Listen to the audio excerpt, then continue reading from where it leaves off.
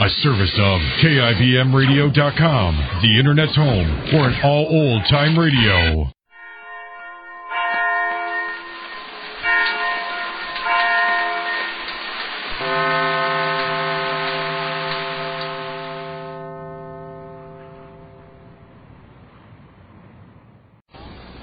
And now, the Goldbergs. Sammy Goldberg has informed Jake, his father, of everything he knows about Sylvia Allison.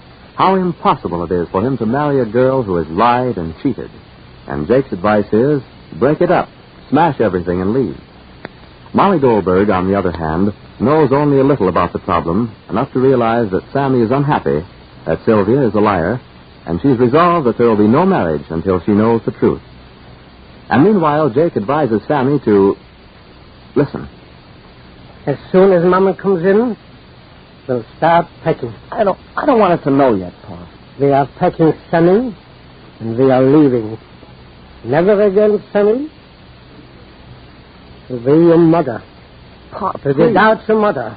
Why didn't you listen to her and why didn't I?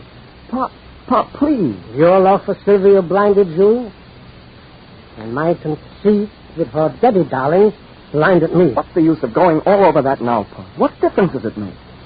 Oh, it's no use being angry, and it's no use being hurt. And most of all, it's no use remembering what I should have known and you should have known. We didn't know. There's only one thing now. There's only one thing left that I have to know. I know what Sylvia is, and I know what I am. I have to know what to do. I'll tell you what I'd like you to do. Pa, please. What's the please, Sammy? What's the please? Answer me only one thing, Sammy. Come here, Sammy. Sit down. Be honest with me, Sammy, as I will be with you. What, Pa? Look at me when I talk to you. Yes. Do you love her? How can you ask me that? Because things like that are possible. Men don't love only good women. Only the lucky few fall in love with good people. If you're still in love with Sylvia, Sammy, say so. And if I say yes, Pa? Tell me, Sammy, do you trust Sylvia? No. Do you admire her? No. Do you respect her? No. Then even if you love her, it's not the kind of love from which marriage is made. Your mother said 1,000 times, if she said it once. There is all kinds of love, and they are not the same. There is love that lives in a person like a disease, that eats at the heart, that clouds the mind, that keeps a person from living. There is love that brings only suffering and heartache and disappointment. That's love, too. And there is another kind of love, Sammy, that makes a home and a family. The love that is peaceful and kind and sweet. The love that means respect between two people. And honor and admiration and trust. If it's the first, Sammy, then tear Sylvia out of your heart, or marry her and suffer for the rest of your life. And if she loves me, Pa? She doesn't love you, Sammy. She loves herself. But I promised to marry her. Who did you promise? The Sylvia that lied to you? The Sylvia you know? The one that destroyed Lee and Ed and cheated her father? Did you promise her? Or did you promise the girl I invented and you invented? The girl who would be for you what Mama has been for me? I don't know what to do, Pa. I don't know what to say. That's because you are young in your heart. Do what I say do. And say what I say you should say. Break it off clean with Sylvia. Sylvia is not for you. But if she loves me? Then the greatest favor you can do for her is not to marry her. Where are you going, Sammy? What? Where are you going, Sammy? Is Mr. Anderson downstairs? No. Then he must be at the store, Sammy. What's the matter, Pa? Nothing. Where's Mama? She'll be home soon. Where did she go? For work. Alone? Uh-huh. Oh, there, darling. Whether you know it or not, and I believe you do, What, Pa? you have a wonderful mother. I know it. Don't only know it, but realize it. In any important thing in your life, Rosalie, go to her. I will, Papa darling. I wish Sammy had listened to Mama. Why? Why do you wish? Papa darling, Mama doesn't want you to know yet. Know what? I shouldn't tell you. She wants to be sure that she knows everything before she tells you. That's why she's over there now. Over where? At Ed's house. At Sylvia's brother-in-law. What is she doing at Sylvia's brother-in-law? She what? Papa darling, there's a whole lot that you don't know. Then why wasn't I told? Mama wanted to be sure. Of what? Everything. Let me hear one thing. Sammy didn't go away on a business trip. No? No. Then, where was it? He left. What do you mean left? He went away. Why? Because he quarreled with Sylvie. They told us he was away on a business trip, but that wasn't true. They didn't expect us here. And that's why they had to make up a story to keep us here in hope that Sammy would come back. And he did. And Mama wants to be exactly sure why Sammy went away and why did he come back. Pa, you mustn't let Sammy marry Sylvia now. Please, Pa. Well, now you know. Why didn't Mama tell me? Well, she didn't want you to become upset because you liked Sylvia so much and she didn't want to be so right. But she was. How could you tell, Pa? She was so nice to you. If Sylvia was as nice to Mama as she was to you, Mama would have been fooled also. No, not your mother. Not your mother, Rosalie. Oh, Mama, darling? Yes, Mama, darling. What did you find out, Molly?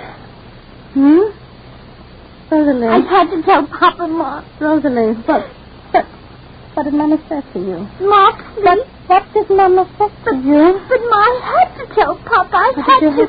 Ma, why shouldn't he know? Maybe he can speak to Sammy the way you couldn't and I wouldn't. You should have told Papa in the first place, Ma. I had to tell Papa. You didn't have to, Rosalie. I did, Pa. I did. You didn't, because I knew. What? You knew? I knew, but I didn't want you to know. Sammy told me everything. Sammy? Where's Sammy just? He went to see Allison. We are packing, Molly. We are going home. We're packing? We're going home? Say, what did Sammy tell you? Everything, Molly. What's everything, Jake? Plenty. Plenty I also know, Jake. But, Jake, darling, but not everything. Plenty is enough, Molly. Plenty. The Goldbergs stand united, intent on saving Sammy from Sylvia Allison. But despite Molly's wisdom and Jake's desire for Sammy to make a clean sweep of things, there are elements and emotions in every life that stand in the way of the best intentions.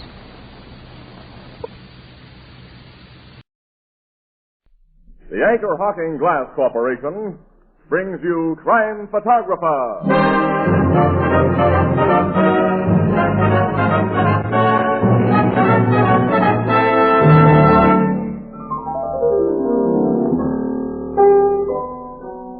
Hiya, Mr. Marvin. I was just talking to Casey about you. A few not-so-gentle remarks? Oh, no. On the contrary, Tony, Ethelbert admires your gift of gab. Yeah, Mr. Marvin. You got such a nice way of putting things. You make them words sound so important. Oh, I'd like to take credit for that, but I can't very well. You know, one of the things I repeat most would sound important no matter who said it, Ethelbert. Yeah? And what's that, Mr. Marvin? That Anchor Hocking is the most famous name in glass.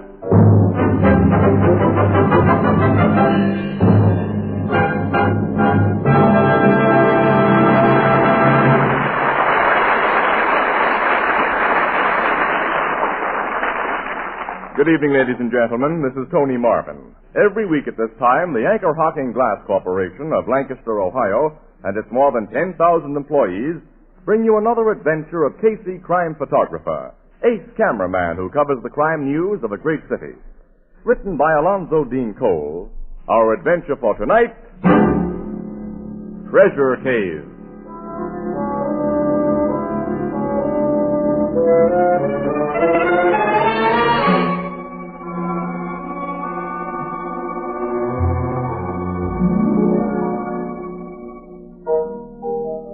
Early evening, the Blue Note Cafe.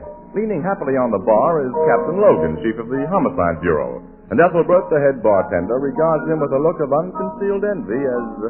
You and Casey are going to have 3 whole days at Red Lake, Captain, with nothing to do but fish, huh? That's the program, Ethelbert. We're driving up there tonight. Some guys have all the luck. Yeah. It's the first time that Casey and I have both been free at the same time. I'm finally getting a chance to make the lug eat some of those tall fish stories he tells us. That I'd like to see happen. To hear Casey tell it, he's a better fisherman than even Jonah. Yeah. Jonah? Yeah, didn't he catch a whale named Moby Dick or something, I think? Moby Dick. Ethelbert, I always learn things from you. Good evening, gentlemen. Well, here comes... Hi, guys. Hello, Casey. Here's a stool for you, Miss Williams. Oh, thanks, Captain. Captain Logan's just been telling me you and him are driving to Red Lake tonight, Casey. The Red Lake trip's off. Huh? Yeah. City desk just handed Ann and me a special assignment, Logan. We got to be in Titustown tomorrow. Is he kidding, Miss Williams? No, Captain, we're going to Titustown. Casey, I bet you asked for that assignment. You know darn well if we went fishing together, I'd call the bluff you've been making for years. I never believed you knew a trout fly from a bass lure. Hold it, Junior. You and I are still going fishing tomorrow. You're going to Titustown? Lake Hopatobi, one of the best fishing spots in this state, is only a few miles from Titustown, pal. Hey, that's right. You and Casey can leave tonight as you planned, Captain, and spend the whole morning on the lake. And I'll catch a train tomorrow, and that'll get me into Titustown around noon. Casey will meet me. We'll clean up our assignment, then I'll rejoin you at the lake, pal. Hopatobi is a fishing spot from what I've heard. Ain't Treasure Cave near Titustown? Just outside the village. Treasure Cave? Yeah, it's our special assignment. You going to investigate the mysterious deaths there? Investigate? Yeah. Oh, we're not cops, Ethelbert. Miss Williams will simply write an on-the-spot feature story for our Sunday edition. I'll make with a camera. Well, you're a cop, Captain Logan. How do you figure them mysterious deaths in Treasure Cave? Treasure Cave is near Titustown. All I know about them is what I read in the papers, which are usually wrong. Is that so? Why, Logan's right, Annie. Yeah. Because we poor newspaper mugs have to base most of our stuff on what the cops tell us. Is that... Casey, do you figure them guys found dead in Treasure Cave were just murdered normal, or do you dope it as the sinister work of supernatural forces? Sinister work of what? That last dead guy, the archaeologist, had been drowned, according to the doctors, but his body was in a part of that cave that is at least half a mile from the water. Oh, surely you don't believe in ghosts, Ethelbert.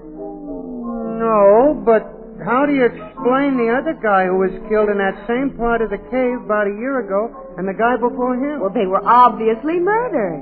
Strangely murdered, I read. They certainly got fancy bump-offs. I'll say. One man had been hacked up with a cutlass several hundred years old, and the other had a bullet in his head that could have been fired only from an early 18th century muzzle-loading pistol. Which weapons, Captain, were the kind once used by pirates?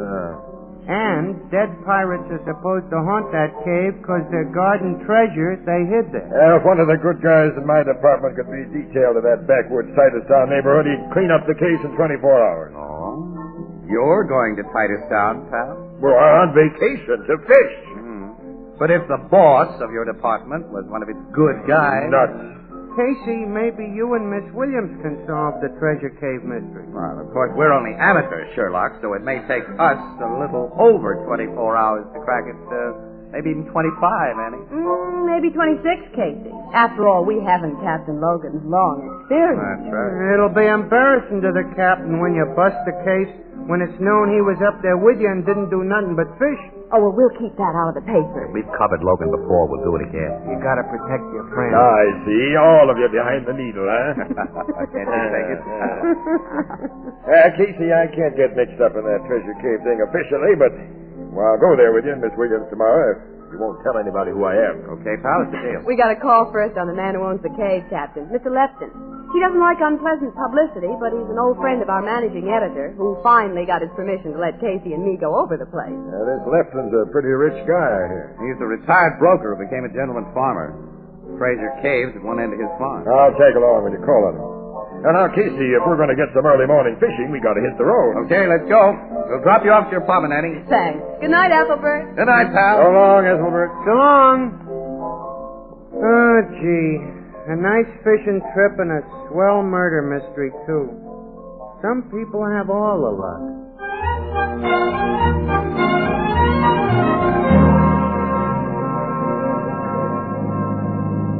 Don't tell me, Casey, nobody ever caught fish with the wiggler lure you used this morning. Oh, is that so? Well, I've caught fish and plenty with that wiggler. It didn't work this morning because every time I got a near strike, you were splashing around with that pork rind bait. Pork rind's the best bass bait in the world. That's so. Why'd you catch something with it then? Well, only because you were... Casey, Captain, please. Huh? Women are supposed to be gabbers, but no two gals ever extended a two-word subject like no fish into an hour-long argument. How about the two-word subject long skirt, Danny? Or a popular one-word subject, men. If you men were gentlemen, you wouldn't gang up like that on a lady. Gang up. Well, here's Lefton's house. Come on, let's pile out. Hey, some place the guy has. I'll say. Beautiful house and a model farm and the ocean practically in his backyard. All we're interested in, Annie, is the cave he owns. Now, let's go in and introduce ourselves. Casey, remember, I don't want to be known as a city cop here. Oh, okay. Here, carry my camera and equipment case. Carry... Sure. We'll say you're my assistant photographer. Swell, pal. Wait a minute. Remember, I demand a respectful attitude from underlings. So please address me hereafter as master. Nuts. Oh, hey, a woman's just come out the door. Good afternoon. How do you do? We have an appointment with Mr. Lefton. You're the newspaper people? Yes, the Morning Express. Our managing My brother told me to expect you. I'm Miss Lefton. Oh, nice to know you. This is Miss Williams. How do you do? How do you do? Mr. Logan, my assistant. And my name is Casey. Please come in. Thank you. My brother's in the living room here. Basil? Oh, yes, Ida. The newspaper people are here. Oh. Miss Williams, Mr. Casey, Mr. Logan. This is Mr. Lefton. Sit down. Thank you. Ida, get Ramsey. Very well, Basil. Excuse me. Ramsey is my superintendent. He'll take you people to the cave. Frankly, I deeply resent the invasions of my privacy caused by the so-called mystery murders in Treasure Cave. So please get your material as quickly as possible. Yes, we will, Mr. Lefton. I suppose the stories given to the press associations by the county sheriff's office are substantially correct. Insofar as I know, and all I know is that during the past year and a half, 3 men have been found dead in the cave. According to legend, Mr. Lefton, pirate treasure is hidden in the cave. That's only a legend, Miss Williams. Have you any theory to account for the recent murders, Mr. Lefton? I think they're the work of a madman. Why? Because they were so utterly purposeless. None of the victims were robbed, and they had nothing in common. Sheriff Fargo agrees with me. Yeah. The 3 victims had nothing in common, huh? Nothing. But all had your permission to be in the cave. Yes, I've never thrown it open to the general public. Well, then your permission is one thing they had in common. That can scarcely account for their deaths, Mr. Excuse Casey. me, Basil? Yes, Ida. Mr. Weiler's on the phone. Will you talk to him? What does he want? The same old thing? Yes, he says he's willing to increase his last offer by $2,000. Tell him I say again that the land isn't for sale. Why don't you tell him? I'm tired of telling him. Anyway, it's your concern more than mine. This property is going to belong to you. I'll tell him. Forgive me for shouting at you, Ida. Did you send for Ramsey? Yes, he's on his way here. Excuse me. I apologize. This man Weiler owns a farm adjoining mine, and for the past 2 years, he's been trying to buy a strip of my land. I'm completely fed up with him. I guess we've all met tests like that. Mr. Lefton, Oh, yes, Ramsey. your sister told me to come right in, sir. Quite right, quite right. These are the newspaper people I told you about. Miss Williams, Casey, Mr. Logan. This is Ramsey, who runs my farm. How do you Very do? glad to know you. He'll take you to the cave. All right. We'll get going right away, Mr. Lefton, and thanks a million. Not at all. Take them by boat, Ramsey. The best way. Yes, sir. Come with me. Okay. Thanks again, Mr. Lefton.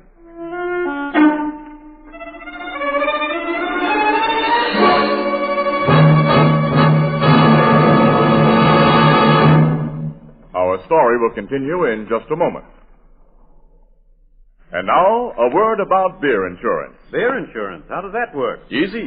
Select a good, tasty brew, then insist on having it delivered in glass bottles. In glass bottles? Yes, in glass bottles. Because glass bottles and glass bottles only can bring you beer and ale as it comes from the brewery, unaffected by any foreign taste or flavor. Beer that's brewery bright. Beer in glass. And now we have a new kind of bottle. The Anchor Glass one-way bottle. It requires no deposit. No return to the store. When it's empty, dispose of it as you would any food container. You are the first and last to use it. It saves space in the icebox. Easy to open, easy to drink from. It's always in good taste. And it protects that real brewery flavor. As only glass can protect it. Yes.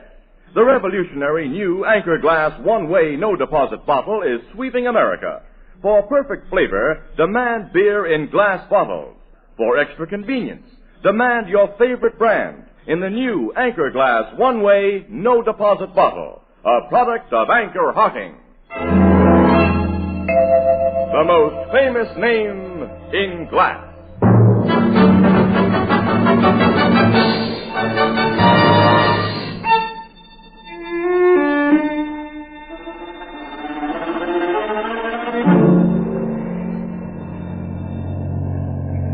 This motorboat will get us to the cave in just a few minutes. If it took you folks overland, it'd take longer. Cave entrance is near the beach, Ramsey, isn't it? It's right off the water, Mr. Casey. The scientific fellers who came here told me Treasure Cave was hollered out by the sea. That's why it ain't a pretty cave like some I saw in Kentucky when I was soldiering down there. Oh, did you go through Mammoth Cave in Kentucky, Mr. Ramsey? Yes, ma'am. They tell me folks come from all over the world and pay big money to go through that place, but the hole under them cliffs I'm taking you to is nothing but a dark old tunnel. How long you been out of the Army, Ramsey? 2 years. Got too old. Come right back here, and Mr. Lefton's sister gave him an old job back. His sister keeps house for him? Yes, ma'am. Ever since his wife died 20 years more ago. I figure Miss Ida got married or never got married herself because she thought she ought to take care of him and his daughter. Lefton has a daughter? She's had 3 husbands, all no good. She supported on her father's money. Now he's paying for a 3rd divorce so she can marry a 4th bum. The old man's crazy about his only kid, so she gets anything he's got and throws it away. Yes, he has plenty. We heard him refuse to sell a part of his farm at any price this afternoon. That guy Weiler? Yeah. The boss won't sell the cave. The cave? It's on the strip of land Weiler wants to buy. It ain't worth much. Guess that's why he willed it to his sister. That no good daughter of his gets everything else when he dies. You can see the cave entrance now at the foot of the cliff. Oh, that big hole there? Uh-huh. Injun Sam's waiting there. He'll take you to where them murders were committed. Injun Sam. Oh, Sam's what you call character. That's him standing on the dock there. Big guy. Weighs over 250 and none of it's fat. He killed a guy with just one punch. He killed a man? Yeah, set him up for manslaughter, but Sam got a full pardon. He came out of jail about the same time I got out of the Army. Hey, Sam! Oh, Ramsey. Got them newspaper people aboard? Huh? Low line. I've fastened both. All right, here goes. I got... I'll help you out later. Oh, thanks, Mr. Ramsey. Sam, this is Miss Williams, Mr. Casey. Doggone, I forgot your name. Oh, Logan, my assistant. Oh, sure, Logan. Oh, don't forget my equipment, Logan. Yeah, Mr. Casey. I bring lantern here for each. Take there. Much obliged. Thank you. Leave you folks now and get back on my job. Much obliged for your help, Ramsey. I'll thank my boss. Watch out for him, Sam. I watch out, Ramsey. Casey, I don't like this Indian Sam. Neither do I, Annie. Not so crazy about Ramsey either. Where you people want to go? To Spirit Temple place where murders are done? Yes, Sam. Take us to the Spirit Temple. Come. It's dark inside. Use lantern and watch your step. When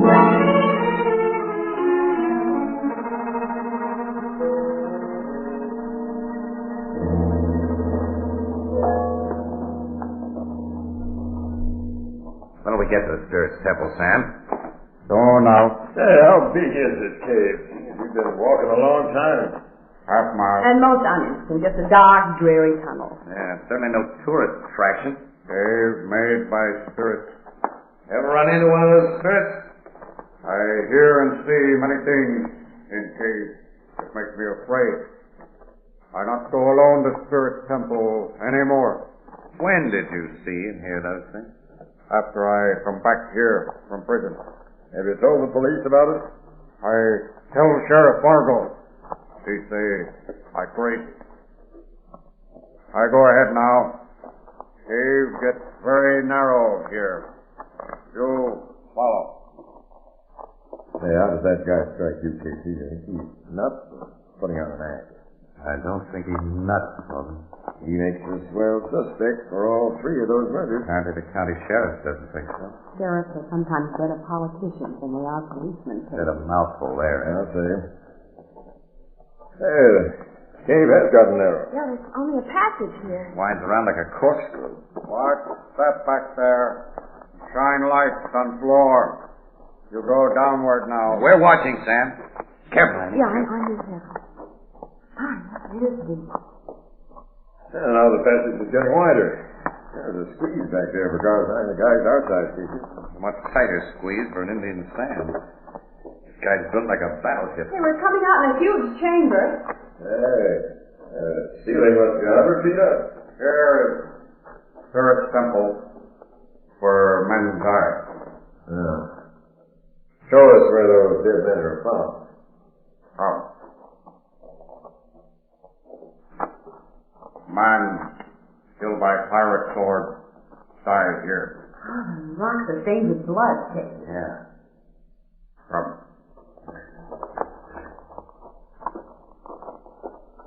man who was drowned lie here. The guy who drowned that man outside the cave and then carried him all the way in here must be a big, strong guy, Sam. Extra big and strong. That's what Sheriff Fargo say. But I say, man drowned here in Spirit Temple. There's no water here to drown a man in. Spirits bring water. Spirits drown that man. I'll believe that after I see his spirit at work. I'm beginning to wonder what kind of a law officer this Fargo is. Hey, good sheriff. A good little man. He, my friend. He's obviously your friend. What you say? Logan didn't mean anything, Sam. That's just his way. Hey, show us where the third dead guy was found, will you? The one who was shot with the old-time pistol. He was on other side. Behind Temple also.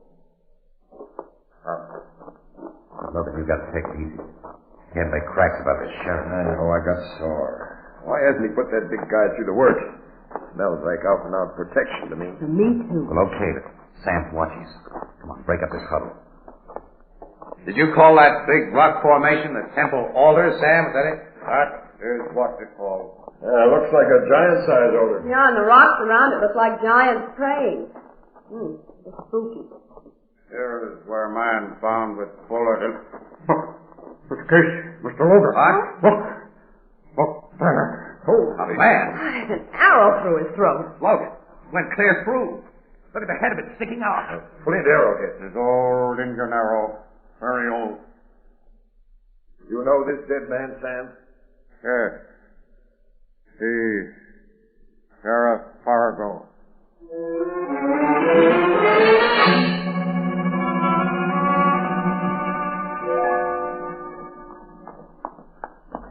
Come on, get in the car. Let's think this thing over. You know, we'd better do some thinking after what we've just been told by Sheriff Fargo's chief deputy.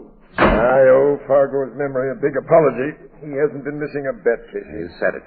Everyone who had access to that cave was checked by the sheriff's office, and Fargo spent hours in the Spirit Temple searching for leads. That's what he was doing this morning when the coroner says he got that arrow through his throat. He got it because he found a lead. As the others were killed because they'd found something. Oh, the pirate treasure? Yeah, apparently. Just before the first killing, that man Weiler tried to buy the cave.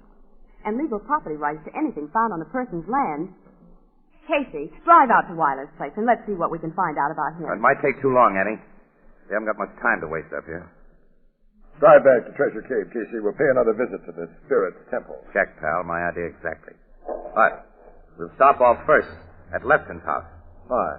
Because every murder victim, including Sheriff Fargo this morning, had received formal permission from Lefton to prowl through that cave.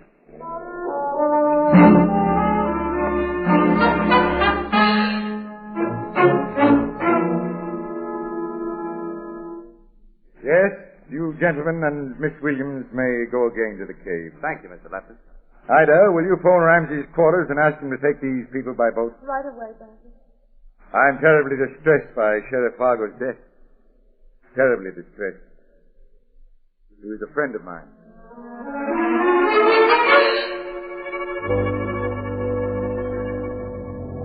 I can't get over what happened to Sheriff Fargo, Mr. Casey. He was a friend of mine. Only this morning I took him to the cave in this very boat. So I'm taking you folks now. Did you take all the other murder victims to Treasure Cave, Ramsey? In this boat? Yep, all of them. Then turned them over to Injun Sam.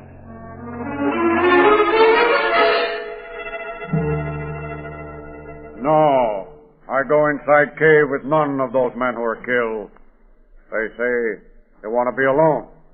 So I give them lanterns. Then go up to my house on cliff. Shall I guide you again to the Spirit Temple? No, Sam. We want to be alone. Just give us lanterns. Okay. I give. Then go my house. Quite a few little things those murder victims had in common.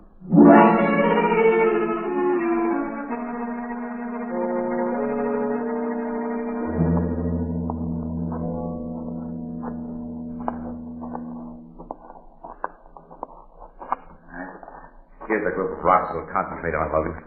They're set close together. Yeah. Only a small man could wedge himself between any of these big stones. Sheriff Fargo, like the other murder victims, was a skinny little guy. Another thing they had in common, Casey. Yeah, there's so many rocks around here, so many possible passages. Now shine your lantern into each crevice as we're doing it for you. Try to spot a place that a little guy might squeeze through. Or a little woman. Huh? Don't move, any of you. Ida! Miss Lefton. You're armed with a very modern weapon this time, Miss Lefton. Yes. A bow and arrow or an ancient pistol can be effective against a single man. But when you left my brother's house, I sensed that I might have to kill all three of you. You reach your private passage through your brother's house? I enter it from a point near the house. No one knows the spot but me. I'm sorry. I must kill you now. Well, spoil the game you've been playing as you bump us off with anything so unfanciful as that rifle, Miss Lefton. I haven't been playing any games. I've been protecting my personal interests. I discovered this passage while Injun Sam was in prison. And since there are superstitions about this cave, I killed the men who discovered my secret in an unusual way. Your secret is the pirate treasure. No, Miss Williams. This passage leads to another cave that extends for endless miles with ceiling of crystal-like gypsum and pillars of white onyx, a fairyland of beauty. People will pay to see it, pay millions, pay me, because I inherit the cave. Why did you have to keep it a secret? Because of Basil's worthless daughter. She'd get it if Basil knew the cave was of any value. He'd change his will. You see now why I protected myself in the only way I could, by killing those who threatened the security I've earned. I'll kill everyone who threatens. Oh! I got her, Logan. You got her. I got her. You got so interested in what you were saying, you came too close to us. Yeah. Here, for you pull a gun.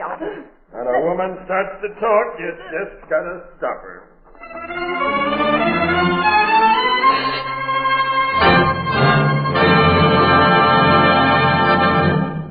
We'll join the crowd at the Blue Note in just a moment. Many a housewife will tell you that she much prefers Fire King oven glass for this very practical reason. Fire King oven glass is so easy to clean. That's it. Fire King oven glass is so easy to clean. It won't absorb the baking stains and odors which are almost impossible to remove from ordinary baking dishes. Now, there's a scientific reason. Fire King oven glass has a special non-porous surface which is literally mirror smooth. This surface is achieved by a closely guarded Fire King secret process. This is just one of the many reasons it will pay you to insist on Fire King oven glass by name, for there is only one genuine Fire King oven glass. Now, you'll find a wide variety of Fire King casseroles, pie plates, and general utility dishes in all sizes wherever household glass is sold. You'll be amazed at the low price, and you'll be charmed by the clean, gleaming, pale blue beauty of Fire King oven glass, a product of Anchor Hocking. The most famous name in glass.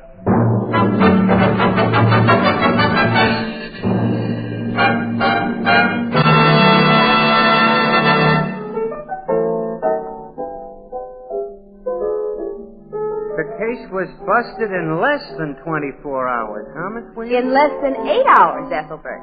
8 into 24. Gee, that's only a third of the time Captain Logan said. There were 3 of us working on it. 3? Well, Casey and Captain Logan makes only 2. Oh, you. Yes. There's a few things I don't get, Miss Williams. How did the guy get drowned in that spirit's temple half a mile from water? Well, it doesn't require an ocean to drown a man, Ethelbert. A small pail of water will do the job if you first hit him on the head with a rock and then dunk his face. So that's how. That's how. Clever, you women. Thanks. The only thing I got against women is they talk too much. Oh, yeah? Casey and Captain Logan still up at the lake catching fish. They're still at the lake, not catching fish. And they're talking about no fish. Talking.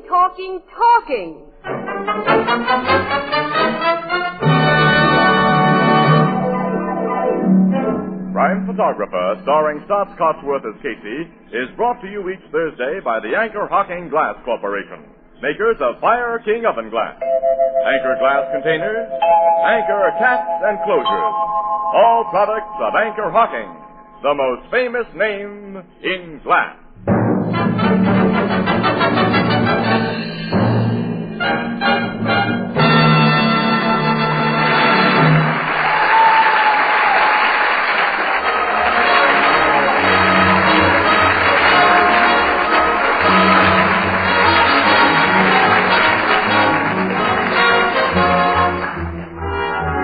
Crime Photographer is directed by John Deep. The original music is by Archie Blyer, and the program features Miss Jan Miner as Anne and John Gibson as Ethelbert.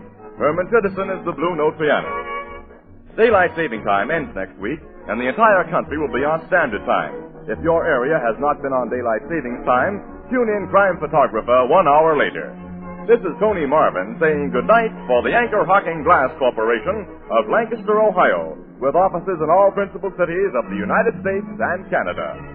Thursday night on CBS is the biggest show in town, so stay tuned for exciting dramatizations on Reader's Digest Radio Edition, which follows immediately over most of these stations. This is CBS, the Columbia Broadcasting System.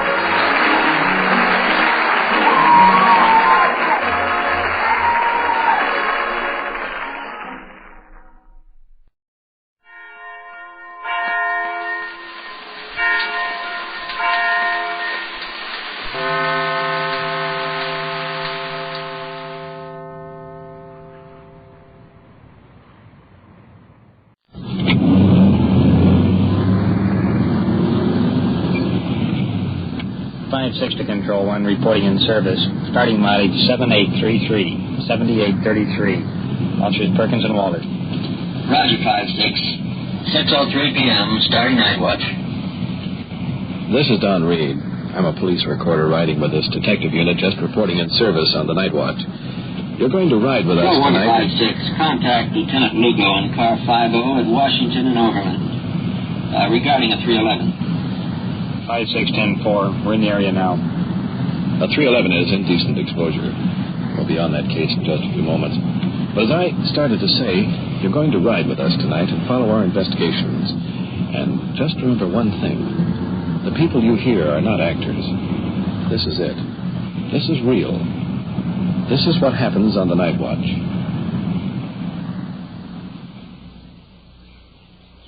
Night Watch. The actual on-the-scene report of your police force in action. There are no actors. There is no script. Every voice, every sound is authentic. The investigations are recorded as they actually occur.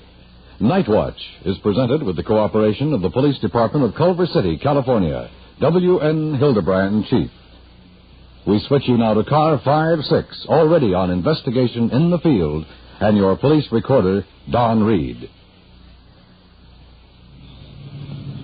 We're approaching Washington and Oberlin Boulevard now, where we'll meet Lieutenant Lugo of the Uniform Division. Straight ahead, I can see his car parked in the gas station. Lights off, waiting for us.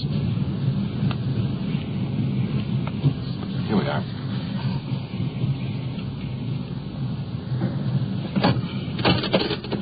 Now, let's get over there and see what's up.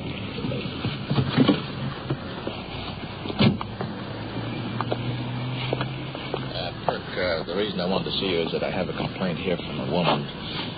This particular man exposed himself to her, and I have the license number here. I've run the DMV on it, and this is the name and address of the person. I'm sure she can identify him, and I wonder if you and Walter will follow this thing up and go pick the man up.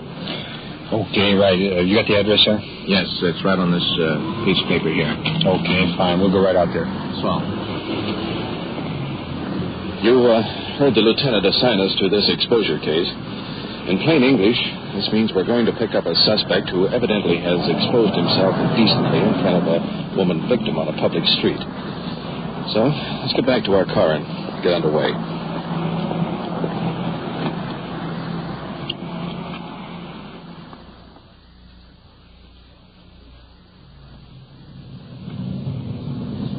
We've been driving for better than an hour. And as the suspect in this case lives in another city some 30 miles away. A moment ago, we stopped at a local police station and picked up another one of their officers to go in with us. This is customary courtesy when you're working out of your district. It's just a matter of blocks now, but before we do, I want to lean over the front seat here for just a moment. Sergeant, I noticed that when the lieutenant assigned us to this case, he seemed a little more concerned than usual. Any particular reason? Well, yes, Don. I think what he had in mind was that in this type of a case where you've got a man exposing himself to either women or children, you've got a man that is usually mentally ill. And this coupled with the fact that many serious crimes, including even murder, will start with this kind of a background. Now, it doesn't have to be premeditated, but quite often the victim will scream or will fight. And as a result, the suspect, in his panic, he may injure the victim or do her great bodily harm. And even in some cases, as I said, the results will be homicide. Oh, I see. Well, that's why Lieutenant Lugo is so anxious that we pick up this person. That's it. Let's see. This should be about the house along here. Wait a minute. That looks like the car out there. Yeah, this is it here. This is it.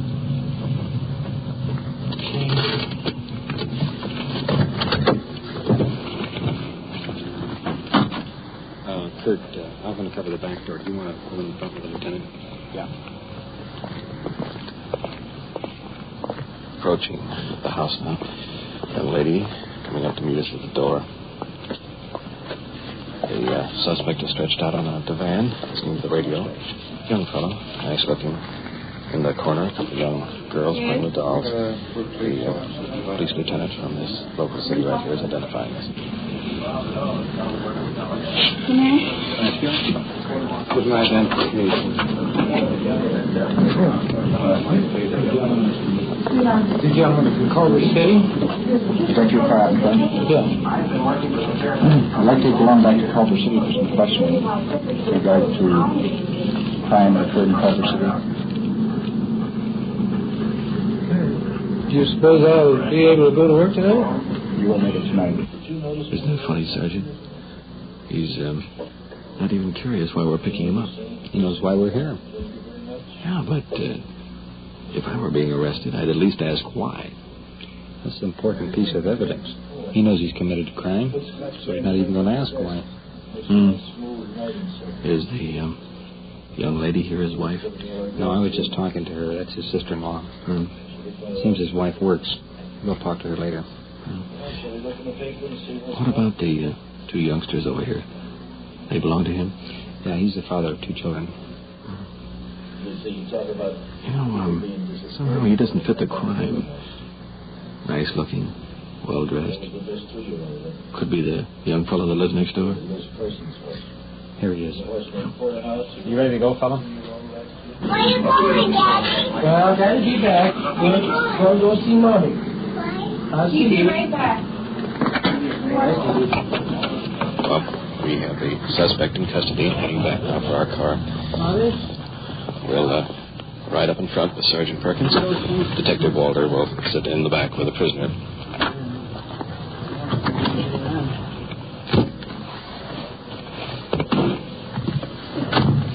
Appreciate very much for your cooperation, your department's cooperation. I'll give you guys a ring on that deal. I'm very glad to have met you, sir. My pleasure. Thank you, Lieutenant. If we can help anytime, let us know. Okay.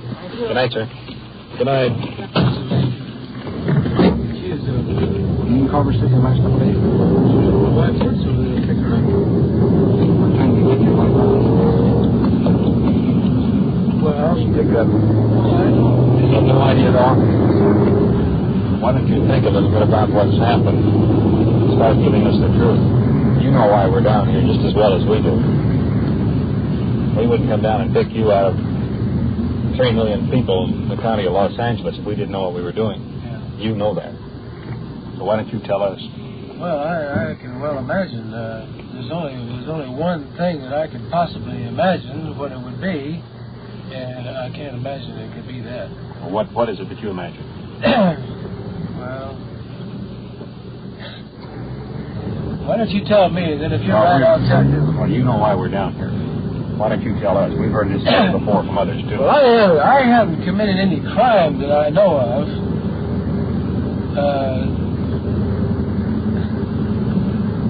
I hate to... Well, what have you done? Well, I'm kind of embarrassed about the whole thing. Doesn't embarrass us any. We've talked to people before on the same subject. Well, a girl on the street corner saw me last night when I was... do I have to say it? I have to say it. You tell us. What were you doing? Sounds kind of silly when you say it. Did you expose yourself to her? Well, I didn't expose myself to her. I think she saw me. What were you doing? But I didn't intend for her to see me because I didn't see her standing there until I turned around, and there she was standing there. I guess she was waiting for a bus or something, and so I turned right away as soon as I saw that she was standing there. You mean you had your private parts exposed? Yes. When the girl was standing alongside the car? Well, I suppose she was. Either she walked up or she was standing there. I didn't notice her. Did you try to attract her attention to you? No, I didn't. I went around the block and I came back by to see if she, was looking and trying to see whether she had noticed or not. But have you ever exposed yourself in the car just to yourself? Possibly. Well, do you do it when you're driving too? I suppose maybe I have at one time or another, but I mean, do you feel this urge to just stop and park all by yourself? Well, occasionally, yes, I might say so. I kind of have my own views about that. When I feel I want relief, well, that's the easiest way I know to get it. We all do stupid and silly things sometimes, and each one has their own fault. When you get this urge, do you ever stop to consider the surroundings or the area in which you're in, or anybody being able to see you? Well, or is the urge I might say, well, naturally, I mean, to a certain extent, I don't make any bones about heading off someplace to try to get to some particular spot or so on to do it. I always try to be very careful about having no one see me. Naturally, I mean, you don't want anybody to see you do anything like that. I certainly never thought that I would ever be picked up for doing anything like that.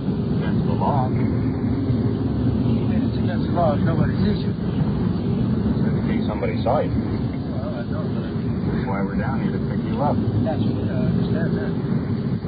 We wonder how many cases have happened in the past in various localities that The police were not fortunate to obtain a license number or a description of the car where there are outstanding crimes have been committed. 5-6, inlet 1. Will you open the booking door? And 456.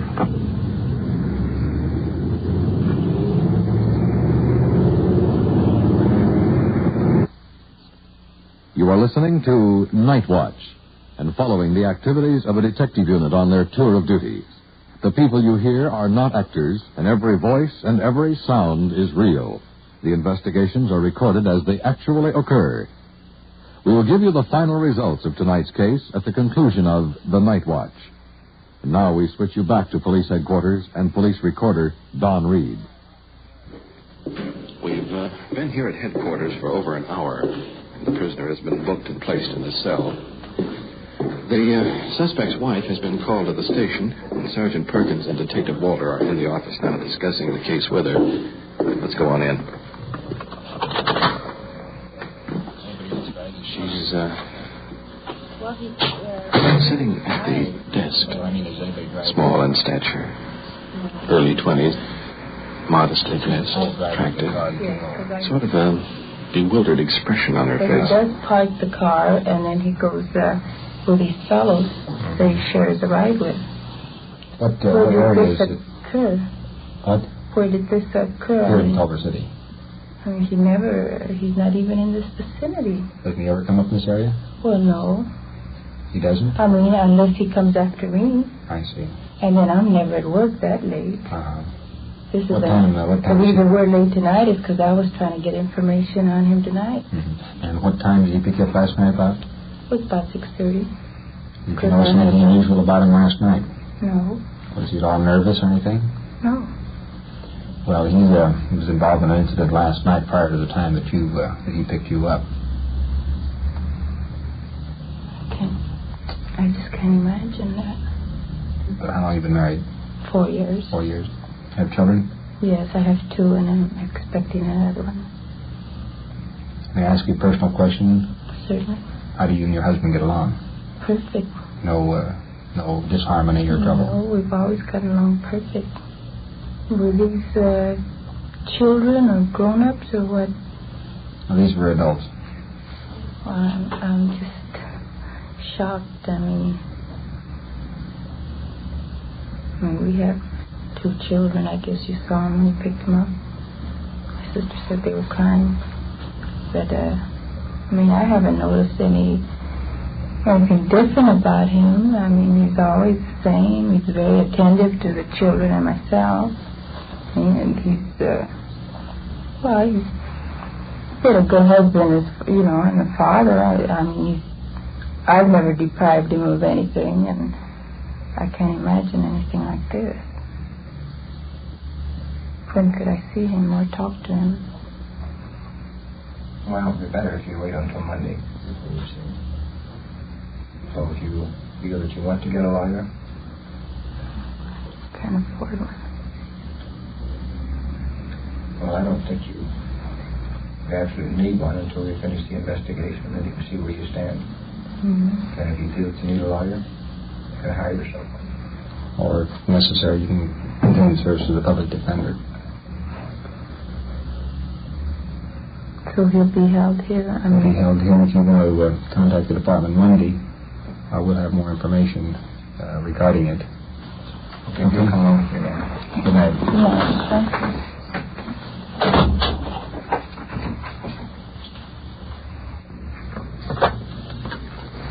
Is Lieutenant Luger in his office? Okay, wait a minute. Here he is now. Never mind.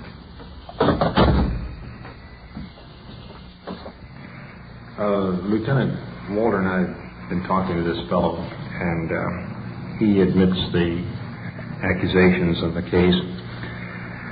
He appears to be a fairly intelligent man and normal in all appearance, but talking to him, you can tell he's got quite a psychiatric problem there, that something should be done on it. Now, we're just about ready to make out the reports on him and wanted to talk to you to see what you recommended in it.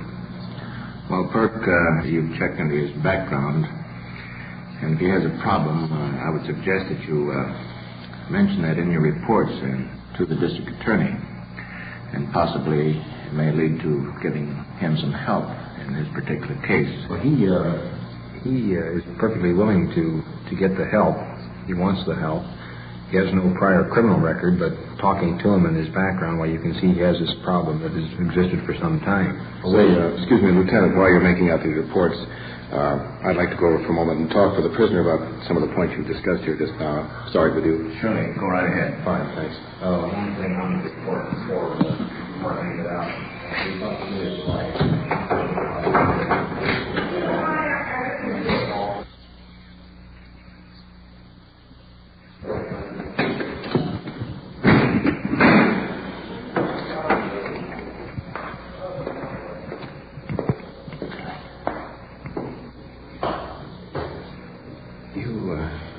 You know, of course, that all your statements have been recorded for police testimony as well as for the radio program Night Watch.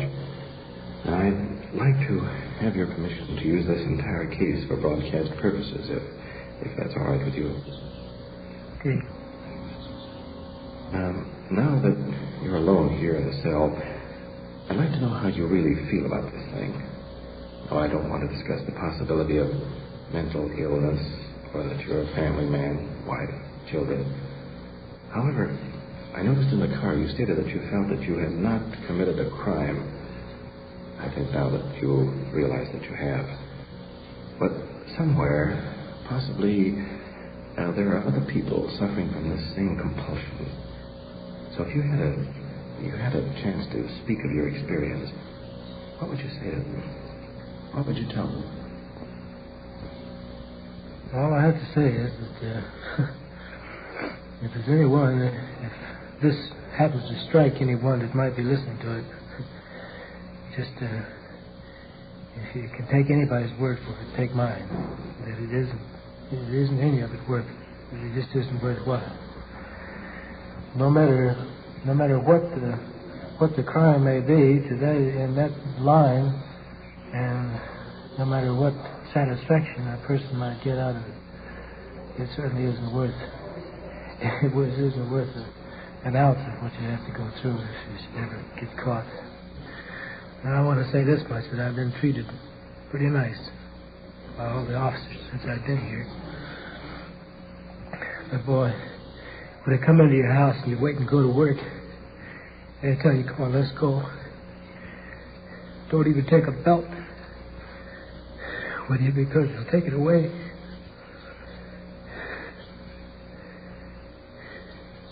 That right there is enough proof that it isn't worthwhile. Okay. Good night.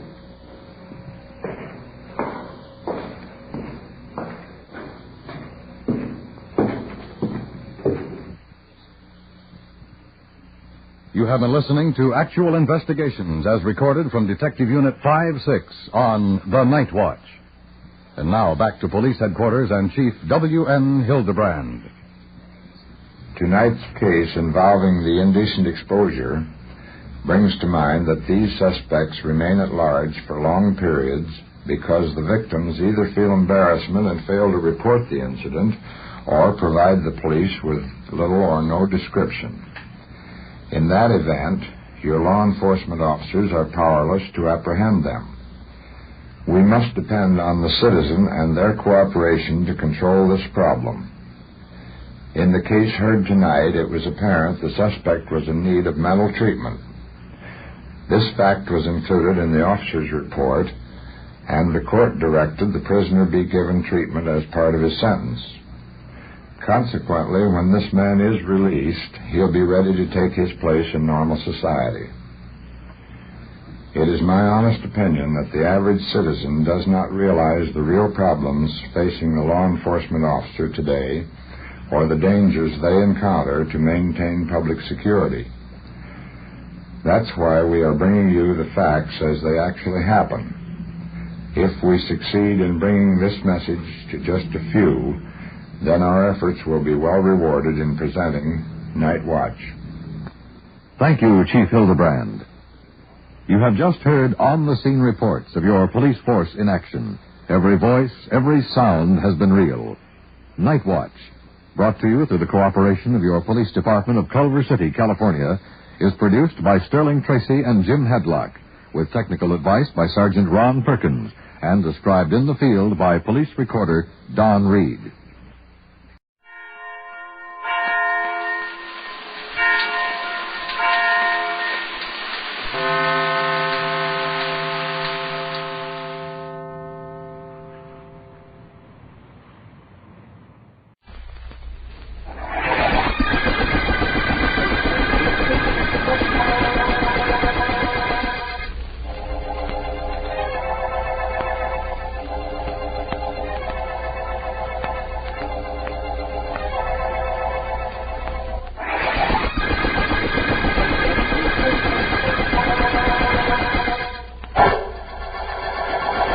Sit down, Vance. Sit down. Nice of you to drop in. Well, thank you, Markham. Well, I'm glad that being district attorney gives you the same privilege of working late that my chosen profession affords me. Haven't seen you in a week, Vance. Don't tell me that the public has taken over my favorite private investigator. Oh, I've been busy, but mostly routine cases. Then, this evening, I was driving by this way, saw the light in your office, and thought I'd take a chance that it was you up here and not a cleaning woman. I'm glad you're not disappointed. Or are you? If the cleaning woman had a murder case for me to work on, or if you don't, I will be. Anything unusual going on, Markham? Yes, I'm working late because a young lady phoned me and asked me to wait for her. She said it was urgent. Well, that sounds very interesting, Markham. Perhaps Which one of you is the district attorney, please? Please? Well, please come in. I must see Mr. Markham. I phoned him a while ago. It's a matter of life and death. Yours? Are you Mr. Markham? I'm Philo Vance. This is Mr. Markham. How do you do? Mr. Markham, my name is Mills. June Mills, and you've got to help me. Well, certainly try if you'll give me a hint as to how. Oh, I'm sorry. It's just that I'm so upset. I've never done anything like this before. I don't even know if you can help me. If he can't, I'd like to, Miss Mills. What's the trouble? Well, I know the district attorney is called in to help convict a killer after a murder takes place, but can he help prevent one? That's what I want to know. Can he? He certainly can try. Tell me what it is you're troubled about. It's my boyfriend, Johnny Blake. He works at the soda fountain down at the Kingsway Luncheonette. He's going to be killed. Who's going to kill him? Who? Yes, Miss Mills. Who? I can't tell you. I can't tell you that. I don't dare tell you. Why not? Because they'll kill me, too, if I do. And you won't be able to stop them. They might kill me if they knew that I came here. Oh, I just thought of that. You've got to forget that I was here. Promise me that you will. What about your boyfriend, Johnny Blake? I'll think of something else. I'll have to. Nobody must know about this. Promise me, both of you, that you'll do nothing about it. Please, please, promise me. I'm frightened. You've given us no alternative, Miss Mills. We have nothing to work on. Yes, I know. I'm sorry I came up here. When I heard about... Oh, no, I can't tell you. I mustn't. Remember, you promised that you'd forget what I said. Please forget that I was here tonight. Please.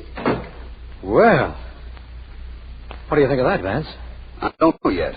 That girl was terrified. Something tells me I ought to see her boyfriend.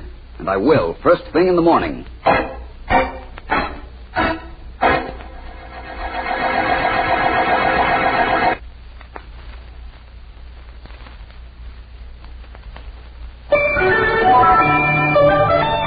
Got bills to pay? Pay 'em. Got things to buy? Buy 'em. Want cash to do it? Then call Beneficial Finance and get that big okay. Get that big okay at Beneficial. Get that big okay for cash today. Just pick up your phone and make a call for cash. The beneficial way in the smart way. The right way too. When you want cash, here's the thing to do. Get that big okay at Beneficial. Get that big okay. You pick the terms, you pick the payments. Get that big okay. Beneficial Finance Company.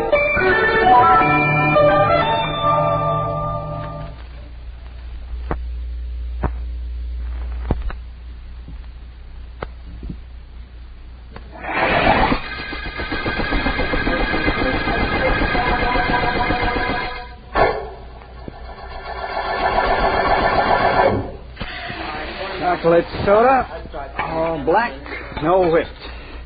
There you are, sir. Thank you. What's yours, miss? Strawberry soda, no ice cream, please. And a bacon and tomato on toast. Right. BT down. Echo. BT down. Right, BT down. Strawberry right, miss? Yeah, and a bacon and tomato on toast. Well, that's coming up. I'm only vice president in charge of sodas. There you are. Your sandwich will be right up. Thank you very much, I'm sure. Yes, sir. What'll you... Oh, finish it, Johnny. You want to know what I wanted? How do you know, kid? I know. Tony, I've got to talk to you. Nothing says I got to listen. Only one thing talks with me, kid. Go. Wait a minute. Hey, Dick, take the counter for me for a minute, will you? Yeah, sure, Johnny. Tony, I haven't got what I promised you I'd have. No, Johnny? Not too bad. I'll take a plate of vanilla. Oh, sure, Tony. Coming up. You're not sore, Tony. There. Sore? No, I ain't sore. Only I'm disappointed in you, Johnny. Here you are. White.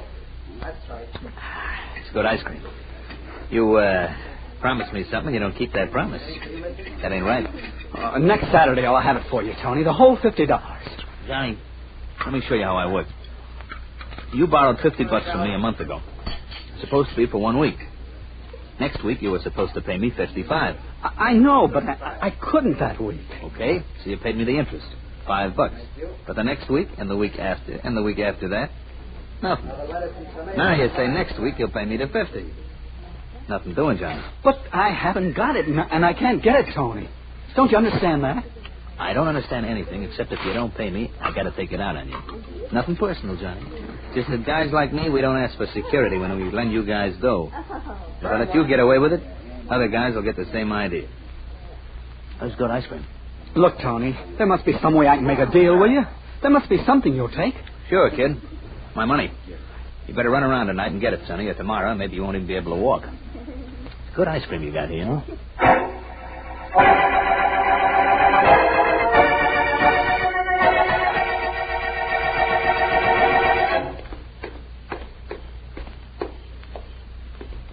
Sit down on the porch for a minute, Johnny, please. I don't want to sit down, June.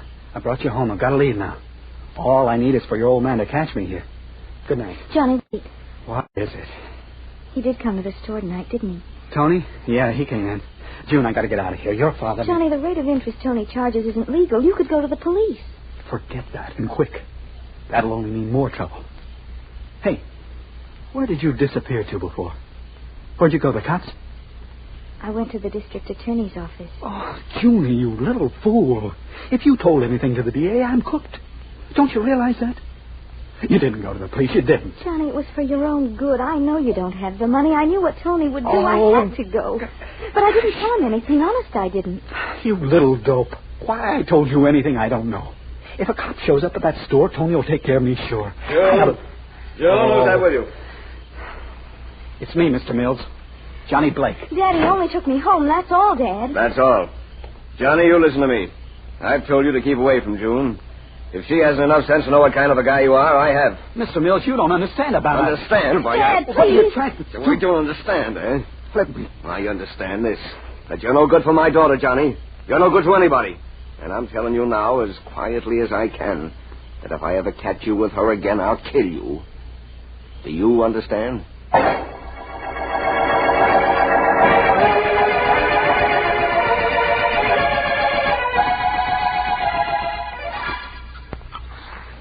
Yes, sir, what do you have? Oh, good morning, young man. My name is Vance. If you're selling anything, Vance, you better see the manager, Mr. Kelly. He'll be in about half an hour. My name is Philo Vance. No, I'm sorry, I can't do a thing. Philo Vance? The private detective? Well, I'm really a private investigator, but the difference is so subtle we'll skip it. I'm looking for Johnny Blake. Is that you? Nope. I'm Dick Jackman. Johnny ought to be around, though, somewhere. Where's that? Well, I don't know for sure. I just came to work. He gets in before I do. Maybe he's downstairs in the basement grabbing a smoke. Or mixing some syrups or something. What's up, Mr. Vance? I don't know. That's what I came to find out. Which way is the basement? Right down the stairs at the back of the store. Say, I'm off for a couple of minutes. You want me to take you down? I'd appreciate that very much. Okay, just walk along outside the counter, Mr. Vance. Meet you in the back. That's fine. Thank you again. Here we are. Right through this door. Down the stairs. Oh, I'll go first, Mr. Vance. If you will. See, we keep all kinds of stuff down here, Mr. Vance. Syrups, big refrigerators, everything. Hey, Johnny, got company. Yeah, that's funny. Maybe he isn't down here. Oh, no, he's got to be. One of the boys said he saw him go down here about an hour ago. Hey, Johnny! John! Mr. Vance? I see it. Was that Johnny Blake? Sure looks like him from here, Mr. Vance. I wouldn't like to go over there. I would like to look at it from up close. You won't have to, Dick. He's dead. I can tell that. I can see from the way he's crumpled up. What's that on the floor next to him? Well, that's a syrup pump. Vanilla syrup pump. We keep all of them down here in the morning where they can be scrubbed. Well, I'd say somebody hit Johnny over the head with it and killed him. Dick, who was it Johnny was afraid of? Don't ask me, Mr. Vance. I don't know. I haven't any idea who it was. No kidding. I wouldn't know, Mr. Vance. I wouldn't know. It might help me find whoever killed Johnny, Dick.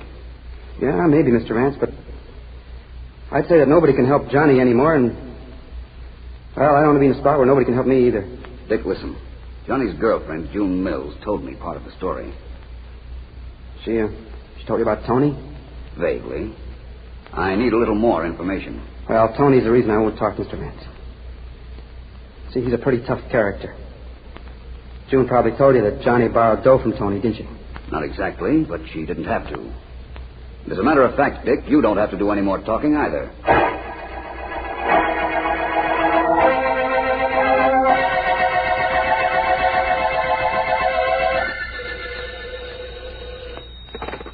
Hello, Markham speaking. Markham, this is Vance. Hello, Vance. I'm down at the Kingsway Luncheonette. You remember the girl who came to see you last night? Yes, very well. Why? I should have come down here last night, only she begged so hard I postponed it until this morning. What she was afraid of has happened. Her boyfriend, Johnny Blake, has been murdered. What? That's right. He was hit over the head with a syrup pump. A vanilla syrup pump. And his body was tossed in a corner.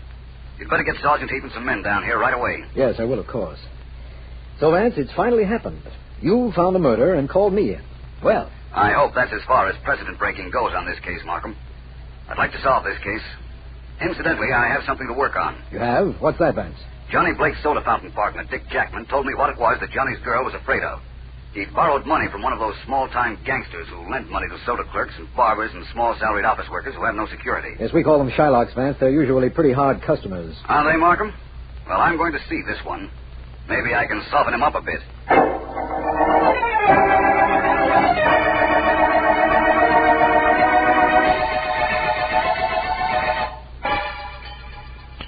Good ice cream, Vance. Sure you don't want any? Quite sure, Tony. You seem to be enjoying that quite a bit. Why not? I like it. I get ice cream sent up here to my office every day. If I like something, I enjoy it. It's very hard for me to find fault with that logic. Let's talk about Johnny Blake, though. Nothing to talk about. You told me he got murdered. Too bad. He owed me dough. But I can write it off. Listen, Tony. I found Johnny in the basement, killed with a syrup pump. The basement window had been smashed, and the murderer got in that way. Where have you been all morning? Me? Right here. I got 6 people who swear I was here all morning. I have no doubt about that. You admit that Johnny owed you money and couldn't pay it, don't you, Tony? That's right, only I wouldn't knock him off for that. You see, now I'll never get my dough. That ain't good business, Vance. It might be in your line of work, Tony. You might credit it to advertising. That's pretty cute, Vance. You mean other guys will remember that maybe they should pay me what they owe me or they wind up like Johnny. Hey, that's pretty cute, Vance. I should have thought of that myself. Are you quite sure you didn't? I'm positive, but I'll remember about that, Vance. I wouldn't if I were you, Tony. Vance, haven't you got any curiosity? Or haven't you got any nerves? I assure you I have both. Why? You know those sounds you're hearing as shots. How come you don't ask about them? You'll tell me, Tony. You were just dying to tell me the minute I heard the first one. No wonder you don't eat ice cream, Vance. You don't need any. You're the coolest thing I ever ran up against. You want to know about those shots? Well, let's say you want to tell me about them. Yeah, I do. You see, Vance, those are my boys shooting off those guns. They're practicing. It's my idea. You like it? Not well enough to shout bravo.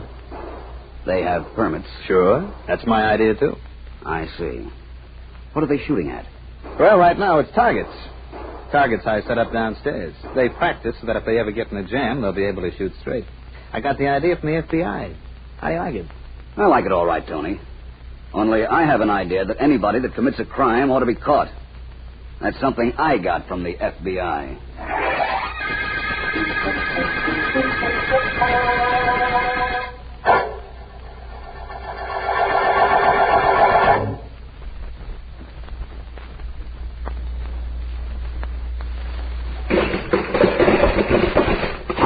buttered popcorn.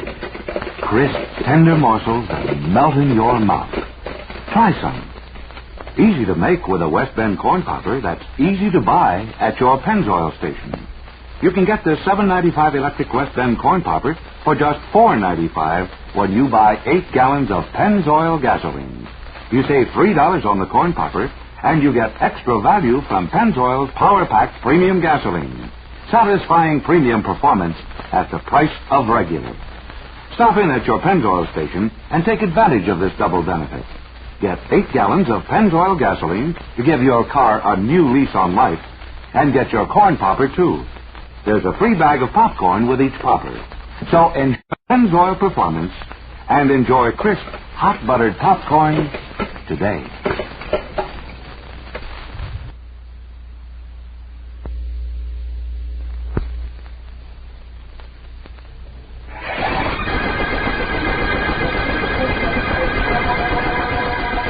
This is District Attorney Markham. The Vanilla murder case began when Johnny Blake, a soda dispenser, was found dead in the basement of the store where he worked. Vance and Dick Jackman, another soda clerk, discovered the body, and beside it, a syrup pump which Vance found to be marked vanilla. Vance has found out that Tony M. Rotti, a loan shark, had threatened Johnny. I've uncovered some information that might be helpful to Vance, and I've phoned him to meet me outside the basement window. He should be along any minute now because it's about Vance, is that you? Yes. Hello, Markham. What's going on that you couldn't tell me on the telephone? I could have told you then, I suppose, but I thought I'd like to have a private chat with you, Vance. First, though, here's the news. You sound like a radio commentator, Markham. No analysis, Vance. That's your department. I'll stick to the facts. You can tell me what they mean. You remember the girl who came to my office last night? June Mills, of course. Well, I've talked to her. And she admits to me that her father threatened Johnny. Oh? It's not too involved. He didn't like Johnny. In fact, he threatened to kill him if he found him with his daughter again. Is that so? Definitely. Well, this little piece of information of mine gives you another suspect, Vance, right? No question about it. Where is Mr. Mills now? June and her father are at home. Sergeant Heath is keeping them there temporarily. In that case, I think I'll pay them a visit. I might as well clean up that little detail.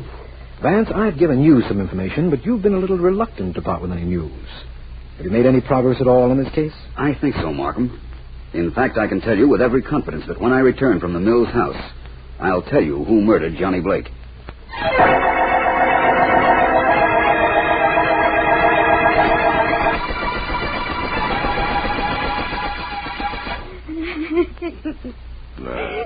No, stop crying, baby.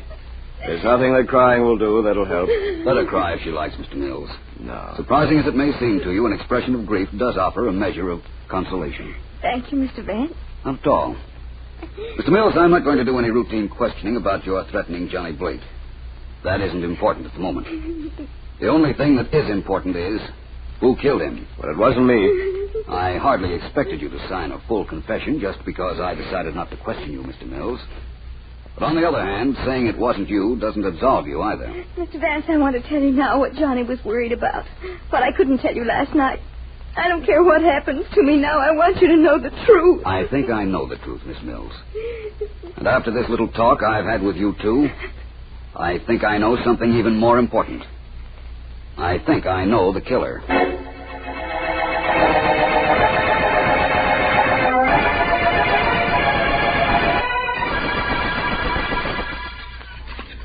I'll have a large strawberry soda, no ice cream, and a bacon and tomato on toast, please. Right.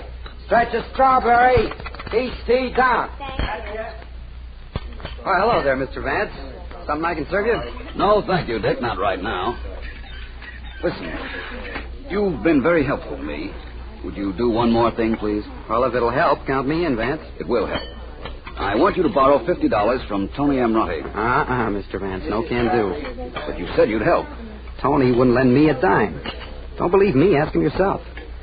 He's sitting right over there at the corner of the counter eating ice cream. Vanilla, of course. Snatch. So Tony won't lend you any money, Dick? Nope. Don't ask me why. It isn't as if he was afraid he wouldn't get it back.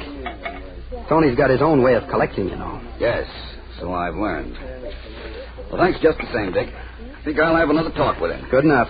See you around, Mr. Vance. Hello, Tony. Hi, Mr. Vance. Come on over and have some ice cream. I'm coming over, but not for that reason. Come on, there's a stool right here just waiting for you. Sit down. Thank you. Tony, I understand you lend money to anybody with or without security. That's right. That's a little illegal, isn't it? I mean, at the rate of interest you charge. Maybe. Only there ain't no such thing as a little illegal, is there, Vance? I suppose not. Tony, inasmuch as you lend money to anybody, why won't you lend any to Dick Jackman? That soda jerk over there? He's a bad boy, Vance. He forgets to pay back. And if you start putting any pressure on him, he'll yell for the cops. And you don't like that, eh, Tony? Look, if you was in my line of work with you, that's the only risk we take in this racket. If the guy don't scare, we're sunk. If you've never lent Dick any money, Tony, how do you know he's a bad risk? Information. I got information about 6 months ago on that guy. He owed a bookie half a C for 5 months and only paid him a month ago. Half a C? Half a century. Century's $100. I know. Let me understand something. Dick paid your bookmaking friend $50 a month ago. Just a little after Johnny borrowed $50 from you. I guess that's right. Coincidence, huh? Perhaps not. Well, thanks, Tony. I hope you enjoyed your ice cream as much as I've enjoyed this little chat. I'm only starting on my ice cream. Only one portion so far. Hey, Dick, another plate of vanilla, huh? Right. Coming up, Tony. Tony, you know where the district attorney's office is. Sure. Somebody once pointed it out to me. Why? Be there at 6 o'clock tonight. Unless you'd rather I had an escort sent to invite you down. I see what you mean. What do you want me there for, Vance?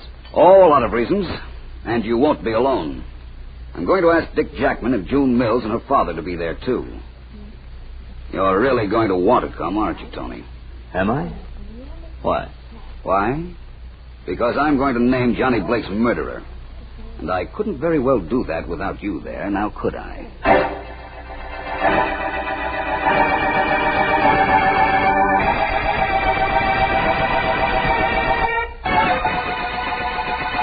I'm sorry you all are being kept waiting, but Mr. Vance is due here in a moment.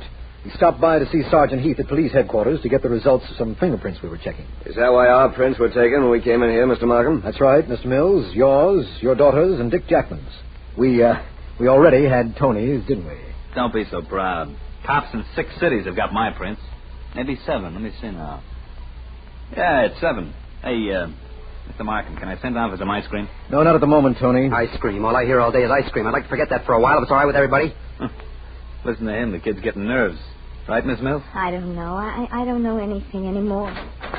Good evening, all. Oh, here's Vance now. Hi, Vance. Well, I see that all our invited guests are present, Markham. Yes, they are.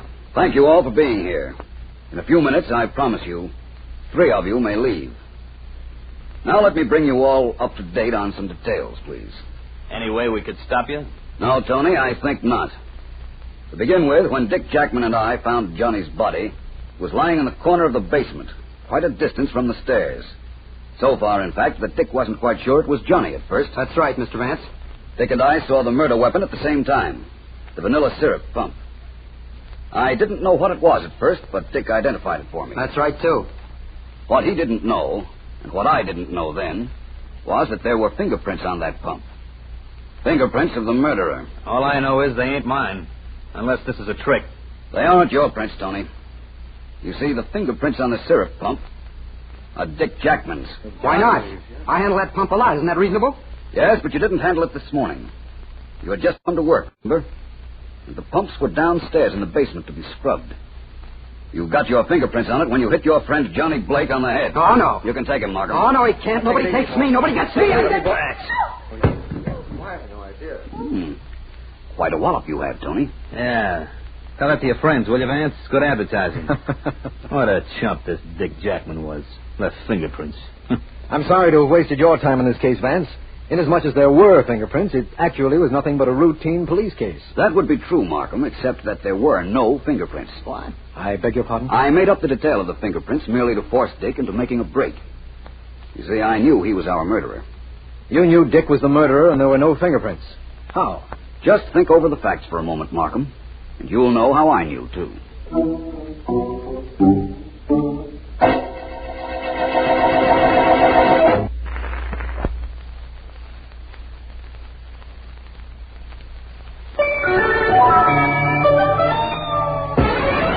Get that big okay, that beneficial. Get that big okay for cash today. Just pick up your phone and make a call for cash. Beneficial way, it's the smart way, the right way to do. When you want cash, here's the thing to do. Get that big okay at Beneficial. Get that big okay. When you want cash to clean up bills, buy things, make home improvements, you name it, just call Beneficial Finance. You pick the terms, you pick the payments. So call Beneficial and get that big okay. Beneficial Finance Company.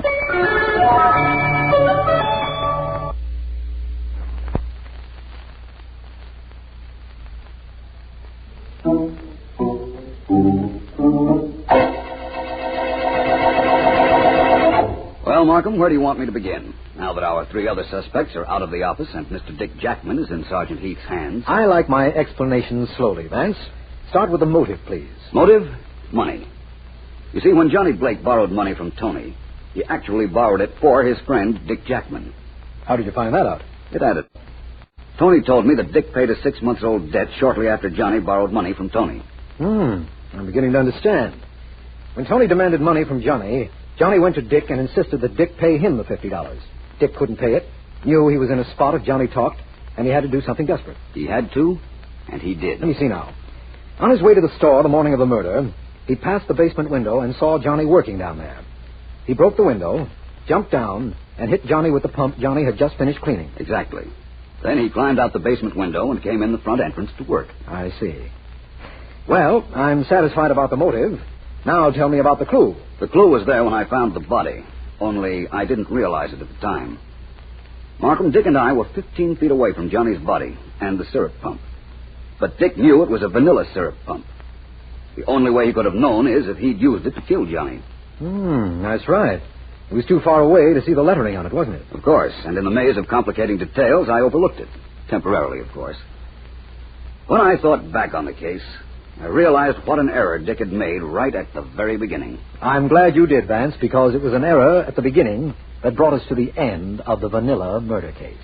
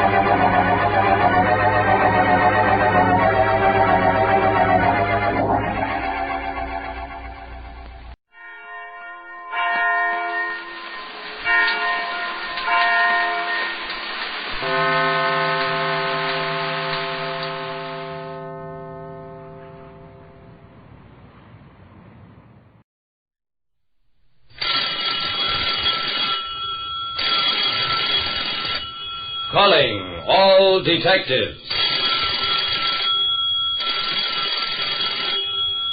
There are many ways of inviting death, and being shot from a cannon is one of the surest. That is the situation on this page from my casebook, the casebook of Jerry Browning, private detective. Take it from me, Jerry Browning, private detective. Murder is one performance that doesn't bear repeating.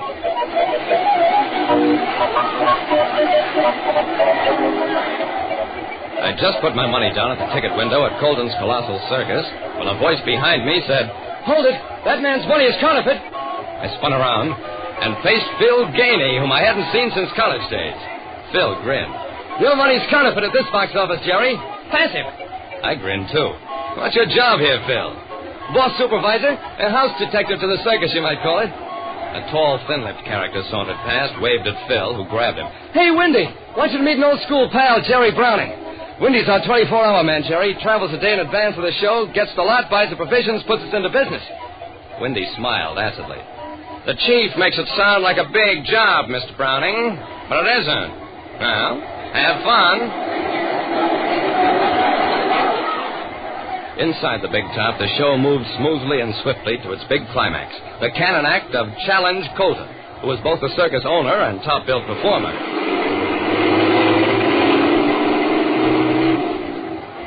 Ladies and gentlemen, Challenge Colton will now defy death by being shot from a cannon higher and further than any human being has ever dared attempt.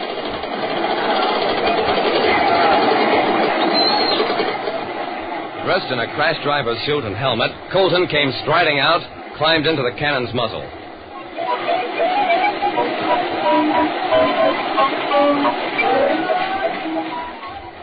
Several moments later, Colton's body arced through the air and landed heavily in the net. But he didn't rise for his bow or clamber out. Two clowns jumped into the net, picked up Colton, pulled him out, walked him off with exaggerated staggering and stumbling. They didn't fool me. Those clowns were carrying a dead man. The performer owner of a circus was shot from a cannon and landed dead. Phil Gainey, the circus detective, had left right after the act. A couple of minutes later, he came back. Is Colton gone? Phil nodded tightly. Yeah. We're cutting the show short. Closing right after these Joeys get through. The Joeys are circus clowns, named after Joe Grimaldi, the most famous clown of them all. There were two Joeys in the main ring now. The same pair who'd carried Colton out of the net. One of them was a huge man wearing an inflated chest and enormous rubber shoulder muscles. The other was a tiny man. The big man pushed the little man around, abused him, and finally the little man took a huge revolver from his pocket and shot the big man. The big man's fake chest collapsed and he sank to the ground. Then the little man grabbed the bully by the legs and dragged him off. This time, even Phil couldn't keep me in my seat. Phil, come on, you've got another dead man on your hands.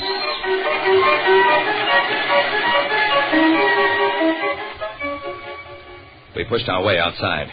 The circus doctor was bending over the body of the clown, still dressed in his bully's costume. There's nothing I can do. This man was shot to death. Phil grabbed the little clown. You always were jealous of Eric. You'll get the chair for this.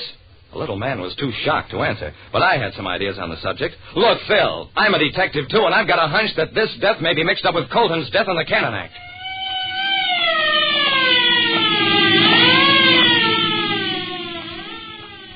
An hour later, most of the top circus people were at police headquarters. Toby, the little clown charged with murder, was in a cell. Phil Gainey, Windy, the advance man, and the circus treasurer were arguing with the police commissioner for permission to take the circus out of town the following evening.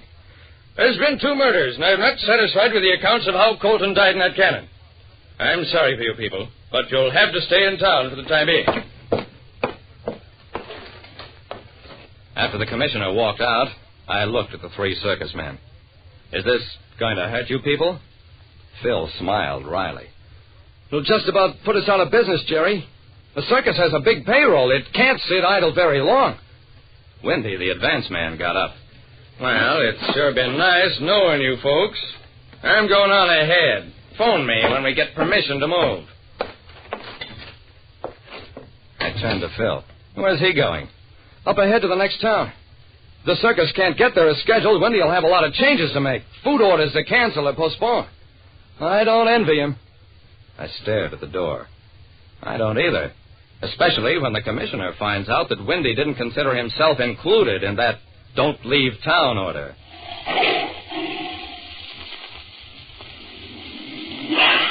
A circus lot, settled down for the night, is a place of strange shadows and weird sounds.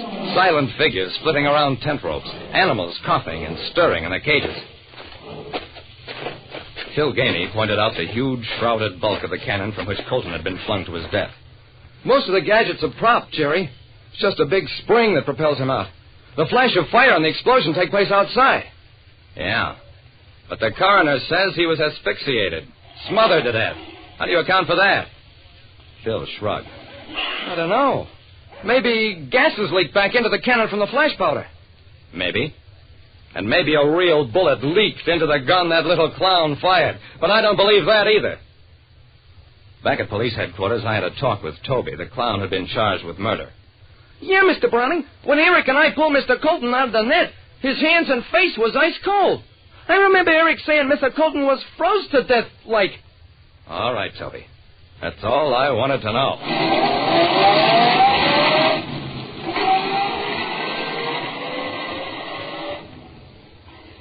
A police patrol picked up Windy on the highway.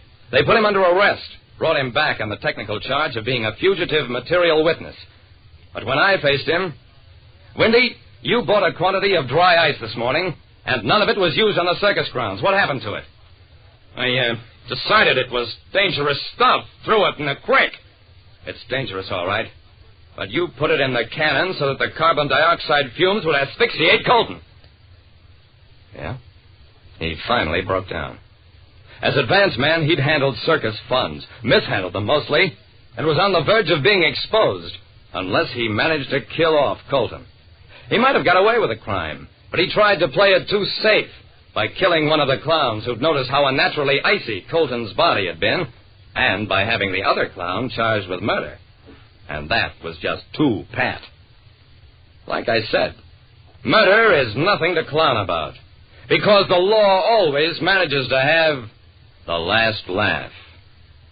Listen next time to Calling All Detectives, mystery drama, mystery quiz, and a chance for you to match wits with yours truly, Jerry Browning, Private Detective.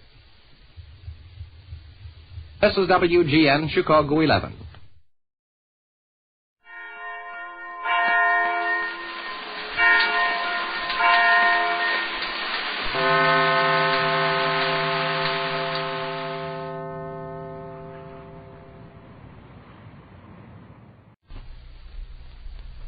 Get this and get it straight. Crime is a sucker's road. And those who travel it wind up in the gutter, the prison, or the grave. This time a car hop knocked me down a flight of stairs. An honest woman was strangled by a green silk sash. And a simpering dandy was shot to death. All because of a run-of-the-mill accident 500 miles away. It happened like this.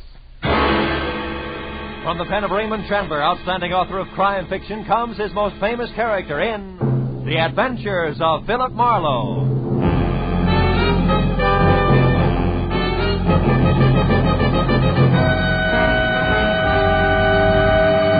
Now, with Gerald Moore, starred as Philip Marlowe, we bring you tonight's exciting story, The Vital Statistic.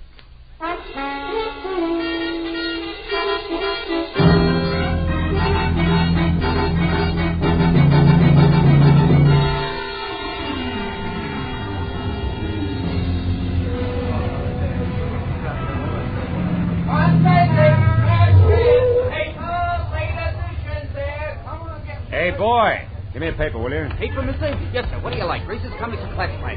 How about some news? Star? Here you are. Thank you. Paper! Get out of my way.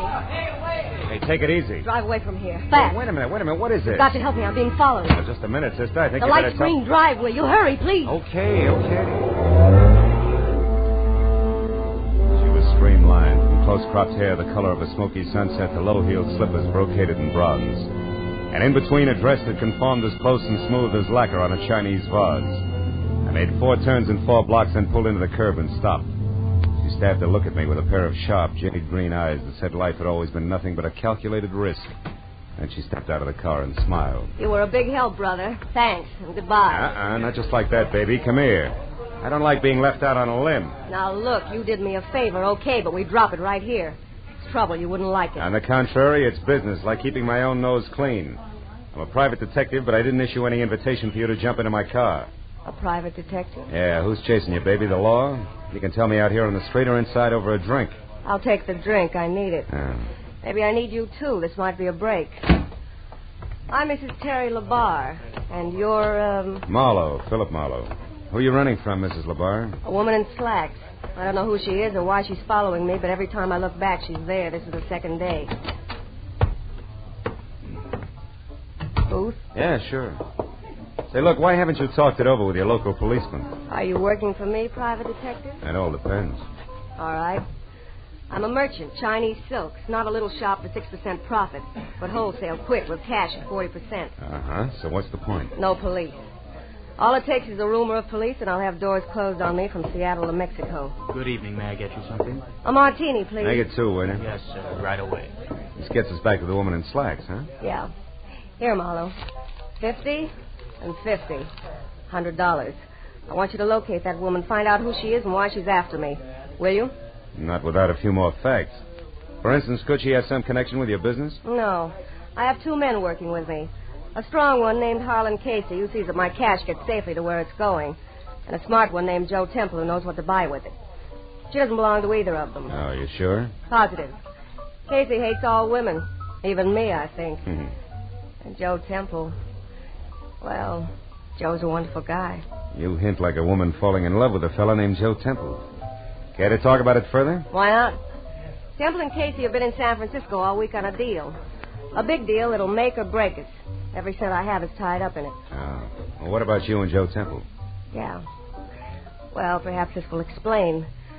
I planned to go away this weekend, but I changed my mind because I didn't want to miss his letters. I know it sounds funny, but it's true. Those must be some letters. They are. Like the one I got this morning. It's half business, all right. Complete account of how hard he and Casey worked for me yesterday in San Francisco. But the rest of it is to me, personally. I don't want to sound old-fashioned, Mrs. LeBar, but what about... My husband? Yeah. That was a mistake I couldn't live with. One thing I can't stand, Marlowe, is being lied to. It leaves me vindictive. I'm suing for divorce right now. Vince LeBar is a human leech, as cold and spineless and parasitic as the real thing. Okay, but why would your hating your husband put a woman in slacks on your trail? I don't know. All right, Terry, I'll worry about that, too. Any idea where I can start? Just one. I pulled a switch on her yesterday, Marlowe, for about an hour. I trailed her to the corner of Wilshire and La Cienega, then lost her in traffic. There are several dancing schools around there. Is that worth anything? Maybe. What kind of car was she driving? We were both walking. She's tall and brunette. And I've seen toads with nicer eyes. Not enough. Can't guarantee anything. I'll keep my fingers crossed, Marlowe. Here, take the 100. Oh. Do what you can and report to me at my place, 204 Beechwood Circle. Okay? Pardon, sir. Your drinks. 2 martinis? Oh, thanks. Here. Oh, thank you, sir. To your success, private detective. To your health, silk merchant. Drink hearty.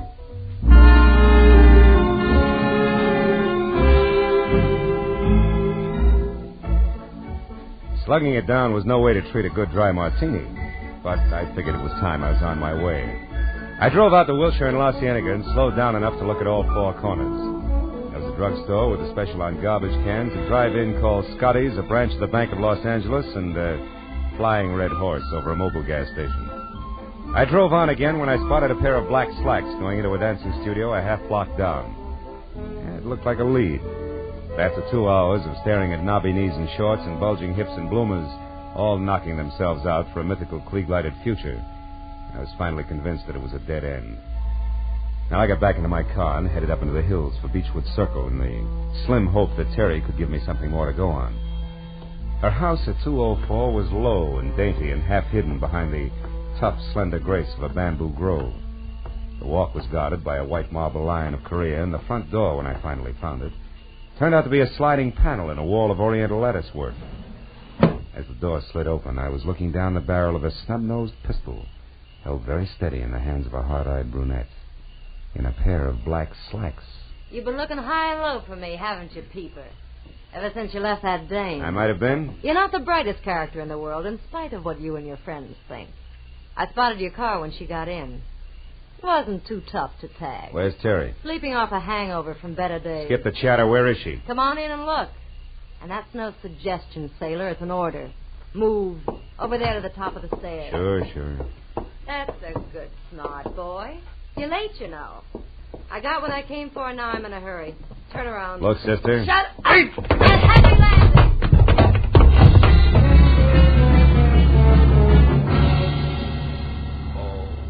Oh, there were 10 stairs down to the basement. And with a shove reinforced by the 45, I hit all but the first 3. By the time I worked all the kinks out and was back upstairs again, she was gone. I started through the house, then slowly from one room to another, turning on lights as I went, looking for what I knew was going to be a very sick client. When I got as far as the study, where somebody had gone through the desk drawers with what must have been a snowplow, and I still hadn't found Terry, I got that numb feeling in my stomach. I started out a side door that opened into the patio. But then I heard a whistle from the front walk. I cut back through the house instead and waited near the door. Terry! Hey, Terry, can I come in? It's little Joe, the Frisco kid. What happened to your weekend trip, honey? Who are you? What do you want? Hiya, Temple. How do you know me? Mrs. LeBar hired me today just after she canceled the weekend. She gave me a rundown. She hired you? What do you mean? I'm a private detective named Marlowe. Why would she hire you? Because she was being followed by a brunette in slacks. She didn't like it, and that's all the information you're going to get, so relax. You say Terry isn't here? Isn't home? Not so far, no. Come on back here to the study, Temple. I want you to look at something. Somebody's gone through the desk in an awful hurry. Yeah, I see what you mean. Maybe you know something about what's missing, huh? You and Mrs. LeBar were fairly close, from what I'm told. The letters. The letters are gone.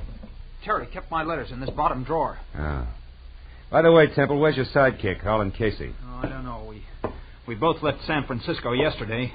He hates to fly, so I assume he took a train. He ought to be here in L.A. now. Well, you don't think Casey's mixed up in this, do you? I don't know. It could be. Vince LeBar. That's who it was that got those letters. It was Vince LeBar. They were really love letters. The business part was nothing. And LeBar is the dog-in-the-manger kind of guy who wants everyone to be unhappy if he is. That fits, Temple. With a smart lawyer, your letters to Terry becomes grade A material for a countersuit for divorce. Sure, he could make it stick and also get a fat settlement under community property laws. Now, listen, here's what you've got. Marlowe, it's Terry. Terry! Temple, Terry! wait! Terry. Look at her, Marlowe. Look at her. She's dead.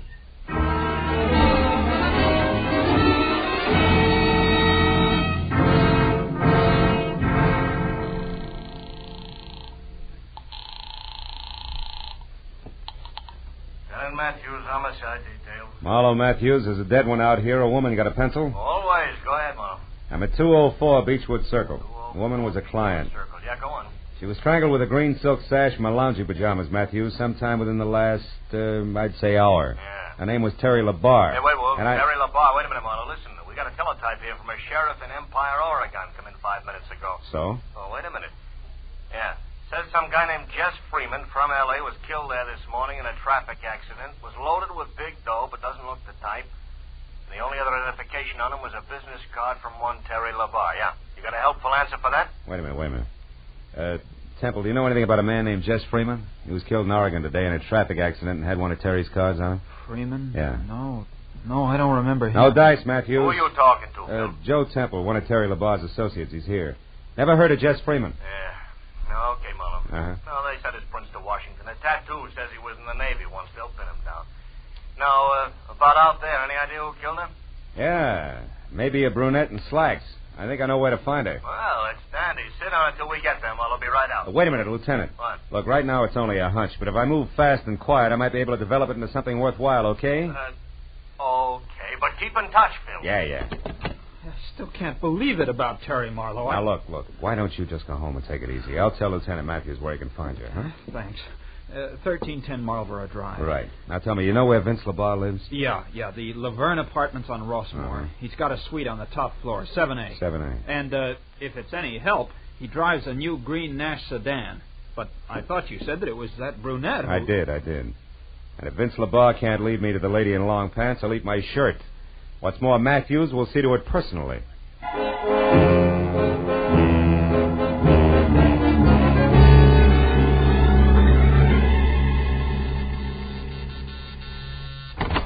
Yes, what do you want? Some quiet conversation with Vince LeBar. I'm Philip Marlowe, private detective. Oh, how exciting. Had I known you were coming, I'd have baked a cake.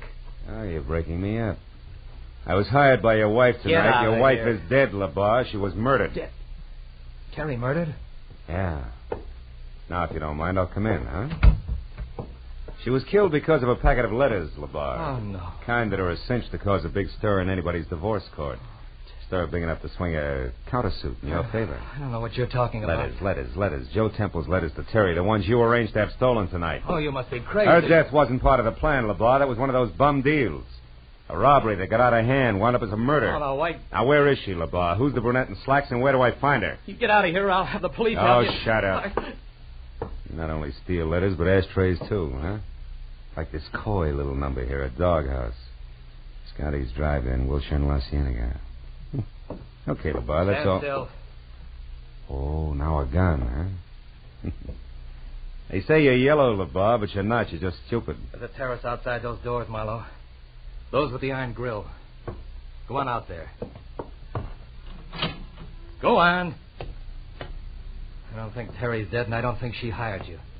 I think you're working for that lousy louse, Joe Temple, and if so, he'll need a battalion of private detectives before I'm through. You're through right now, LeBlanc. You're too dumb to see it. Go on. Clear over to the rail. Keep your back to me. It's 7 floors down, Marlowe, to a concrete driveway.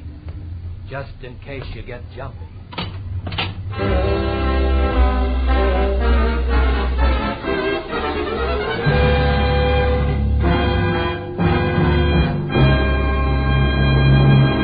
In just a moment, the second act of Philip Marlowe. But first, most people like to know what to expect. But on at least one CBS show, a great part of the fun is in what turns up on the spur of the moment.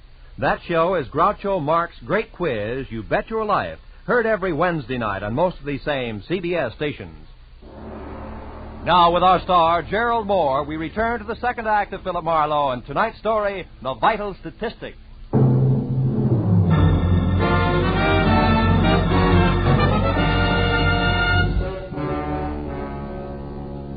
The moment Vince LeBar and the Courage caliber .32 he held in his right hand made it out of the apartment and on the run for the elevator, I kicked through the plate glass door. And I spent the next 2 minutes alternately swearing, straining, and nicking myself while I played contortionist. In and out of the fancy snake grill work on my wrought iron cage until finally I reached the inside handle. I was free out and over to the telephone in a big hurry. Because for my money, the icing on LeBar's voice left Joe Temple someplace on the short side. What the life insurance people call good risk. Hello? Marlowe, Temple, listen hard. Your life's in danger. What? LeBar, you had him tagged from the first. He's after those letters, all right. But what about the girl in slacks? Well, I think she might have a connection with a drive-in on Wilshire and La Cienega, a place called Scotty's Inn. I'm going to check it. Now, tell me, any word from Terry's muscle man yet? Harlan Casey? Yeah. No, nothing, Marlowe. But look, can't I meet you and talk to you? No. Vince LeBar had a gun and a short temper when he left here. I'll make us work any easier. Just stay away from open windows, Temple. I'll call you.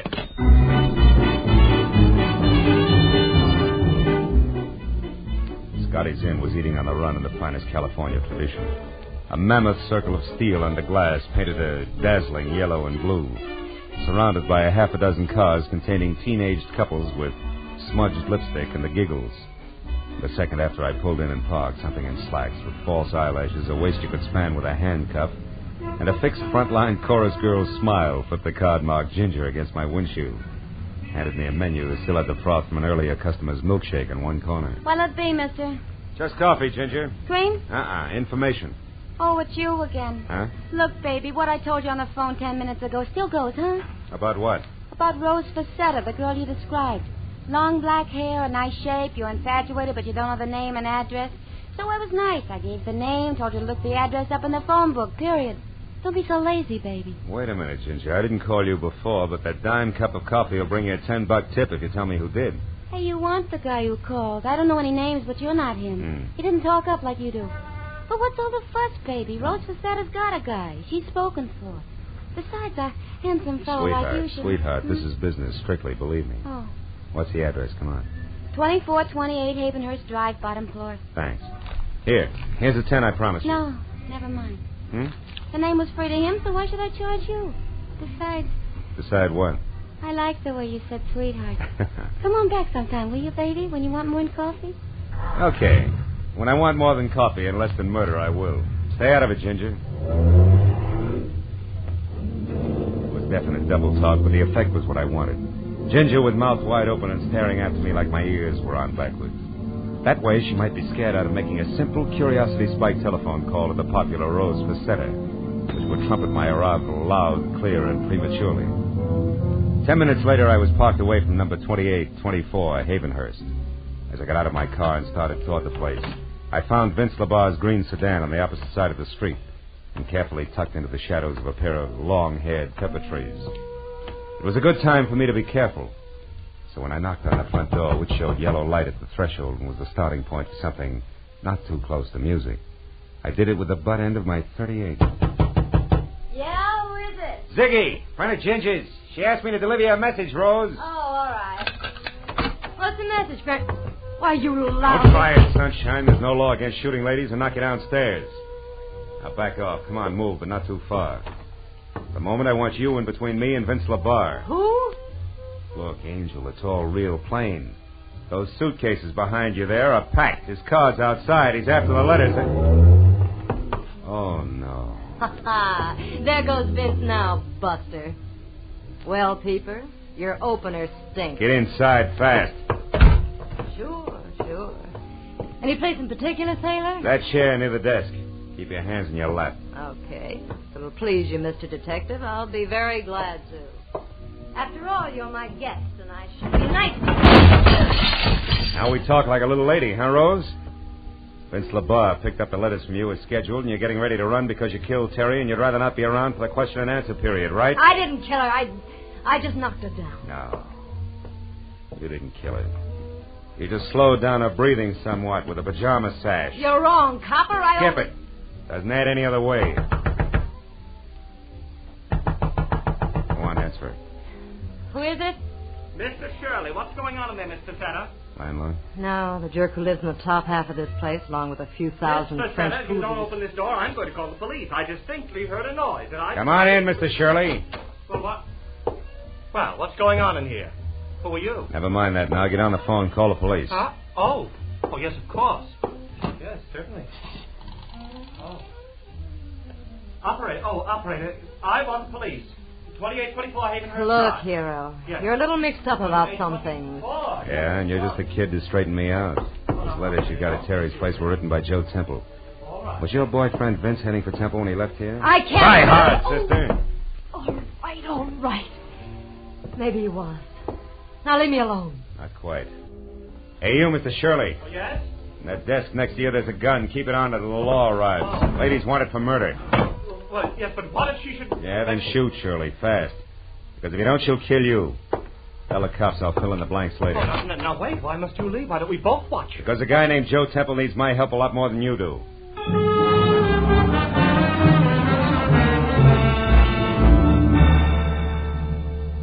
The home address Temple had given me turned out to be lights in a quiet house on a quiet street named Marlborough. I was there out of my car and running for the front door when they came. I chucked my gun out of the holster, got close into the building, and moved up until I was on a line with a pair of half-open patio doors. And I saw something I hadn't expected. On the floor that was littered with a broken lamp, pieces of vase, and overturned furniture was Vince LaBar, doubled up, dead. And standing over him, his face the color of soft cement, a .32 dangling in his limp right hand, was Joe Temple. When he saw me, he tried to talk, but the words jammed in his throat. When I stepped into the room, he began to tremble. Marlowe, I shot him. I couldn't help it. He was gonna... Sit down, Temple. Get hold of yourself. You got any brandy around? Over on that table near the phone. No. He was out of his mind, Marlowe. An absolute maniac. He said he was going to kill me. So you lunged for him, there was a fight, and you came up with the gun, huh? Yeah. And when he started for me again, I pulled the trigger. And then I did it again. And a third time. Yeah. Here. Drink this. He brought the letters back, Marlowe. They're inside on the floor where he threw them. He said they didn't mean anything anymore. That he and that girl in the slacks had taken care of Terry. Take it easy, Temple, easy. He seemed to go crazy. He said I was a wife stealer, the cause of his trouble, and that I deserved death. Well, that's when I jumped at him. It was terrible, Marlowe. Yeah. Well, between the two of us, we've just about got all the answers, which is usually a good time to call the police, huh? Well, what do you mean, just about got all the answers, Marlowe? What else is there? Jess Freeman, the guy Lieutenant Matthews told us about when we were over at Terry's place, remember? Oh, yes, that traffic crash in Empire, Oregon. But why should that figure in this, Marlowe? It shouldn't, but I think it does. Homicide, Detective Lieutenant Matthews speaking. Marlowe Matthews, another dead one on the Terry LaBar case. Oh, no. Yeah, Vince LaBar, her husband, he was shot. Who did it, Marlowe, do you know? Yeah, a guy named Joe Temple. It was self-defense. We're coming in, Matthews. I'll take that gun, Temple. You get the letters. Let's go.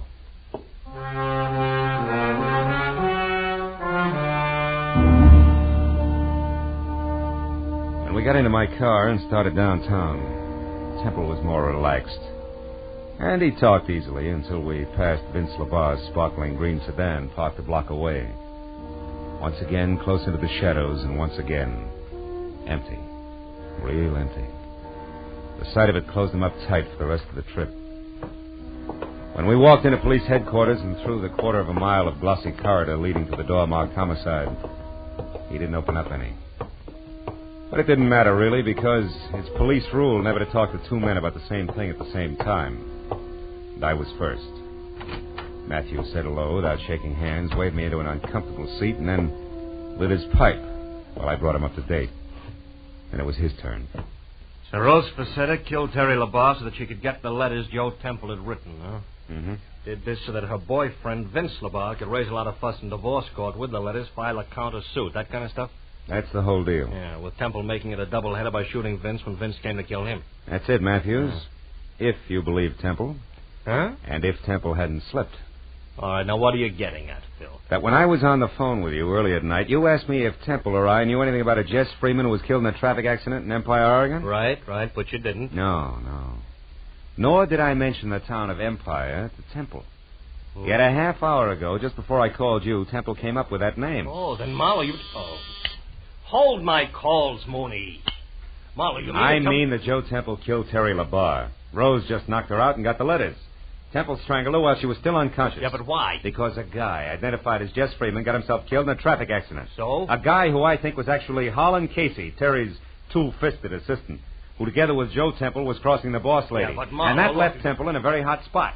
To save himself, he had to kill. Can you prove all this, Marlowe? No.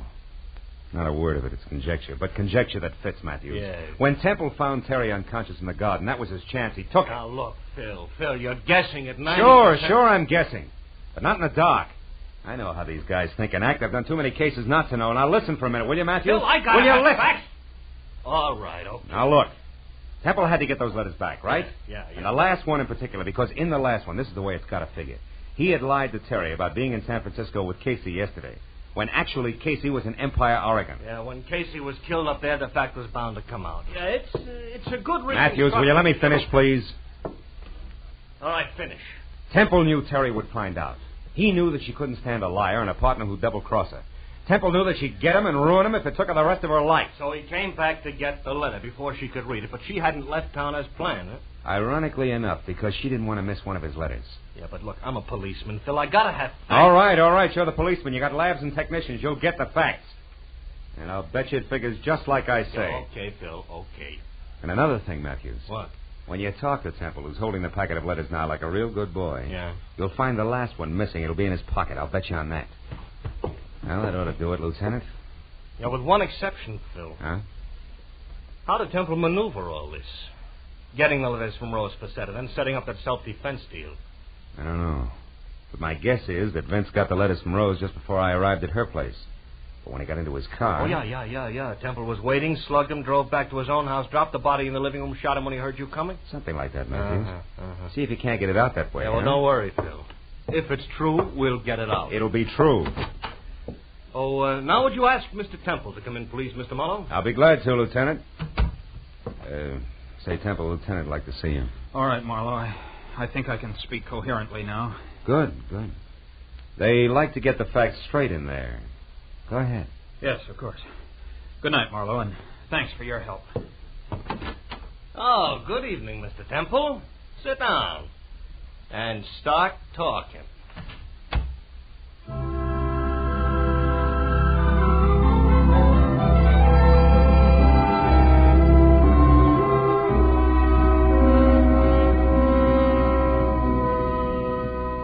When I got into my car, the new day was starting to push the black out of the sky.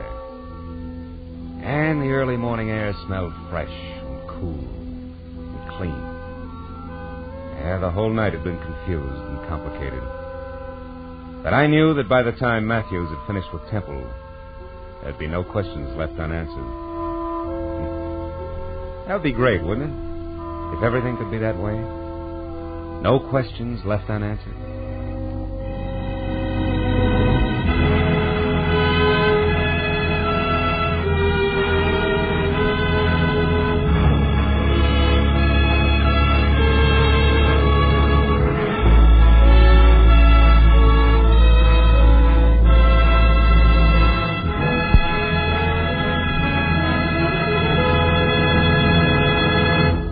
Adventures of Philip Marlowe, bringing you Raymond Chandler's most famous character, star Gerald Moore, are produced and directed by Norman MacDonald and are written for radio by Robert Mitchell and Gene Levitt. Gerald Moore may currently be seen starring in Republic's The Blonde Bandit. Featured in the cast were Charlotte Lawrence, Elliot Reed, Doris Singleton, Georgia Ellis, Bill Lally, and Hugh Thomas. Detective Lieutenant Matthews is played by Larry Dobkin. The special music is composed and conducted by Richard Arant. Be sure and be with us again next week when Philip Marlowe says... This time a bride-to-be, a corpse in a plush bungalow, and a southern drawl behind a gun all had one thing in common. They moved through the same deep shadow.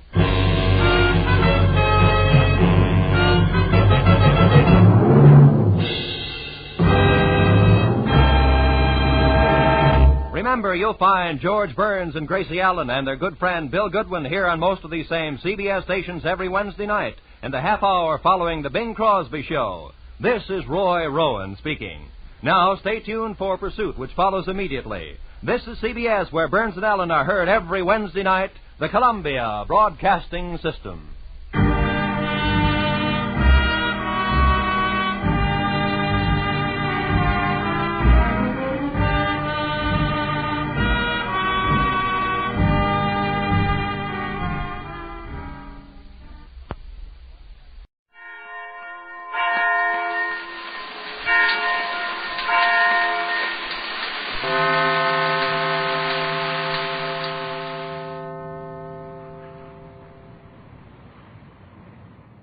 The National Broadcasting Company presents Counterspy.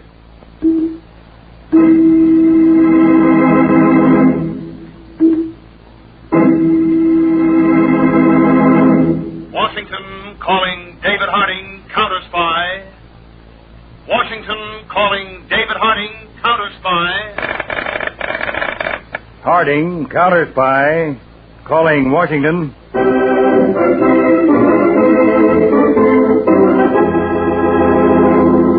United States Counterspies, especially appointed to investigate and combat the enemies of our country, both at home and abroad. These Counterspy reports to the American people are brought to you each Friday night. Tonight, Case of the Foreign Fires.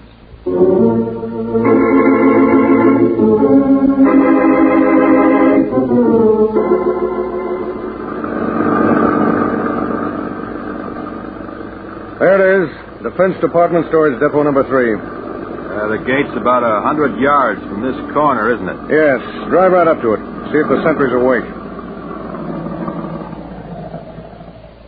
No challenge. Looks like he's asleep. Who guards there? Shouldn't jump to conclusions. Captain Taylor, Lieutenant Brand, Inspector General's office. Advance and be recognized.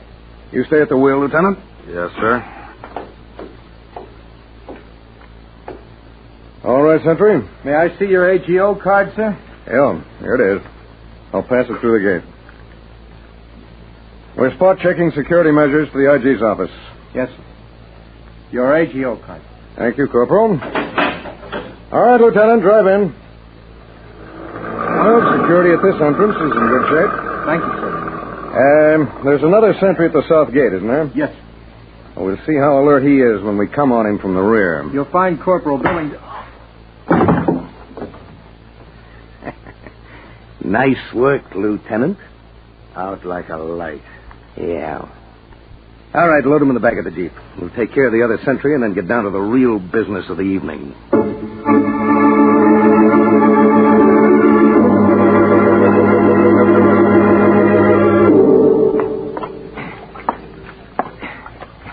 That does it, Lieutenant. Cut it, Mike, before you start thinking you're really brass. Hey, you dragged those 2 sentries in here. What's the idea? When this warehouse goes up in smoke, they go up too. And there's nobody around to identify us. I don't like it, Mike. Murder ain't part of this. Stop crying, Kenny. That's part of our deal. To put a torch to the joint and leave no witnesses. Or don't you want to get paid off? Yeah. I want to get paid off. Okay, then. Your stuff all set? Yeah, it's all set. I'll touch off this waste. It'll smolder for about 15 minutes and then reach the gasoline. In 20 minutes, this whole joint will be in flames. Good enough. We'll be far enough away by then. All right, touch it off, and let's beat it. Right. All right, let's go.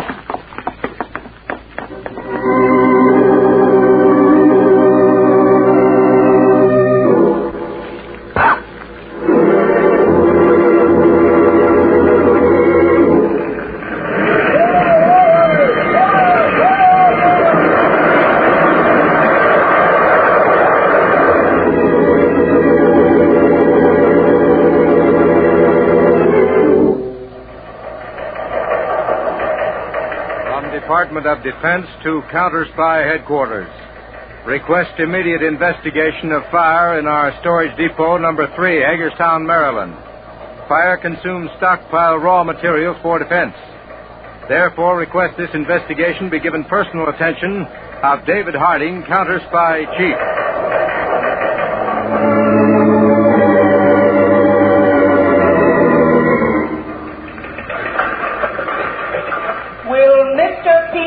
In the Counterspy Statistical Department, please report to Mr. Harding immediately. Will Mr. Peters in the Counterspy...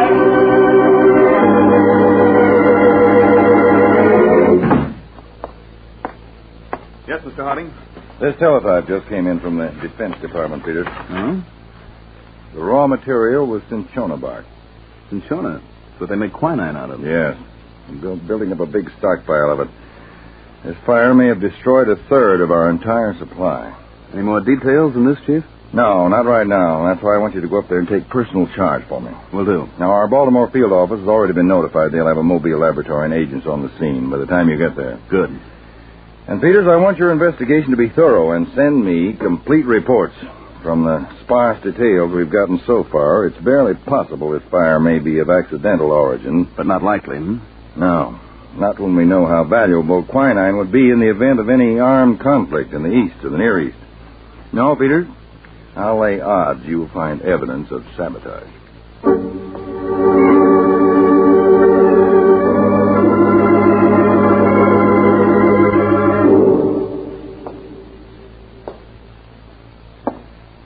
What is this, Lieutenant?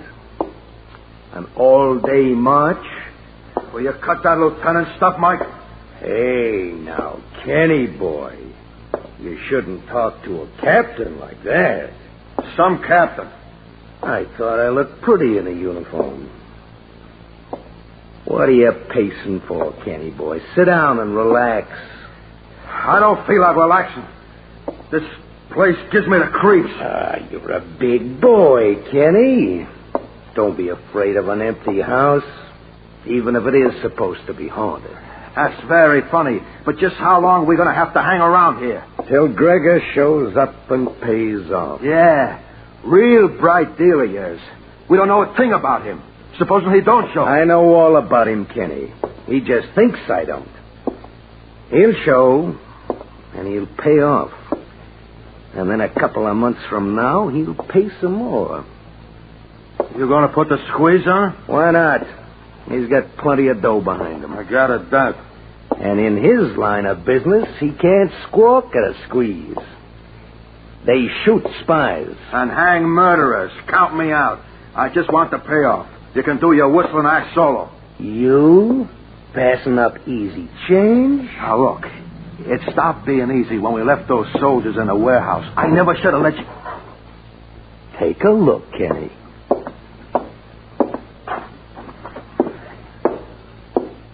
Gregor and that tomato of his, Irene. Yeah? She can climb in my cell at any time. Okay, Mike, okay. You take the tomato, I'll take the lettuce. Long green bills.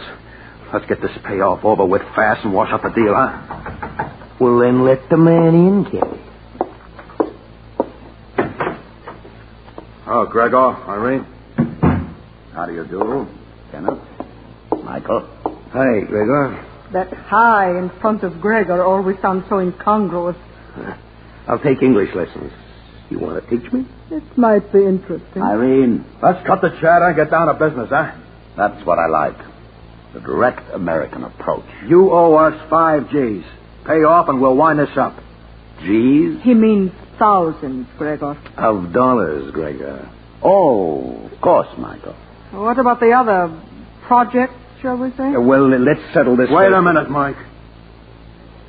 What other projects? Didn't you discuss them with your partner, Michael? Shut up, Kenny. I'll talk to you later. You'll talk now. Were you cooking up a deal with this character for more jobs? He was. We had in mind several projects, the first of which was a rubber stockpile I would be most happy to see vanish. As far as I'm concerned, this was strictly a one-shot deal that I'm sorry I ever got into. May I ask why, Kenneth? Sure, sabotage. I didn't like the smell of it from the start, but Mike talked me into it for a fast $5,000. Don't tell me you're suddenly becoming patriotic, Kenneth. Yeah, maybe that's it, huh? Perhaps that's why you did not fulfill your part of the agreement. We did the job. Wait a minute, Kenny. Now, look, Gregor. We burned the joint down. Don't try to pull a fast shuffle on us. True, but both sentries were to be eliminated. They were. Not according to this newspaper bulletin. Yeah, read it. No fatalities occurring from the fire have as yet been reported, though the 2 sentries on duty were severely burned. What? That's what it says. Well, they must have come to before the fire got a good start, that's all. I'm greatly disappointed, Michael. I had always gotten the impression from American films that your type of man was thorough about these things. Okay, so we're not knock the price down. Yeah, but let's wash this up now fast. I'm afraid it's not as simple as that. Gregor. I'll handle this, Irene. What do you mean, not simple? The sentries could identify you both. And you, in turn, could identify us. Not a happy situation. Listen, Gregor. I think you'd better listen, Michael. A gun. You can't pull anything like this. I pull nothing, Michael. You have merely handled your job inefficiently. Therefore, you must be liquidated. Gregor, I would like to leave. This will only take a minute, Irene. Why, you dirty spy. I'll get you for this.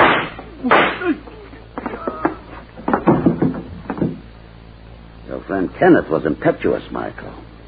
Are you? You double-crosser. So true. All right, get it over with. Shoot. No, Michael. I have a better use for you than I have for your helper. Turn around. What for? No questions. Turn. What comes next? This. Gregor, Later, Irene. I will need your help to carry this one out to our car. He will play a big part in our plans for a really impressive bit of sabotage.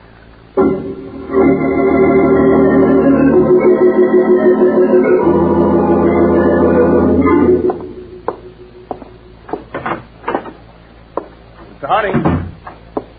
Where are you, Chief? In here, Peters. Shaving. Oh. Stepping out for the night? No, I've been here in the office all day waiting to hear from you. Thought I'd save some time by shaving now. All right, I'll wait till you finish. Oh, go ahead. Talk while I shave. I'm almost through. Well, Chief, there's no doubt the fire was sabotage. Yes, I gathered that from the news flash about the sentries there. How are they? Suffering from shock and second-degree burns. Yeah? Couldn't question them? Little. One of them said he could identify the men who did it, and that's when the doctor ushered me out of the room. When will be able to question them more thoroughly? Well, the doc said probably tomorrow, day after at the latest. Oh, good. The best part about it, Chief, is this. We've got a clear set of fingerprints on one of the arsonists. Fingerprints? Where? On the leather-tied belt the sentries wear on guard duty. The sentries apparently were dragged into the warehouse by those belts. Oh, that's great. I'll get that, Chief. Our fingerprint section's classifying the prints now. We may get an identification out of it. Oh, I hope so. Hello? Yes, this is Mr. Harding's office. No, this is not Mr. Harding speaking. Just a moment. For you, Chief. A female. Well, I'll be right there. What's she look like, Chief? Or is it a secret? Stop trying to be a comic. Give me that phone. Yes, sir. Hello? Is this Mr. David Harding? It is. You would perhaps like to know something about the fire in the defense warehouse in Maryland. Why, of course. Who is this? I will meet you if you can guarantee me protection. If you've got anything to tell us, you'll be protected to the full extent of our ability. Very well, then. I will come to your headquarters. When? How will we know you? What is it, there? Just wait. I will be there in half an hour, wearing a camel's hair coat and black tam. Yes? Meet me at the entrance to your headquarters. And when I am safely in your custody, I will tell you not only about the fire, but about plans that are being made for even greater sabotage against our country.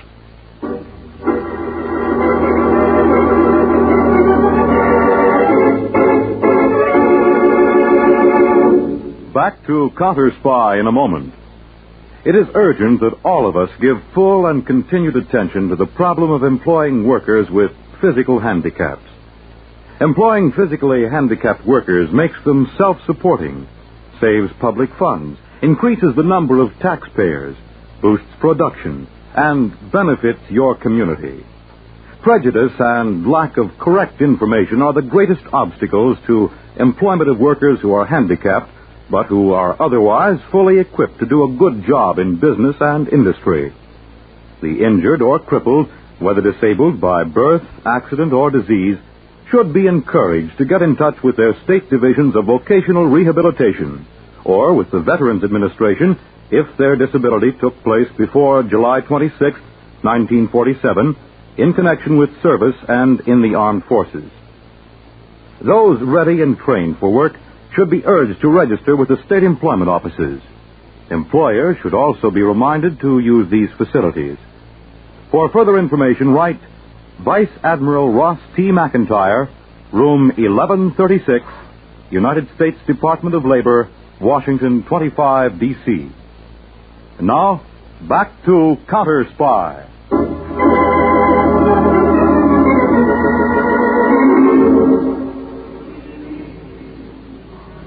You sure she said half an hour, Mr. Harding? That's what I heard, Peter.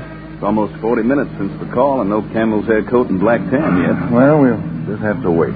There's a cab stopping now, Chief. Well, that could be... That's her. Look at her. She's weaving. Come on, Peter. Chief, that car coming up behind the cab. Hey, what's going on here? Peter, take the car. I'll get the girl.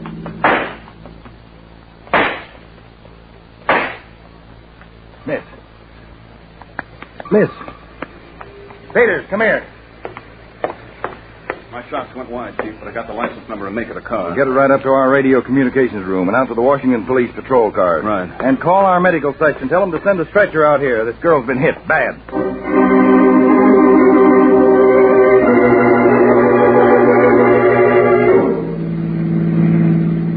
To all Washington police cars from Counterspy headquarters, be on alert for black Packard sedan, Montana license number 891-72-13. Occupants armed and dangerous. If car spotted, notify Counterspy headquarters immediately. That is all.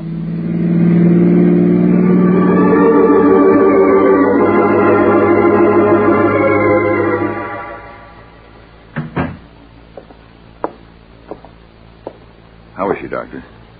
Is it serious?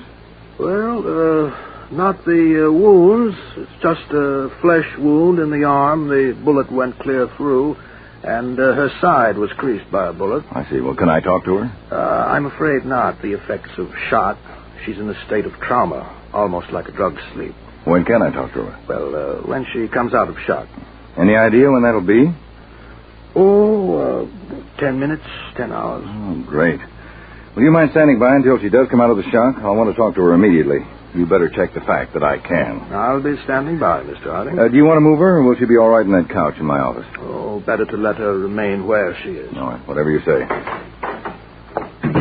How is she, Chief? Unconscious for the moment. Anything on that car? Excuse me, Mr. Harding. I'll go in and keep an eye on her. Right, Doctor. Let me know the minute I can talk to her. Yes, sir. Now, what about the car, Peter? No trace of it, Chief. But there was a report just a few minutes ago of a car accident on the banks of the Potomac. Oh? A black sedan went into the river. I'm having it raised now, and I'll bet it's our baby. Empty. Did you check on the Montana license? Yes. I called our field office in Montana. They'll wake the clerk of the Motor Vehicle Bureau and get to us as soon as possible. Good. What about the bullets? We found the 3 of them on the steps to our headquarters, Chief. The laboratory's got them now. Meanwhile, we got an unexpected break. Yeah, all right. When that car drove away, it went through a puddle of water.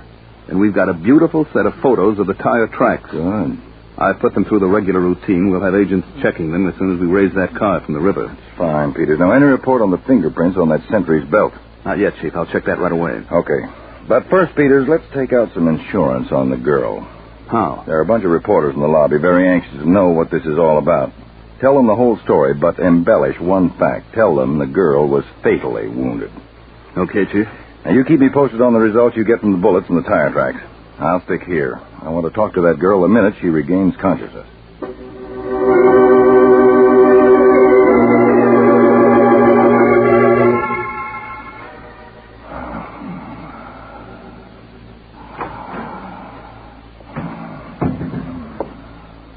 Well, Mr. Harding.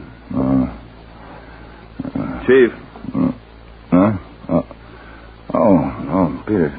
Fine thing. While I'm running my feet off chasing lab reports. Never mind, Peters. This job, you have to catch your sleep while you can. That sounds good. Besides, that's why it's good to be the boss. Oh, what time is it? That's more like the reason. It's almost 2 a.m. 2? Well, that girl's been unconscious for almost 3 hours. Just about. Hope she comes around soon. Oh, what have you got? Well, the prints on the sentry's belt belong to a guy we've got in our files. American? Yes. Michael Deacon. Small-time arsonist. I've already put out a pickup on him. Good. What about the license? We drew a blank there. That Montana license belongs to a Miss Abigail Buffington, whose own car and license at the moment are in her garage in Montana, while she's probably trying to get back to the sound sleep our agent woke her from. Yeah, a phony plate, huh? Mm-hmm. And nothing on the tire tracks yet, either. And the bullets? There's something that... Mr. Harding? Oh, hello, Peters. Hello, Doc. The girl conscious, Doctor? Yes, no trace of shock. Splendid recovery. She could go home right now if she had to, with just a fresh dressing on that flesh wound in her arm. Well, then I can talk to her. For as long as you want. Before you do, Chief, take a look at this report on the bullets. I see. It's very interesting. Doctor. Yes, Mr. Harding. Get me a complete medical report on the shooting as soon as you can, will you? Certainly, sir. You stick out here, Peters. I may need you. Right, Chief. Well, how are you now, Miss Waters? Oh, Mr. Harding? Yes. You know my name. From the cards in your purse. Of course. Listen, Mr. Harding, I must tell you immediately about the fire in Maryland. We know about it, Miss Waters, the fact that it was sabotaged. Yes, but do you know there is another such incident planned for tonight? What? Where? At a rubber depot in Purdy, Virginia. Go on. Peters. Yes, Chief. Get this. Continue, Miss Waters. Well, it's the Defense Department rubber stockpile in Purdy, Virginia. It is to be set fire to tonight by a man named Gregor Markov. All right, Peters. Get busy on notifying Purdy. Right away, Chief. Now, Miss Waters. Oh, please, Mr. Harding, before you continue, could I ask a favor? And what is it? Would it be possible for you to tell the papers that I'm dead? The shooting, it would be so good that way I could live without fear. It has already been done, Miss Waters. Oh, wonderful. Now I have much to tell you. Well, yes, go on. Well, as you may have gathered, I am not American, though I am a naturalized citizen. Yeah. I came to this country in 1936 at the height of the Depression. I can guess part of the story. You became involved in quite a few causes and activities, huh? Yes, I'm sorry to say... That depot in Purdy, it's already ablaze. They're fighting the fire now. What? But it can't be. It was for tonight. Well, it's now 2 o'clock in the morning, Miss Waters. I've been unconscious that long? Yes. Now, Peters, get out there right away. Take charge of the investigation. All right, Chief. Now, Miss Waters, go right ahead. Please. Mr. Harding, I suddenly feel very weak. Could we continue this later? You have more to tell me. Much. Many names and people you would not imagine would betray this country, but my strength is not up to it now. Well, you can rest right here. I would rather my own apartment. Your own apartment? It is one that I've kept for myself. They don't know it. If you could only put a guard on it.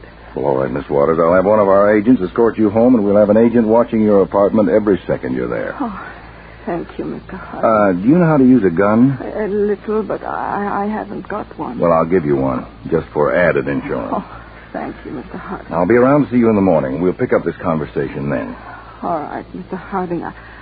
I'm sure that what I have to tell you will hold many surprises for you. I'm sure it will, Miss Waters. Now, just rest here, and I'll send for an agent in the car to take you home.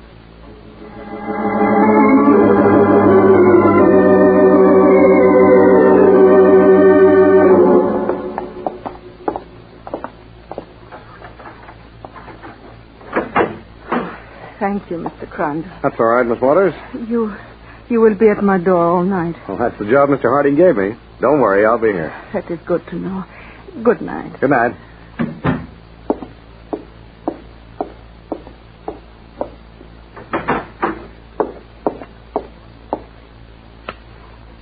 Hello, Irene. Oh. Gregor, you had plenty of time? More than enough. How did your part go? Perfectly. There's a counterspy outside the door now guarding me. Wonderful. I'll be perfectly safe in here then. Yes. The depot is destroyed? I'm afraid not completely, but that's unimportant. The main item is for you to gain the confidence of the counterspies. What about Michael's body? In the depot, burned beyond recognition. But my rings, watch, and identification are all on him. Well, that will confirm my story about you. Should be the first step in getting you into the confidence of the counterspy. Yes, but I'll have to have more to tell Mr. Harding when he comes here in the morning. There will be plenty to tell. Here's a list of names of people who have aided us in the past. You can betray them. They will do some talking themselves. They can tell nothing of value. The important thing is to get you firmly into Counterspy headquarters. Then we will be able to learn much of value to us. I hope so, Gregor. How's your arm, my dear? Throbs a bit, but otherwise all right. It was fortunate we made the 2 wounds before I left for the Counterspy headquarters. At least it allowed us to control the seriousness of the injuries. It was almost a mistake, Irene. I noticed you staggering when you left the cab. If you had collapsed before I had a chance to fire... I didn't. But I am ready to collapse now, so let me retire. I would like to be fresh for the fairy tales I must tell Mr. Harding in the morning.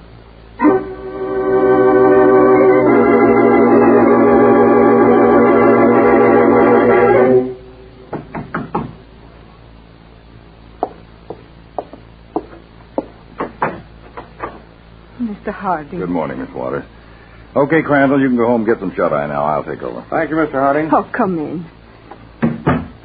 Tell me, how do you feel this morning? Excellent, but the fire in Purdy, was the rubber depot a total loss? Not quite, but I'd like to show you something. Yes? This ring and this watch. Have you ever seen them before? Yes. They are Gregor Markov's. Where did you get them? From a body found in the fire. Gregor's dead? The way we reconstruct it, he set fire to the depot. He started to leave, and he must have slipped on some oil slick. He was knocked out. That was it. Fracture of the skull. Gregor dead. Wonderful. Now, Mr. Harding, I can speak without fear. Except for the fact that the body wasn't Gregor's. What? There were enough fingerprints to identify him as one Michael Deacon. I don't understand. And the gentleman had been dead for at least 3 hours before the fire started, so he couldn't have set it off. Which makes me think, Miss Waters, that your quick acceptance of Markov's death is a little too convenient. Stay where you are, Mr. Harding. Don't forget you gave me this gun yourself. Now we're out in the open, huh? Quite. Gregor. I heard, Irene.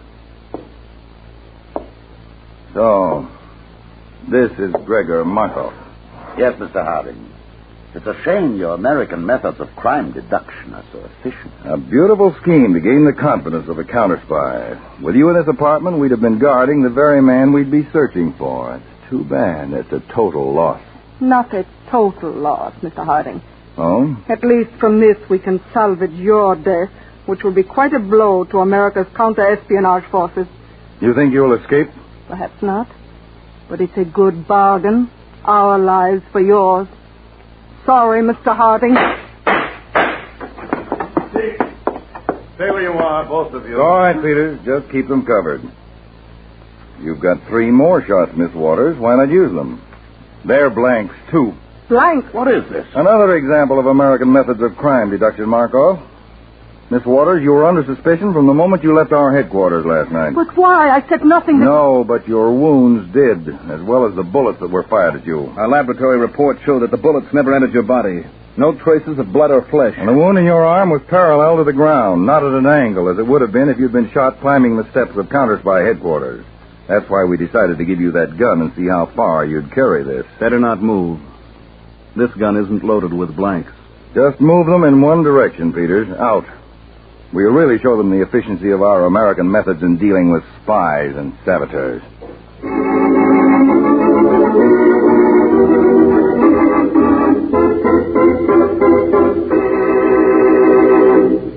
Tune in every Friday, same time, same station, to Counterspy. Listen next Friday for the exciting Case of the Curious Conspiracy. When certain short-sighted individuals took a long chance to obtain scarce war materials, your counterspies had to adopt very unusual methods of investigation.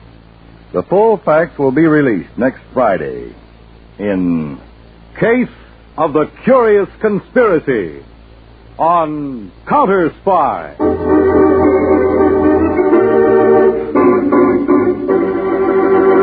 Tonight's Counterspy program originated in New York, was directed by Leonard L. Bass, dramatized by Palmer Thompson, and featured Don McLaughlin and Mandel Kramer.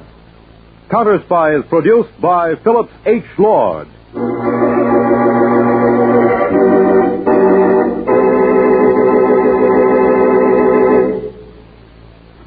3 chimes mean good times on NBC.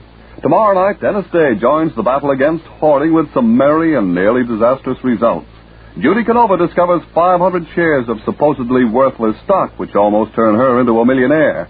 But millionaire or not, she's the same lovable Judy. The chimes tomorrow mean the Dennis Day Show and the Judy Canova.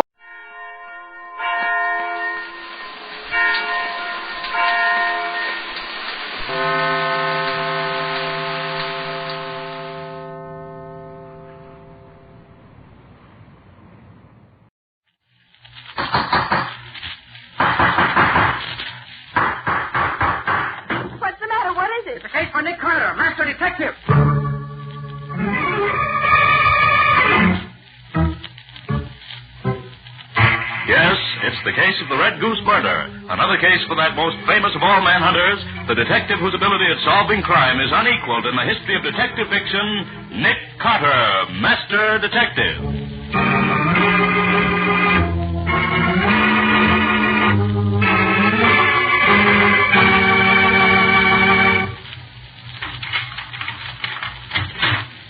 Oh, listen, Patsy, why do you have to come back to the office at this time of night? I just want to be sure that I finished everything before I left Scubby. With Nick away, it sort of leaves the responsibility on my shoulders. Okay, but shake it up, will you? The last show starts at 8:40, and it's 8:20 now. This won't take but a minute, Scubby. I simply want to have everything in order for the morning. That was a good feed we had, wasn't it? That sound was out of this world. Oh, doggone it. I knew we should have stayed away from this place. Nick Carter's office, Patsy Bowen speaking. Mr. Carter there? Not at the moment. Who's calling, please? Art Bradley, manager of the Red Goose. When do you expect Mr. Carter? I can't say exactly. Can I do something for you? I'm his assistant. Maybe you could help me out. I'll be glad to if I can. Suppose you tell me why you called. It's like this. My girl singer has just died very suddenly. Oh. She was all right a half hour ago, but when I stopped in her room just now, she was slumped on the floor dead. Looks very odd to me. Well, why don't you call the police? Well, I was going to, but the police visiting my nightclub would hurt business. And she may not have been killed, so I wondered if Mr. Carter, you see, I met him the other evening at one of his lectures. I see. I wondered if he wouldn't come over and see what actually happened before I do anything further. If you have any suspicion that her death wasn't natural, Mr. Bradley, you'd better call the police. Yes, I suppose I had. Who shall I call? Can you tell me? Look, Mr. Bradley, leave it to me. I'll take care of it for you. Oh, well, that'll be fine. Thank you so much. Goodbye. Goodbye. Now what, more trouble? Oh, not for us, Stubby. I have to call Sergeant Matheson. Then it's us for the movie. Oh, swell. I thought for a minute we were going to miss that Western. Oh, no, sir. Homicide. Sergeant Matheson. Oh, hello, Sergeant. This is Patsy. Oh, hiya, Patsy. What's up? Art Bradley, manager of the Red Goose on West 7th Street, says his girl singer is dead, and he thinks maybe she didn't die naturally. You better take a look and see what's what. Nick going over? Oh, no. Nick's out of town for a few days. You'll have to solve this alone, if you can. What do you mean, if I can? I solved murder cases before you was born. Just because Nick has helped me out once or twice. I apologize, Sergeant. Happy hunting to you. Bye. Come on, Patsy. We just got time to make it. Right with you, Scubby. Let's see how the movies do it, just for a change.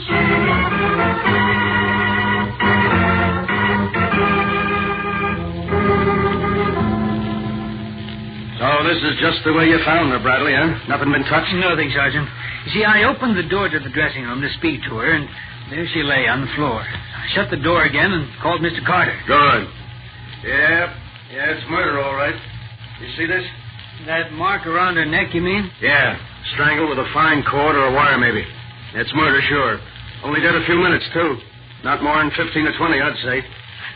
How did you happen to come to her dressing room, Bradley? Well, it's payday today, and I brought up the payroll sheet for her to sign. Yeah, I'd given her an envelope downstairs some time before, but she hadn't signed for it. How much did she make? $150 a week. Good racket she was in. Made more than I do. That her handbag on the dressing table? Yes, I think so. Notice it's open. Let's see if she's still got all that dough. Empty, by golly. Not a cent left in it. Hey, that must have been the motive for the killing. Yeah. Robbery. Uh-huh. Beautiful kid like that killed for a measly $150. Wait till I get my hands on the guy that did... Yes, you do, Sergeant. What? Patsy, what are you doing here? And the demon reporter, Scubby Wilson. Hiya, Matty. We were almost to the movies when Patsy's feminine curiosity got the better of her. She just couldn't stand the idea of a murder investigation going on without her being here to poke her nose in it. Well, Patsy, now that you poked your nose in, you can just poke it right out again. I don't need no help from you. Why, Sergeant, I wasn't trying to help. I was just interested. Is that... Was she killed, Sergeant? Yeah, strangled with a cord or a piece of wire. $150 stolen out of her handbag. And no more questions, see? Yes, Sergeant. But please, may I just watch? Okay. Just don't bother me. I won't. Bradley, how many rooms on this floor? Well, there are 3 rooms on the second floor, Sergeant. My office, this dressing room, and the dark room. All on this side of the building. Dark room? What's that for? Well, that's where the girl who takes the flashlights of customers in the club develops the pictures she takes. Oh. As soon as she gets 3 or 4 snaps, she comes up and makes prints for the customers to buy. Then she could have been in and out of this room any time. Well, yes. Yes, she could. I want to talk to her. Sure. Hey, if all 3 rooms are on this side, they must all look out onto that roof next door. Yes, they do. The adjoining building is a 1-story flat-roofed affair, same length as this one is. Windows always kept open, are they? Oh, on hot nights like this, yes. You ever see anyone on that roof? From this club, I mean. No, I don't ever remember any of our people ever going out there. No reason why they... Marie, just a minute. Yes, Mr. Bradley? Sergeant, this is Marie, the girl who takes the pictures. You said you wanted to talk to her. Yeah, I do. Marie, when did you see this girl? Paula! What's happened to her? Is she... Yes, Marie. She's dead. Been killed. Oh, poor Paula. When did you see her last? Well, it was just after her first show, maybe half an hour ago. Was she all right when you saw her? Oh, yes.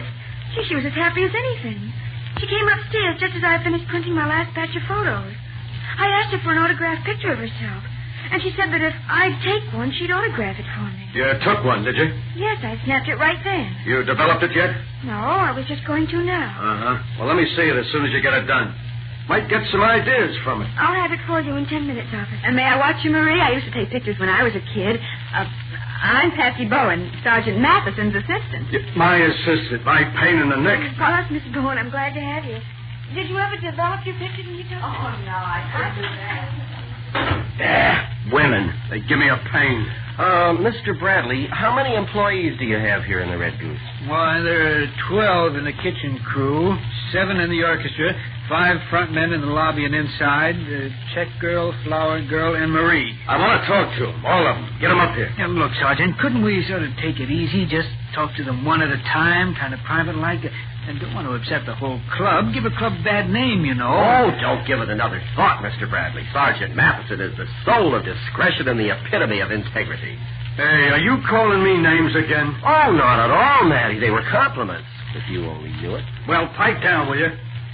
Okay, Bradley, I'll take it easy, but I want to talk to every one of them. Alone or together, I don't care. Now, come on, let's get started.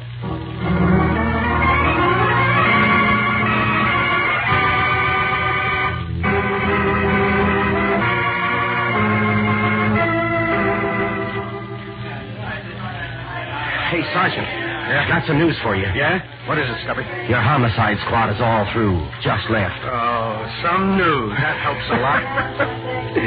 You finished your checkup? Yeah. Yeah, we've accounted for all but 2 waiters and 1 of the front men. And all 3 of them have been with me for years. They can't be mixed up in this. Who says they can't? Anybody could be mixed up in it. But we'll let him go for now. I want to ask that Marie a few questions. She's the one nobody can check up on. Let's go back up and see what she's got to say for herself. If you don't mind, Sergeant, I'll stay down here. You two go right ahead. Ask her anything. All right. Come on, Stubby. Right with you, Matty, old boy. Bradley says she only makes $35 a week. What she can get out of the customers. She could have needed that money. Oh, she seems like a nice kid, Matty. I don't think she'd be You mixed up. too?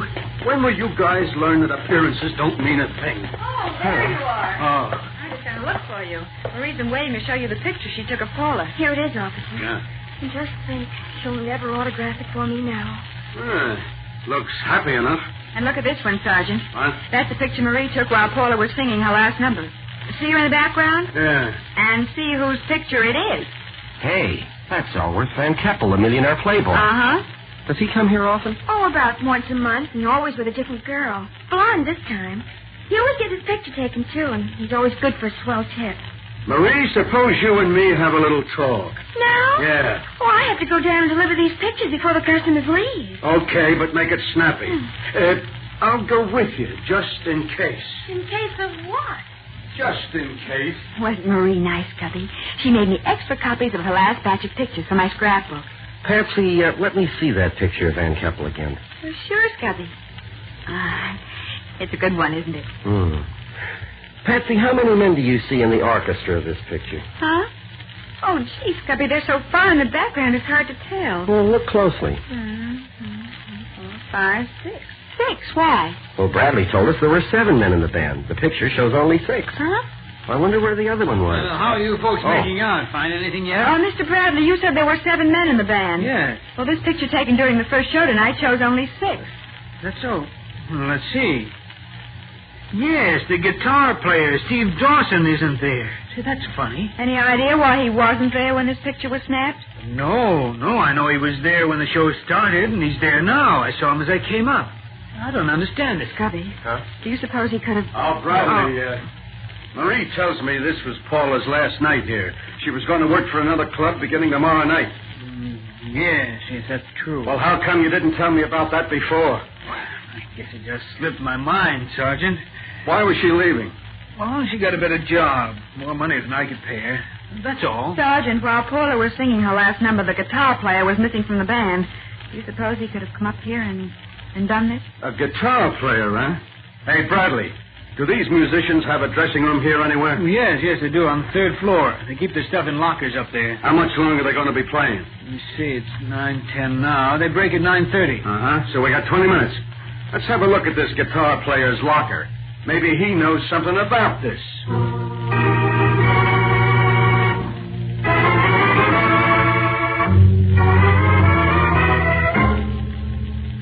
Which one is this Steve's locker? It's the 3rd one from the left. He's got his name on it. Good. Oh, not locked. That helps. Nothing in this old jacket. Just the racing form. Hey, what's that written on it? Huh? Oh, Central 8740, Mike. That's probably his bookmaker. Yeah, probably. These boys play the horses pretty heavily, I understand. Oh, yeah? Then this Steve could need money, maybe, if the nags weren't running for it. Anything else there, Sergeant? No, Patsy, only this old guitar case. And that's empty. Gosh, they use nice velvet for the lining, don't they? Well, maybe it was nice once, but it's pretty well shot now, Patsy. Oh, yes. Look at this big tear in it. Oh, Sergeant, look at this. What? Money. Hidden in the lining. Right.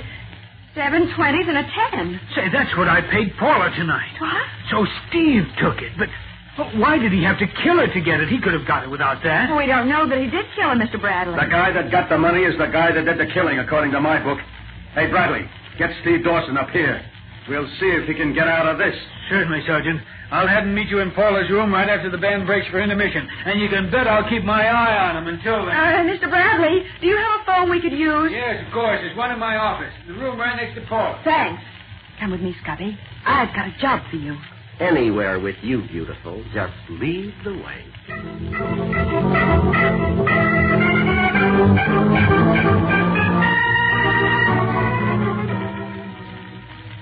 You say you want me to call this number we found on Steve's racing form? Right, Scubby. And ask for Mike.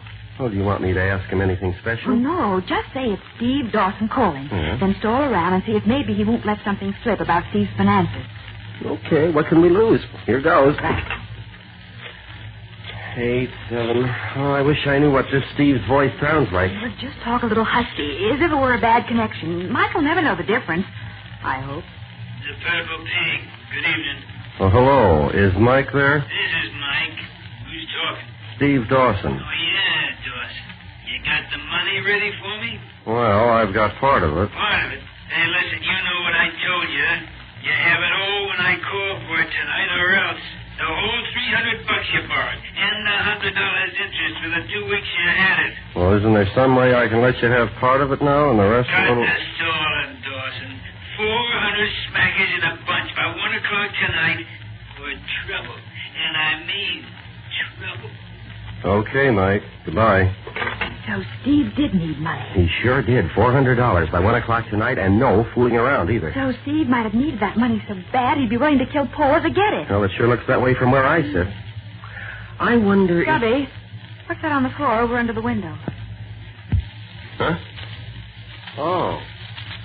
Looks like tar. Tar? Yeah. Tar off somebody's heel. Maybe somebody was out on the roof and got some on a shoe. Mr. Bradley said nobody ever went out there. But look here. Here's a smudge on the windowsill, too, Scubby. Do you suppose... Have you got a flashlight, Patsy? Yeah, my swore one's here in my bag. I think I'll have a look at the roof outside this window. There might be footprints or something. If you're going out there, I am, too. Give me your hand. Okay, beautiful. Here. Easy now. There you are. Hey, tar on this roof is soft, isn't it? Yeah, tar roofs generally get that way on warm days.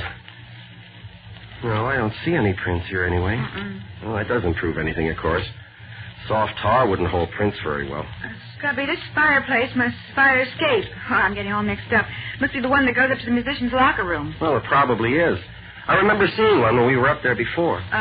Is Paula's body still in the room? No, they took it away after the homicide boys finished their investigation. Oh, I'm glad of that. I don't... Oh. What's the matter? I tripped over something. Caught my toe in it. Well, there's nothing here, Patsy. Oh, wait. Huh? Ah, here's an old guitar string. Maybe you tripped on that. An old guitar string. And Steve plays the guitar. Funny, isn't it? How do you mean funny? The sergeant says Paula was choked with a cord or a piece of wire. Of course. And finding this guitar string here is no coincidence at all. I wonder. What do you mean, I wonder? Huh? Oh, I don't know, Scubby, but that's what Nick always says when he's not sure of something. Oh, his master's voice, huh? Something like that. I'm just trying to think the way Nick would do it if he were here. Oh, I wish he were here, too. Oh, I don't know. It looks pretty open and shut to me. I know it does, but that's always the time Nick says to... Scubby, there's one of the musicians just coming into Paula's room. That must be Steve Dawson. Yeah, come on. I want to hear what he has to say. You want me, Sergeant? Yeah, come on in. Have a chair. Mind if we join you, Sergeant? For the love of Pete, what are you two doing out there on the roof? Oh, just looking at the stars, that's all. Do you mind if we come in? I don't mind what you do so long as you don't get in my way. Thanks. Help me up, Scubby. Right, here you are. Now, easy. Watch the sill. Thanks, Scubby. Won't you come in, too, Mr. Wilson?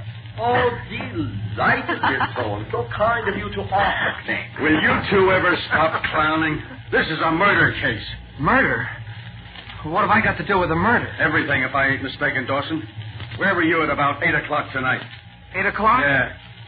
Playing with the band, same as always. That's so. Patsy, where's that picture you had? Here it is, Sergeant. Thanks. Now then, Steve, show me which one in this picture is you. Why, I don't seem to be there. When was this taken? During Paula's last number in the first show tonight. Now, where were you? Oh, yeah, I remember now. I was late coming in. Mr. Bradley said you were there when the show opened. Huh? Oh, yeah, I had to step out for a minute. You need money pretty bad, don't you? Money? Yeah. No, I just got paid tonight. I got plenty. You didn't get paid enough to repay the loan Mike made you. $300 plus 100 interest. Hey, what's that? Where did you find that out? Mike told us. Mike. What do you know about Mike? And he's calling for it at 1 o'clock tonight, isn't he? I don't know what you're talking about. No? Then why did you kill Paula Windsor tonight and then swipe $150 from her purse? And don't try to lie out of it. We found the money in that old guitar case in your locker. I didn't kill her. I swear it. Sergeant, we found this on the roof just outside the window. What's that? A string for a fiddle or something. So what? Could be a guitar string, Matty. What? That settles it, Dawson. You saw Bradley give Paula her salary earlier tonight, so you sneaked off the bandstand during her last number, came up to her room, and tried to sneak her purse. She caught you, and you killed her. No, I didn't kill her. I didn't. You strangled her with a guitar string you happen to have in your pocket and threw it out the window. I didn't kill her. She wasn't even in the room when I took the money. Oh, so you admit you stole the money. Yeah. Yes, I stole it, but I didn't kill her. She was just finishing her song when I got back downstairs. No good, Dawson. If you can make a jury believe that, you're a better man than I think you are. But I tell you, I didn't kill her. Look here, Scotty. I took the money. Here's a slip of paper on her dressing table with that same number on it that we just called. CE8740. Wonder what she was doing with that. Playing the horses, maybe. I doubt it. Sergeant. Yeah. May I ask Mr. Dawson a question? Oh, you again. All right, ask it, and let me get out of here. Mr. Dawson, what did you and Paula have in common about the purple pig? Nothing. Mike is the manager there, and he's my bookie. Paula was supposed to start singing there tomorrow night. Mike met her here when he came over once to see me and gave her a job. That's all. So that's where she was going. Yeah. Bradley was all burned up about it, but Mike offered her more than Bradley did, so she gave notice. Come on, Dawson. You and I have a date at headquarters. Look, Sergeant. I'm booking you for robbery and possible murder. Now, hold out your hand. I got a bracelet for it. But I tell you, What you tell me don't count. So long, Miss Patsy Carter. If you pick up anything I missed, give me a ring. I'm always happy to hear from you. Why, thank you, Sergeant. Well, Scubby, what do you think? I think if I killed a girl with a guitar string, I'd never throw it out the window where it would be found first thing. Well, that's the way I feel. And it seems to me that if Paula did catch Steve Dawson stealing her money, he wouldn't be likely to go fishing around in his pockets to see if he had an old guitar string he could kill her with. Gosh, you're right, Patsy. He'd more likely strangle her with his bare hands. You know, Scubby, I think the murder had nothing to do with the robbery. I think whoever killed Paula did it deliberately and used the guitar string to throw suspicion on Steve Dawson. Which would account for his leaving it right outside where it would be sure to be found. Uh-huh. And I noticed another thing, too, Scubby, that makes me think Dawson didn't kill her. It's not proof, but it's something to think about. Yeah, what's that? Well, when I saw Paula's body, I noticed that she had unzipped her dress as if she were going to take it off. Uh-huh. And her shoes were off, and one of her stockings was unfastened, which means she'd been in her room long enough to start changing her costume. Good girl. And if she'd been leaning over and fastening her stockings, the killer could have crept up behind her without being seen. Yeah, that's what I was thinking. Oh, the poor kid. Just look at this picture of her that Marie took tonight. She's laughing and looks as if she didn't have... Scubby. Huh? Look at this picture. Look at the mirror. Hey, there's the figure of a man reflected in the mirror. From the angle at which the picture was taken, he must have been standing on the roof just outside her window. He probably thought he couldn't be seen, but the camera caught him in the mirror. Oh, it isn't plain enough to make out who it is. No, the picture doesn't show him very plainly. But it's definitely a man in a black coat, and the musicians wear white. So it's not the guitar player. Scubby, this man has a flower in his buttonhole. It's the right buttonhole instead of the left, the way most men wear them. Hey, let's ask Bradley. Maybe he'll be able to recognize who it is. Right, Scubby, come on. We'll show Sergeant Matheson yet.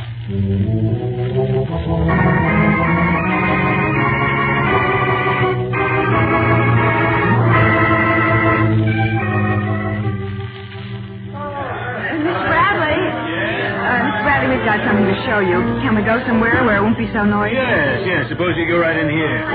With the door closed, you can at least hear yourself think. Yes, this is better. Now, what have you found that would interest me? Mr. Bradley, this picture was taken this evening in Paula's room, right after the first show. Oh, yes, I remember Marie saying that you took one. If you look in the mirror, you can see the reflection of a man standing outside her window on the roof. What? Yes, I see. Hey, it's a pretty pity it isn't a better picture of him so we could recognize who it is. Mr. Bradley, have you ever been out on the roof outside your office? What? No, I never go out there. Then how do you suppose the spot of roof tar got on the rug in your office? I wouldn't have the It least probably came off your shoe, Mr. Bradley. I see there's still some tar on the heel. But I didn't... Your right heel. Say, look here. Are you implying that I killed Paula? I am. I didn't realize it until I saw you again just now. But you wear your flower in your right lapel. Practically no one does that. You're a pair of idiots. Why should I kill Paula? I had no motive to do a thing like that. I don't understand about the motive part either, Mr. Bradley, but I'm sure you killed her. Now, see here. Just because I happened to be standing outside Paula's window when Marie snapped that picture doesn't prove that I killed her. Just went out for some air and then went back to my office. She was alive the last time I saw her. You've forgotten one thing, Mr. Bradley. Your fingerprints are on the guitar string you strangled her with. All right, so I killed her. What are you two going to do about it? I'll have you two taken care of so fast... Sit down, Mr. Bradley. You can't scare me with that little pop gun. Don't kid yourself, Mr. Bradley. Patsy knows how to use that gun, and she will if she has to. And a .22 makes just as good a hole in a man's heart as a .45 does if it's aimed right, the way Patsy aimed. Thank you, Scubby. Now, will you sit down, Mr. Bradley? Thanks. Now, Scubby, if you'll call Sergeant Matheson, he can put both the robber and the killer in the same cell.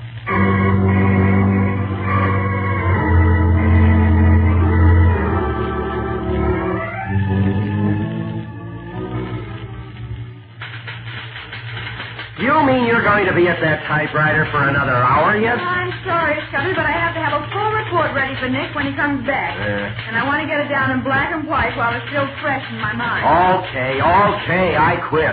I'm going home. I'll see you again sometime, I hope. Why, I hope so, Scubby. Give me a ring sometime when you're free. Oh, darn you, Patsy Bowen. If I wasn't in love with you, I'd wring your neck. Good night, Scubby, dear. Good night. Oh, poor Scubby. Let's see. Where was I? Oh, yes. Nick Carter's office, Patsy Bowen speaking. This is Matty, Patsy. Oh. I just wanted to tell you, Bradley made a full confession. He did? Yeah. Oh, that's good. I'll put that in my report, too. What'd he say? He said he planned to kill Paula tonight, so he waited on the roof outside her window for her to come back from the floor show. Uh-huh. It was while he was standing out there that he saw Steve Dawson swipe the money out of her purse. Oh. Well, that gave him the idea that he could have a perfect alibi by making Steve the goat for the killing as well as the robbery. So he went up the fire escape to the musician's room, found an old guitar string Steve had thrown out, and got back outside Paula's window just in time to see Marie snap her picture. I see. And then, while she was changing her clothes, he crept up behind her and strangled her. And threw the guitar string out on the roof where it would be found by the police. Or by someone else. Yeah. Did he say what his motive was? Yeah. He loved Paula, but she turned him down cold. He discovered her, you see, gave her her first job. He felt she owed him something, but she told him to his face that he had done nothing for her and that she was leaving him for a better job with a better man. Well, that made him so mad, and the fact that he really loved her desperately, that he decided if he couldn't have her, nobody else was going to. Oh, the poor guy. Love is an awful thing sometimes. Yeah. Especially if it's not returned. Yeah, but look, Patsy, there's one thing I don't understand. You said you told him his fingerprints were on the guitar string. Now, what was the idea of that? Well, Nick always has something to clinch the case with, so I happened to think of that. But you ought to know a guitar string wouldn't take any fingerprints. Well, sure, Sergeant, I knew it. But Mr. Bradley didn't.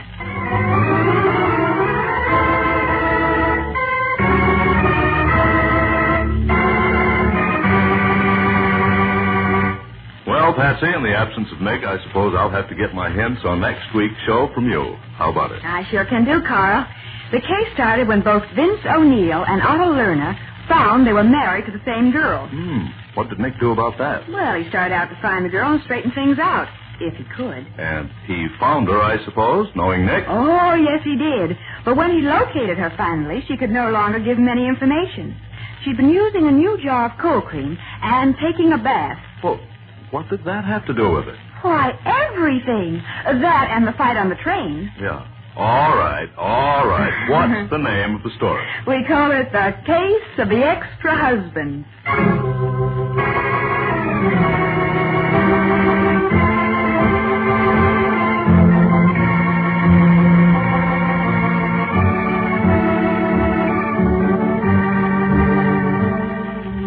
Nick Carter, Master Detective, which is produced and directed by Jock McGregor, is copyrighted by Street & Smith Publications, Incorporated.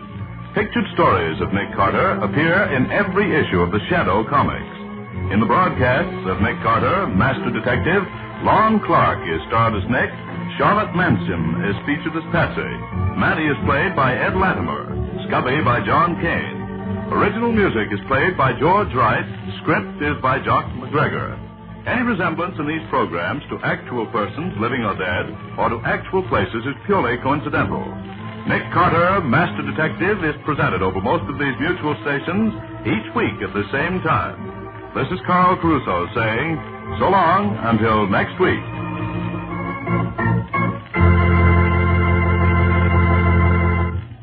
Auctions are exciting, but we've never heard of a public auction where the bidding went up to murder. There's your promise of thrilling mystery entertainment again tomorrow night over these mutual stations on Bulldog Drummond's case called Upholstered for Murder. That's Bulldog Drummond, Mondays on Mutual. This program was heard in Canada through the facilities of the Canadian Broadcasting Corporation. This is the Mutual Broadcasting System.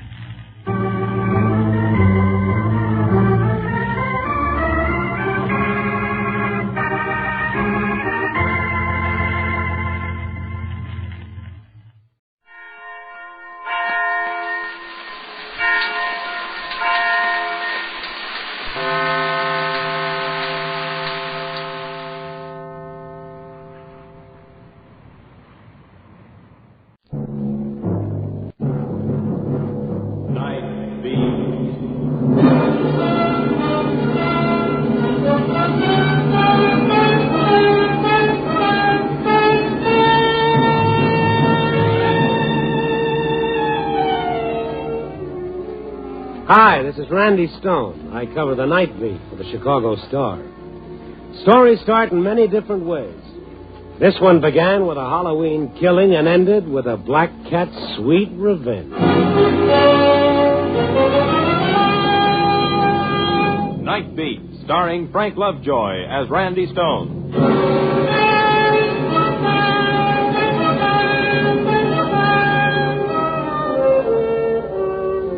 Yes, Halloween had come and gone, but tonight was still a good night for any leftover spooks, witches, or black cats, as the hallowed eve itself.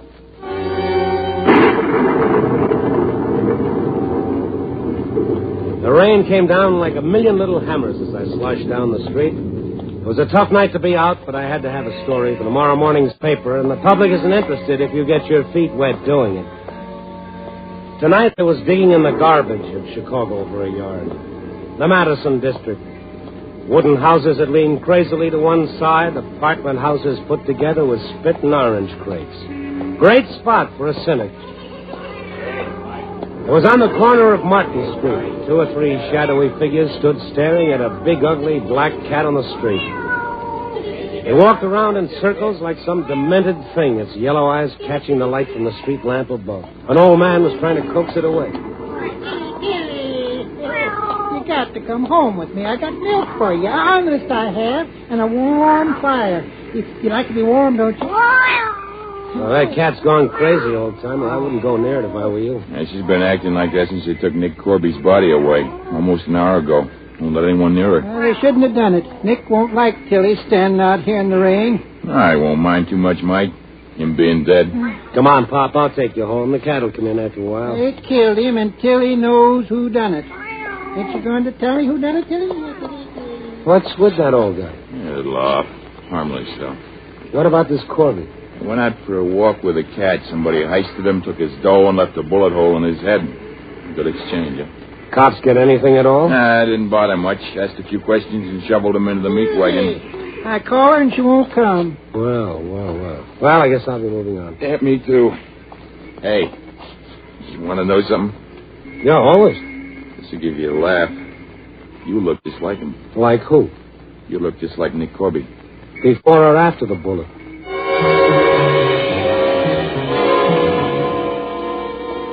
So I plugged up the hole in my head and started walking away. Nothing here for me. Another Madison Street special. Guy robbed and killed. He'll stay dead, and the man with the gun will go on living. I'd gone 5 or 6 yards when I heard someone calling. Oh, what is it, Pop? Tilly, she's following you. There she is. You see her? Oh, yeah, so she is. Come here, you scrawny thing. Oh. Hey, this ugly old doll's going for me. Oh, she likes you. What's the matter, Tilly? Things getting tough? Hey, will you pick her up and take her to my place? All right, Pop. All right, where do you live? Right here, the Martin apartment. Okay. Up you come, you black banshee. The 3 steps going down. Here, in the basement. I'm the janitor here. Come in and warm up a bit. No, thank you. Here's your cat. I've got to get moving. Tilly don't want you to go. You hadn't ought to. She don't want you to. Well, you tell her I'm practically engaged to someone else. So long.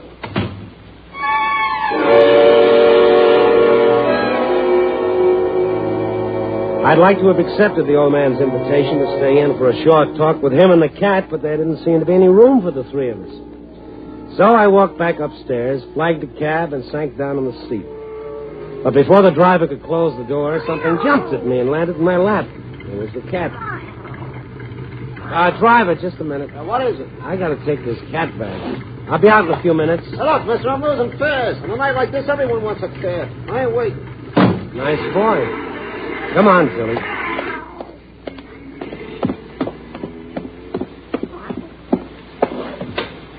Mike, here, come take the cat. Oh, she went after you, and I couldn't stop her. She likes you. And when she likes a man, she don't let go of him. That's the way it was with Nick. That's no use. You can't get away from her. Maybe she thinks you're Nick. Oh, you look a lot like him, a lot. I'll show her my birth certificate sometimes. Mike. Mike, what are you doing with that gun? Oh, I'm cleaning it. You got to clean them all the time. They don't work.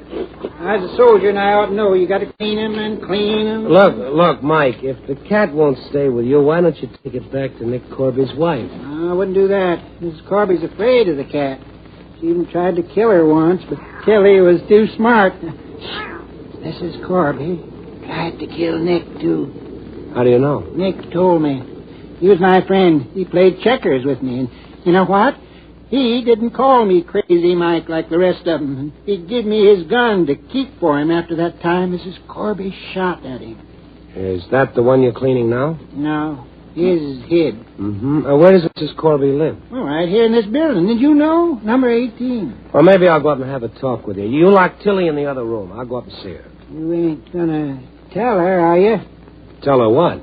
That I'm gonna kill her?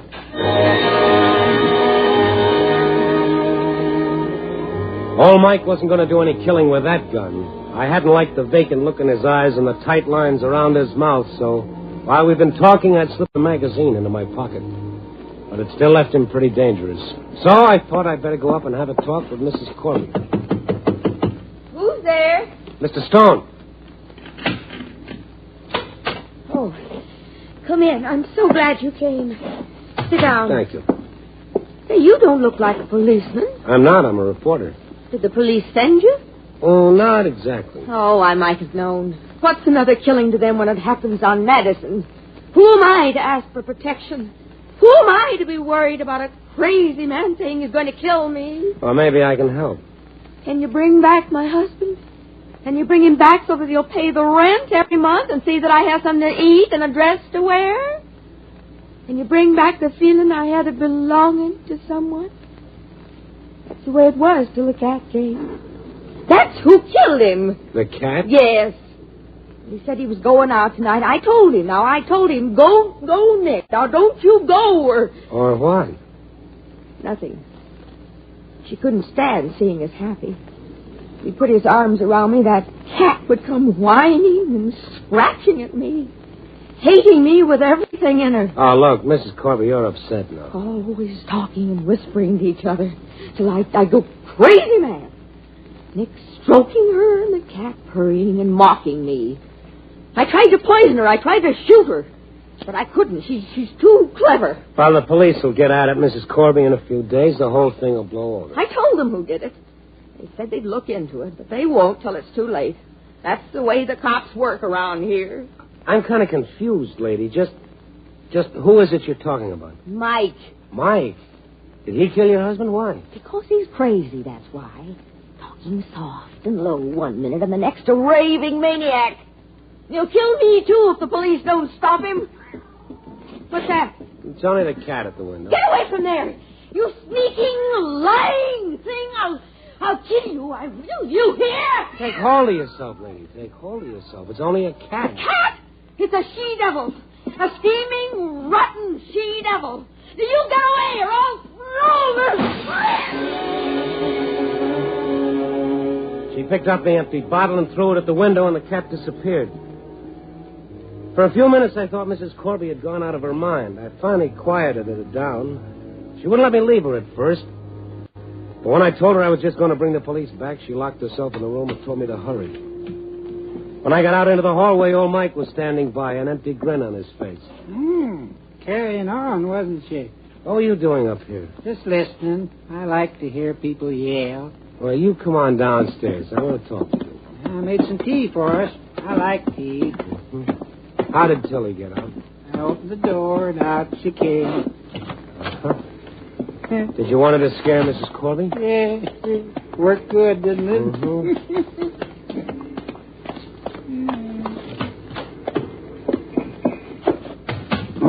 Mike, tell me, did you like scaring people, or is it just Mrs. Corby?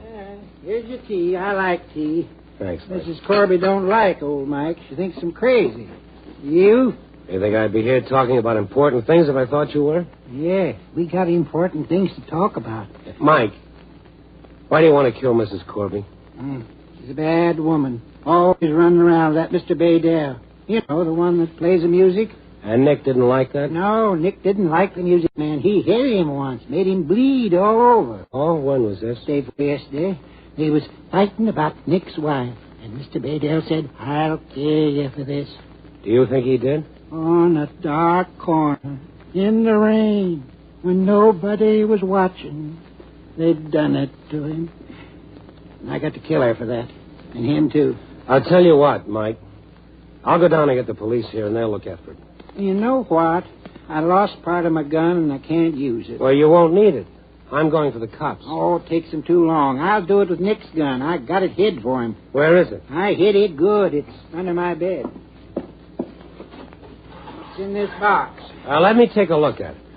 Oh, it ain't here. It's gone.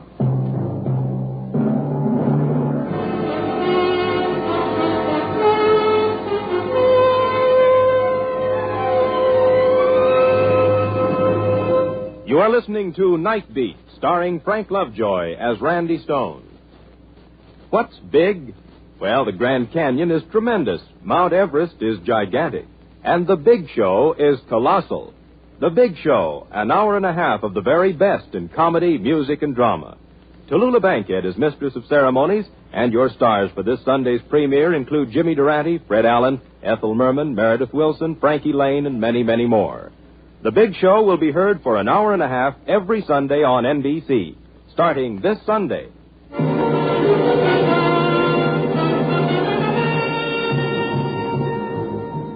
And now back to Night Beat and Randy Stone. The old man's face went white when he couldn't find Nick's gun, and I could see a crazy rage coming to a boil. I don't mind telling you that I was scared. And then suddenly there was an explosion that seemed to come from the basement window. Somebody was shooting at us. I pulled Mike down to the floor. For a minute I thought Mike had been hit, but he was only dazed and maybe scared. They want to get me before I get them. Who, Mike? Who? She don't like me, and Mr. Baydell don't like me. Where does he live? Next door, in the rooming house. Well, I'm going to talk to him. Don't leave this room and you'll be all right. Understand me? Oh, but where's Tilly? I ain't seen Tilly. The cat will be all right. You just stay here.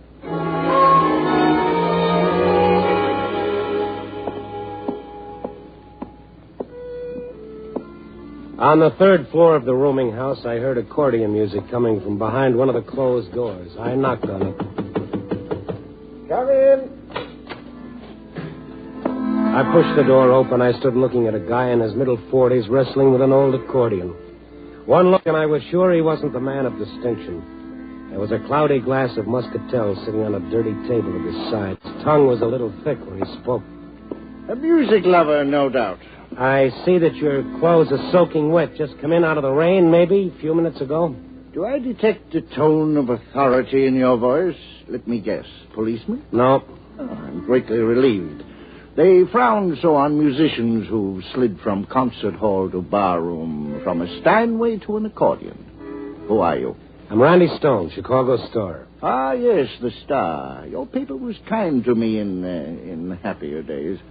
I dare say you want an interview, one of those what's become of stories. I'm sorry I can't oblige. I'm composing at the moment. Look, Mr. Baydell, I have a few questions I'd like answered. Ah, but haven't we all? Question number one. Have you, in the past 15 minutes, fired a revolver?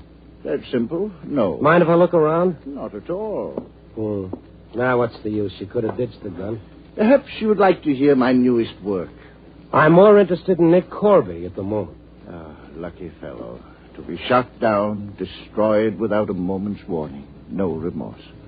A shot and one less specimen of misery in the world. You rather think I did it, don't you, Mr. Stone? From what I'm given to understand, you're a likely candidate. Poor demented Mike has been talking to you. Do you believe it? I suppose you were composing when he was shot. I've been rehearsing the answer to that question all evening. I know it so well I could set it to music. Well, I'll take it straight. I was with Mrs. Corby when the news came in. In fact, I opened the door for the policeman. Mrs. Corby will swear to that, I suppose. Indeed she will. Fine person, Mrs. Corby. Now, Mr. Stone, before you go, perhaps you'd be interested in buying an etude I've recently finished. For $1... Sell it to the cops. You'll be seeing them pretty soon. Will you please send one that can play oboe? I've written a variation in A minor for accordion and oboe that goes like this.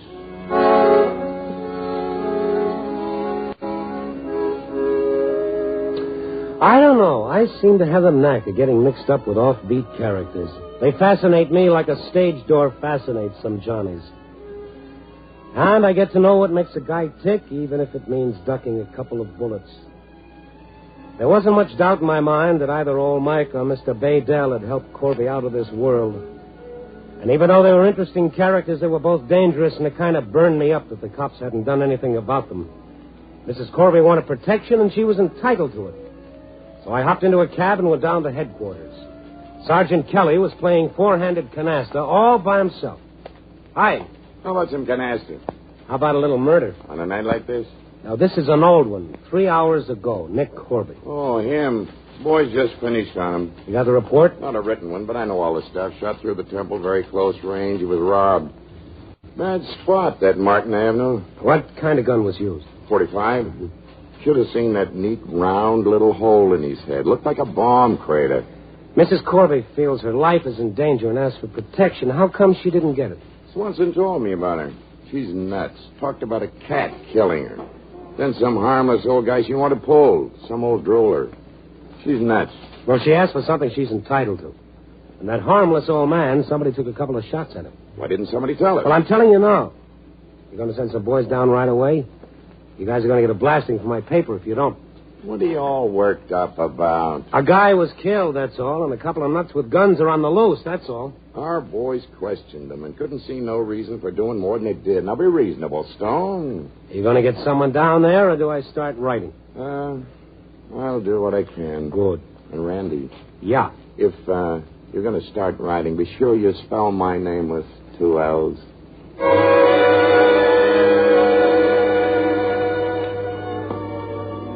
When I got back to Mike's place in the basement, he was gone. While waiting for him, I rummaged around a bit just to keep busy and see what I could find. I didn't even hear the door open, but then... You won't find it.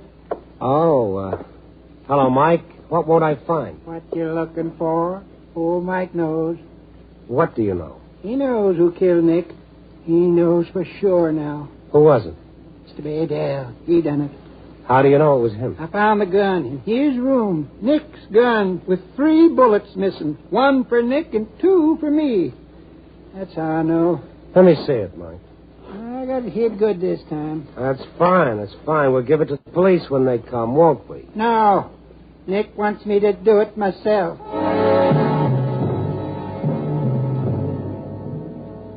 He wouldn't show me the gun or tell me where he'd hidden it.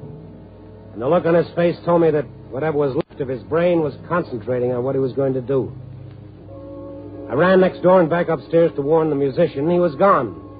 The landlady told me, try the bar on the corner. The storm had got a new lease on life, and I was glad to close the door of that bar behind me. The place was empty, but for the bartender and my friend with the accordion. Live one. What'll it be? A little conversation with Shostakovich over there. Tell the gentleman I have nothing to discuss with him. He is not a patron of the arts. You heard him. Mr. Baydell, you've got to get out of here. Then tell the man what my terms are for conversation. You gotta buy him a drink. Oh, he's had enough. A small subsidy of 50 cents may buy you a piece of posterity through my compositions. Yeah, better buy him a drink, mister. He gets stubborn. All right, then. Make it quick.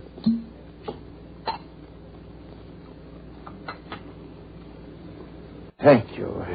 I will now dedicate to you...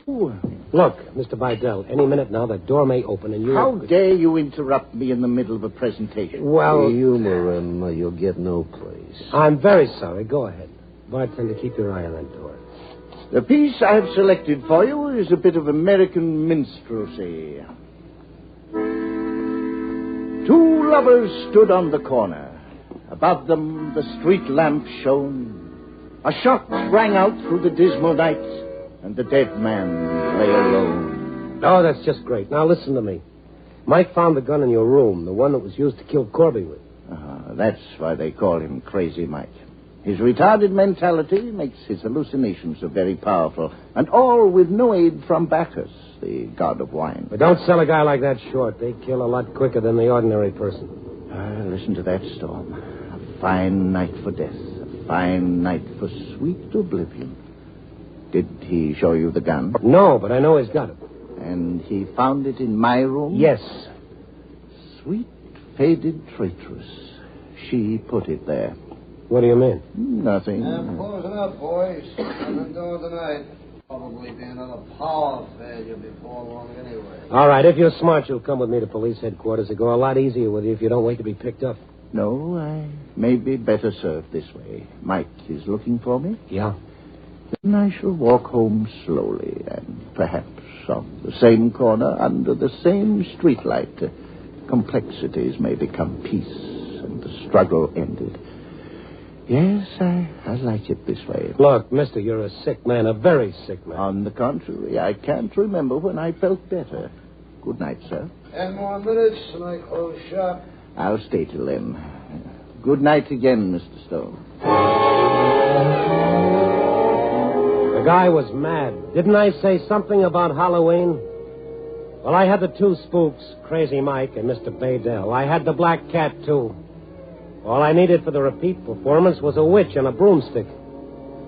I got back to Mike's basement rooms thinking I'd stay with him till the boys from headquarters got there. Mike! Mike ain't here. Who are you? Randy Stone, Chicago Star. Oh, Charlie told me he'd be around. Well, I'm glad you got here. Did you take Mike in? I couldn't find him. I'm waiting here. Figure he'll show up. He's got a gun. He's planning to use it. Kelly's upstairs talking to Mrs. Corby now. Well, one of you guys better get down to the corner bar and keep your eye on the accordion player named Baydell. Yeah? Who's he? That's the guy Mike is going to kill. Oh, I can't leave here. Maybe you better tell Kelly to go after Baydell and you stay with Miss Corby. He'll be plenty happy to get out of there. She's driving him nuts about that black cat. Have you seen the cat? No. I heard her meowing outside and went out and looked around, but she was gone.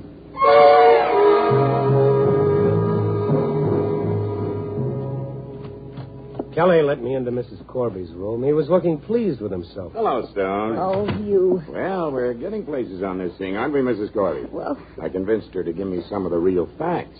Didn't I? And it comes out that she don't think Crazy Mike done it. Do you, Mrs. Corby? I Mr. Baydell? How do you know? Mike found the gun in his room. 3 bullets fired. Where's the gun? Mike's got it. He's looking for Baydell to give him the rest of the bullets in the head. That's not so good. We got a man at Baydell's room waiting for him to come home. He's at the bar on the corner. I'll go get him. You stay here with Mrs. Corby. All right. Well, Eddie, it looks like your worries are all over. Now, you promised to take the cat, too. There we go again with a cat. Okay, we'll take her. I'll be back in a few minutes. Keep the door locked, John. Okay. You didn't tell me about your boyfriend before, Mrs. Corby. I tried to shield him. I knew they wouldn't do much to old Mike. Why did he kill him? Nick made fun of him. And Mr. Baydell wanted me for himself. He told me he was with you when the police came to tell you about the shooting. He'd come in about 2 minutes before they did and made me say it. He came up the fire escape through this window. Well, it'll be over in a few minutes. It will if they take the cat away. If they don't, Who's that? You're doomed, lover. Open up. Don't let him in. I've got to. I've got to hold him for the police. Your persistence would have done you well in the musical field, young man. You're not doing so bad yourself. I saw a rather heavy-set gentleman searching for me. You sent him, no doubt? No doubt, and he'll be back. And Mike, where's he? He disappointed me keenly. I waited and waited for him on the corner. By the way, has my true love told you all? Yeah. Did the sweet, tone-deaf person tell you that she was insanely jealous of her husband's relations with a black cat? Don't believe it, Mr. Stone. How come, Baydell? 15 minutes ago, you were ready to let Mike get you. Now you're singing a different tune. Mike disappointed me. I would gladly have paid on the street corner. But in a stinking jail? No, I'd rather not. Don't listen to him. He's crazy. You're wasting your time. Did the lady tell you that she came in through the fire escape 3 or 4 minutes after the shot was heard? Well, let it go. I'm not the judge or the jury. Oh, very well. Then let us sit here and just listen to the story. I'm frightened. It's only thunder. The lights. The lights are out. Now, cut the hysteria. It's only a power failure. They'll be on in a few minutes. Oh, quiet, please. The beauty of darkness was never more necessary than now. What's that? Probably the police. Who is it? Just Mike. Oh, the cat. Take it away, Mike. Mike, please, take it away. The lady's rival. Hi, Mike. Come on, old-timer. Give me that gun. Stay where you are. Don't move. None of you. I can't see in the dark, but I'll shoot at the first thing that moves. The cat. She's looking at me. Oh, Mike, take her away. Mike, the police are downstairs. They've come to straighten everything out. Nick didn't call me crazy. Poor old Mike, he can't see in the dark room, but Tilly can. Can't you? Tilly will show me where he is so I can shoot him. Mike, I'm afraid of her. If she touches me... Don't bother you, Mrs. Corby. Mike, I'm coming to that window, and you'll give me that gun. I got a bullet for you, too, if I have to. Stay where you are. Tilly. He was there with Nick when it happened. You can see him. You just walk over to him, Tilly, and I'll see your eyes in the dark. Tilly. Then I'll know where to shoot. She's coming down. I watched with a horrible fascination as the cat landed on the floor. She looked around the room carefully, her yellow eyes flashing with hate. Don't let her touch me. Don't. I can't stand it. Easy, Mrs. Corby. You'll excite Mike. Oh, she's going to spring at me. I can't stand it. Mike, take her away. I did it. I killed him. Isn't that what you want to know? Now take her away. Take her away.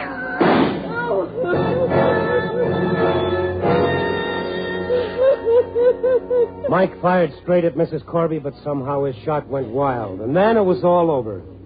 Kelly'd been working his way up the fire escape, and he got Mike from behind. Okay, old-timer. Let me have the gun. We evened up for him, didn't we, Tilly? We evened up for Nick. Come on, Pop. I'm coming. Just a minute now. You listen. Hear that? Tilly's happy now. She's happy now. We got her all right. She made me do it. That cat. She hated me, and she made me kill him. The boys took over, and there was nothing left for me to do. Mrs. Corby turned out to be the missing witch in my Halloween ball. She'd taken the shots at Mike and then planted the gun in old Baydell's room. I walked the broken-down musician home. I felt I owed him an apology. I'm sorry about tonight. Everybody makes mistakes, and I picked tonight to make one of mine. I made a bigger mistake than you did, Mr. Stone. What was that? When Mike was at the window, I should have shouted, "Here I am." But he would have killed you. Yes. Good night, Mr. Stone. Good night, sir.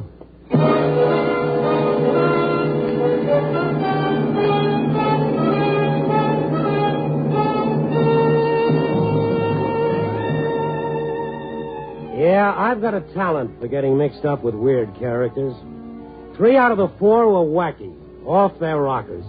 Old Mike, Mrs. Corby, Baydell, the accordion player.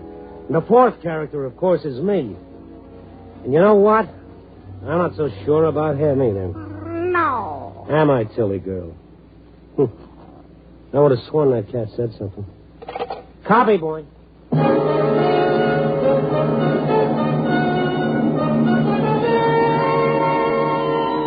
Night Beat, starring Frank Lovejoy, is produced and edited and directed by Warren Lewis. Tonight's script was written by Lou Rusoff with music by Frank Worth. The part of Mrs. Corby was played by Lorene Tuttle. Mike was Will Gear. Others in tonight's cast were June Foray, Tudor Owen, Ken Christie, Lamont Johnson, and Lou Krugman. Frank Lovejoy will soon be seen in the Warner Brothers adventure drama Breakthrough.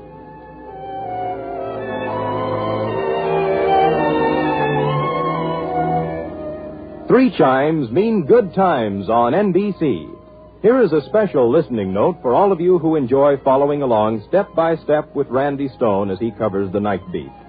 Starting next Friday, November 10th, Night Beat will be heard exactly 1/2 hour earlier over most of these stations. Next week, in this time period, you'll hear the premiere of a new series starring Monty Woolley as the Magnificent Montague. Remember, next Friday, Night Beat will be heard 1/2 hour earlier. Consult your local papers for the exact time. Tallulah Bankhead as Fem C brings you The Big Show Sunday on NBC.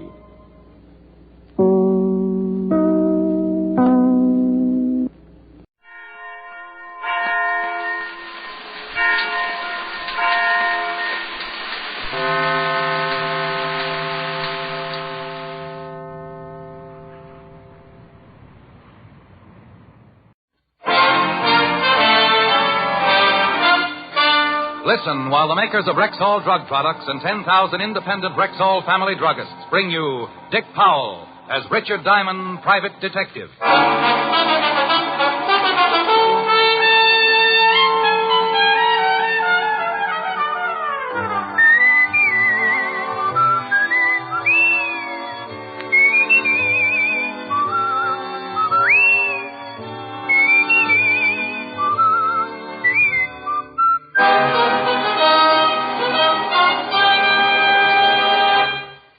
Good evening. This is your Rexall family druggist, speaking to you for the 10,000 independent druggists who have made the word Rexall part of our own store names, and who recommend and sell the 2,000 or more drug products made by the Rexall Drug Company.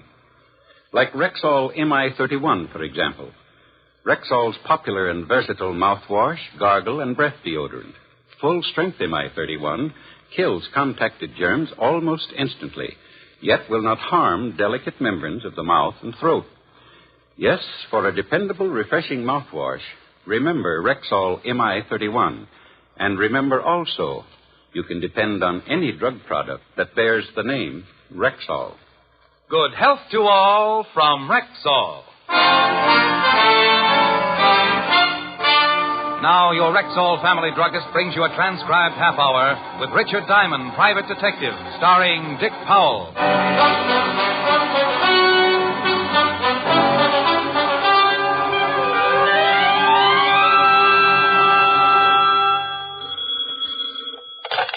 Diamond Detective Agency, we never say die. Mr. Diamond? That's right. How would you like to make $1,200? Do I have to name the mystery melody? This is not a quiz show, Mr. Diamond. I have a proposition for you, a business arrangement by which you may profit to the tune of $1,200. Oh, well, that's my favorite tune. My name is Evans, Dr. William Evans. I have an office in the Grant Professional Building, Suite 409. Grant Professional Building, Suite 409. Yes, I'd appreciate it if you would come right over. Well, it's after 6 now. I'll stay in my office until you get here. And so as to save time with explanations, on your way over, pick up a late afternoon Times and read the article on page 3, column 2. A story about a man called Farmer. I locked the office, went downstairs, and out on the street, where I purchased the late afternoon Times, and in the cab headed for Dr. Evans's office. I read the article on page 3, column 2. George Farmer burns to death, and a picture of the deceased. According to the article, Farmer had been on a vacation in the North Woods. He'd gone to sleep smoking a cigarette, and that was that. Mattress caught fire, and before anyone noticed, the whole cabin was burning. My cab let me out in front of Dr. Evans's building, and one look at the large crowd, plus the very familiar black sedan in the passenger loading zone, tied my stomach in a knot. All right, now, get back, you. You? Evening, Sergeant Otis. Lieutenant, what are you yelling about, Melonhead? Oh. Evening, Lieutenant Levinson. Oh, no. I hope you were just passing by, Mr. Diamond. I saw the crowd, Lieutenant Levinson, and came over to find out if you and Otis were playing hopscotch or possibly kick the can. This is a swell time to make with the jokes. Some guy took a dive out of the 4th floor window. 4th floor? Dead? Very. Name was Evans. Had offices in the building. Dr. William Evans. Guy named Evans. Offices on the 4th floor. Doctor. Some guy. Just 20 minutes before, he'd called me with a $1,200 proposition. And now it looked like the only thing I was going to get out of the deal was a late afternoon paper and a story about a guy named Farmer. Farmer? Burned to death in bed? Oh, yeah. We got a report on the case. Well, this Dr. Evans was hooked up with it in some way. He offered you $1,200? He asked me if I was interested. Silly boy. There's the doctor's office. And there's the window he went out of. Who saw him jump? Bill Mitchell, cop on the beat, saw the body come out of the window feet first. Said at least it looked like he jumped. No sign of a struggle? I'll have the boys give the room a good going over. Well, we're pretty sure of 2 things, Walt. First, there's a strong possibility that Dr. Evans didn't commit suicide. Also, that he knew something about George Farmer, the guy who got burned to death. Might have been Farmer's doctor.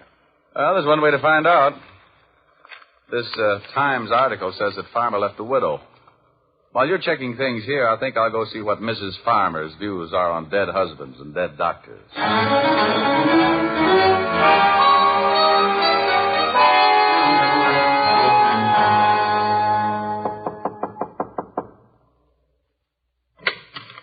Yes?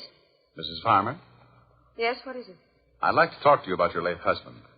Are you from the police again? Well, I just left them, but this is my own idea. My name's Diamond. I'm a private detective. Oh? You working for the insurance company? No. Well, then just what do you want? I'm tired of questions about my husband's death. I've told the police and insurance company everything I know. Well, I know it's been difficult, but I won't take long, and there are a few things I'd really like to find out. Well, what are they? Do you know a Dr. Evans? Dr. Evans? No. No, I don't know any Dr. Evans. Your husband never mentioned him, said he knew him? No, he didn't. Besides, what has this doctor to do with my husband? I don't know yet. You mentioned an insurance company. Was your husband insured, Mrs. Farmer? Yes, with the National Mutual. But if you're not working for the insurance company or the police, who are you working for? Me. You? Look, would you mind telling me what possible interest you could have in the death of my husband? To tell you the truth, I really don't know. But there's $1,200 mixed up in it somewhere, and that's enough to keep me well interested until I find some answers. Thank you, Mrs. Farmer.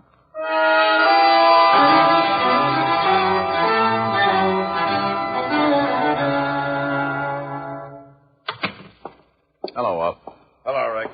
You see the wife? Yeah, lovely girl. Type you'd like to bring home to Mom. You find out anything? Nothing in the room to indicate the doctor was pushed out of the window. Mrs. Farmer didn't know the doctor. Said her late husband didn't either. But she thought at first I was from an insurance company. Well, what company? Oh, a National Mutual. Otis. Yeah, Lieutenant. Got the names of the officials in National Mutual? Yeah. Bring them in. Right. Why all the action? We checked with the dead doctor's nurse. She said aside from his regular practice, he worked for 2 or 3 big insurance firms. National Mutual was one of them. I didn't think of a connection then, but I made the check just in case. Well, George Farmer was burned to death. Dr. Evans knew something about Farmer. Farmer was insured with the National Mutual, and the doctor worked for National Mutual. Might be a tie-up. The vice president of National Mutual is Arthur Peterson. It's not too late. Let's take a run over to his house and see if he knows anything about it.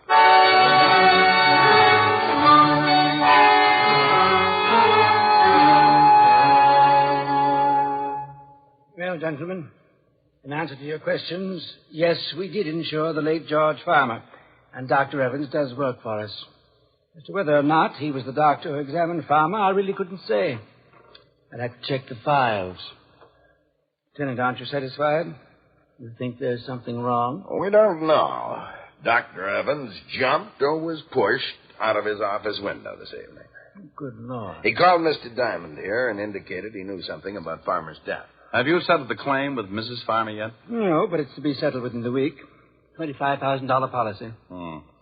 If someone could show your company that Farmer's death was no accident, there'd be a reward, wouldn't there? Yes. 10% of the policy.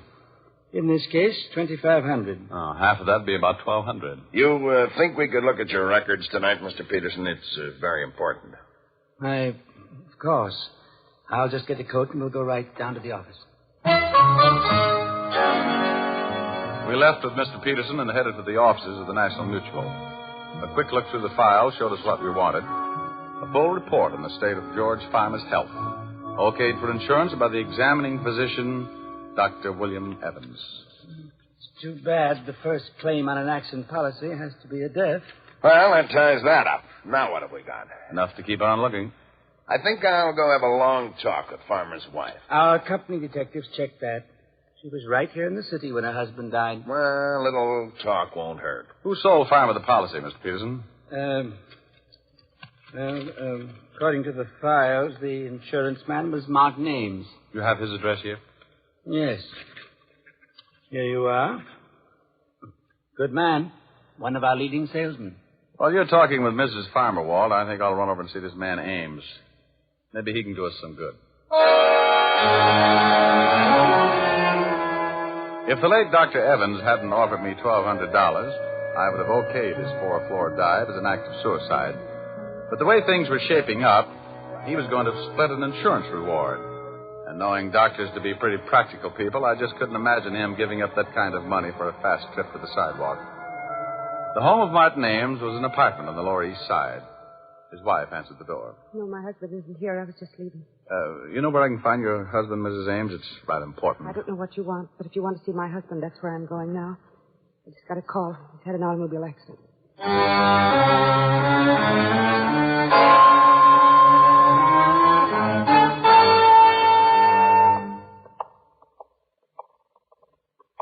Miss? Yes.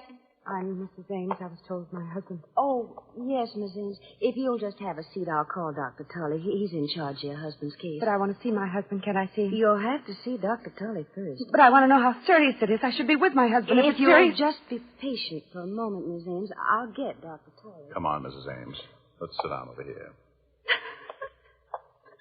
Now, just sit down right over here and try and relax. Dr. Tully, third floor reception room, please. Hello, Walt. Dr. Tully, No, come to this the is a third police floor officer, Miss reception Ames. room, please. Police officer? He's a friend of mine, Miss Ames. Nothing about my husband. Dr. Tully's the man you want to see. Can I talk with you, Rick? Oh, sure. Will you excuse me, Mrs. Ames? Oh, yes, of course. You'll be all right? I'll be all right.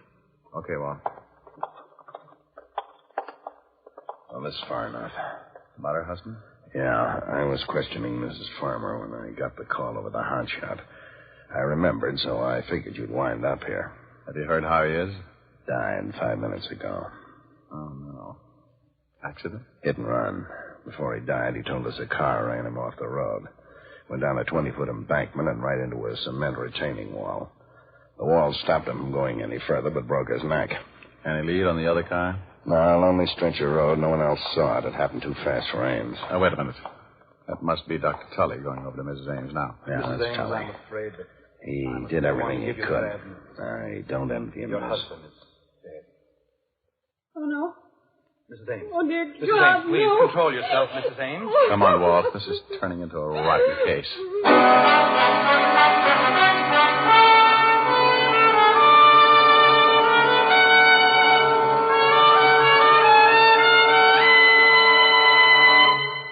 Before we continue with the adventures of Richard Diamond, Private Detective, here's your Rexall family druggist.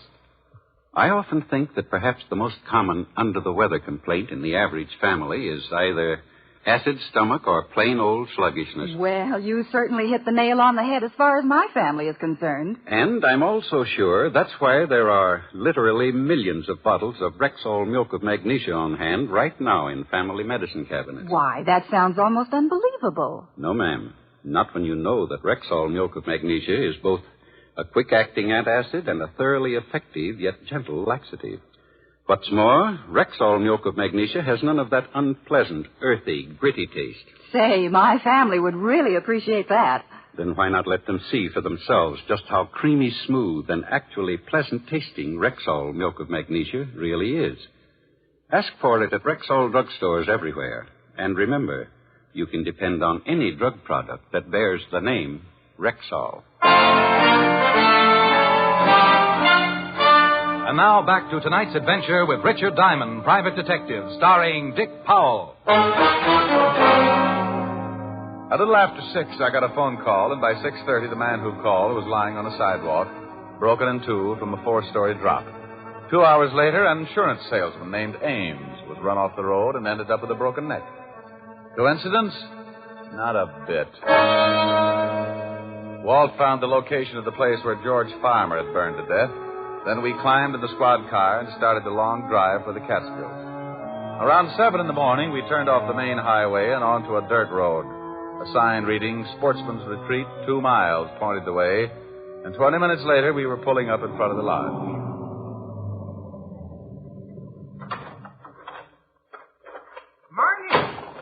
Morning. Welcome to Sportsman's Retreat. Morning. Police car, ain't it? I'm Lieutenant Levinson, 5th Precinct, New York Police. This is Mr. Diamond. Oh, howdy. Oh, yeah. You up here about Mr. Farmer's death? Unofficially. You run the place? Yeah, I'm the foreman. My name's Pop Sloan, but everybody just called me Pop. We thought we'd stay a while, Pop. Can you put us up? Well, sure. How long you figuring on being around? Oh, not long. We only brought one change of clothes. Well, come on in. Breakfast was an hour ago, but if you're hungry, I can have the cook rustle up some bacon and eggs. Oh, sounds good. Many people staying here, Pop? Oh, about 14. Yeah, 14. Same crowd comes up every year. Sort of a club, you might call it. How many years did George Farmer come out? Oh, Mr. Farmer come up about, for the last 10 years. Hey, who owns the place? Mr. Phillips. He ain't here now, but he phoned and says he'll be in sometime this afternoon. Say, how come you fellas are interested in Mr. Farmer's death? We had the police and the insurance up here for 3 days. You're a little late, ain't you? Well, there are a few things we haven't cleared up. Sure appreciate some help, Pop. Well, yeah, sure. I'll give you all the help I can. I'll go get some breakfast for you, and then we can gabble a little while. Pop went back to the kitchen, and we relaxed in a couple of big leather chairs in front of a large window that looked out on a row of cabins. That last cabin must have been Farmer's. Yeah, nothing much left of it. It's beautiful up here. Look at those trees with the sun shining through them. Your soul is showing, Walt. Oh. It was a beautiful place, all right. The cabin stood in the clearing, fronted by well-kept paths and backed by tall trees. Pop came in a little later with enough bacon and eggs to feed a platoon of tapeworms, and we talked. Where is everybody, Pop? Out fishing. Get up about 4:30 around here. Many of the men bring their wives? Oh, some of them. Mr. Farmer used to bring his'n up every year. Fine-looking woman, Mrs. Farmer. Didn't come up this year, though. It's too bad, too. Why? Well, might have saved him. Used to smoke in bed all the time. Maybe if she'd been around here, she might have caught him at it. Who discovered the fire? Oh, we all saw it, but it was too late. By the time we got there, the whole place was burning. By the time we got the hose going, there wasn't much left. You say you all saw it. Where were you? Oh, we was up to Willow Peak cooking out. That's about 3 miles from camp. You can see it from there. See that tall peak there to the left of them trees? Yeah. How come Farmer didn't go along? Oh, he never went on many hikes. Had trouble with his legs, you know. Anyone stay here in camp besides Farmer? No. Everybody was up at Willow Peak. Who examined the body? Doc Combs from Evanston come up and looked at the body. Where's Evanston? About 50 miles east. But if you want to talk to the doc, you'll have to wait till everybody comes in from fishing. Oh, good. Is he up here now? Yeah, come up last night. Gonna stay a week for the fishing. Oh, Pop. Well, morning, Mr. Phillips. Good morning. I didn't expect you till this afternoon. This is Mr. Phillips, the owner. Oh, I have some bags out in the car. Will you get them, please? Good morning, gentlemen. Good morning. There's some more police fellas, Mr. Phillips. Oh? About Mr. Farmer's death? Yeah, I got to clear up a few things. Would you please get those bags for me, Pop? Bags? Oh, yes, bags. Sure. We just wanted to ask a couple of questions, Mr. Phillips. I'm Lieutenant Levinson. This is Mr. Diamond. Well, how do you do? How do you do? Do you mind if I sit down? Well, not at all. I thought the authorities were satisfied. Well, I guess they are. Where were you when the accident occurred, Mr. Phillips? Oh, I was on my way here from the city. I arrived about an hour later. You live in the city, Mr. Phillips? Well, yes, I have a house there. I divide my time between there and the lodge. Tell me something about Farmer, Mr. Phillips. What kind of a man was he? Well, You fellas want any more breakfast? No, thanks, sir. Oh, Go ahead, Mr. Phillips. Good old Pop. Well, there really isn't much to tell. Farmer was a nice sort of a guy, rather quiet. As you know, he had a very bad habit of smoking in bed. You have any trouble with him smoking in bed before? Oh, yes, several times. Nearly started a fire 2 years ago. Well, wouldn't that make you watch him a little more closely? Well, you see, his wife came up with him every year, but this one, she was usually near enough to prevent any trouble. How long did he usually stay here? Oh, week, 10 days, however long his vacation lasted. Mm-hmm. What was his business? I think he was in advertising. Make much money? I have no idea. He certainly never spent much. He was tight as the devil. He was known for it, in fact. Coming up here was the only luxury he allowed himself.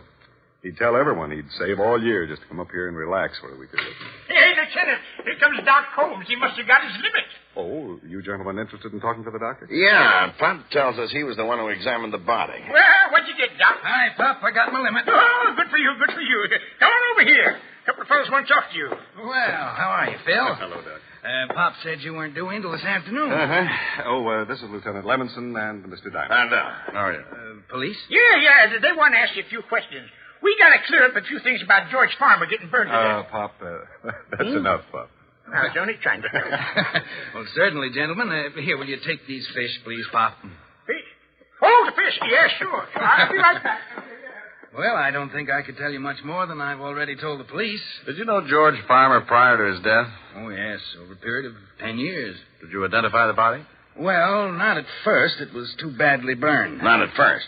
You mean you did identify it later? Well, when they told me that George had a broken wrist, I found the broken section of bone and identified it.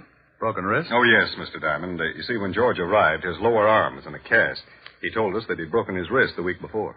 What day did he arrive? Tuesday of last week.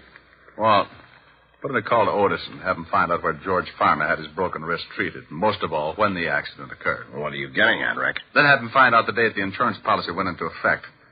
Doctor, which wrist was broken? The right one. And it was in a cast, huh? Mm-hmm. Would you say he could move his fingers well enough to write? Depends on how recent the accident. Step on it, Walt. Okay, but I don't get it.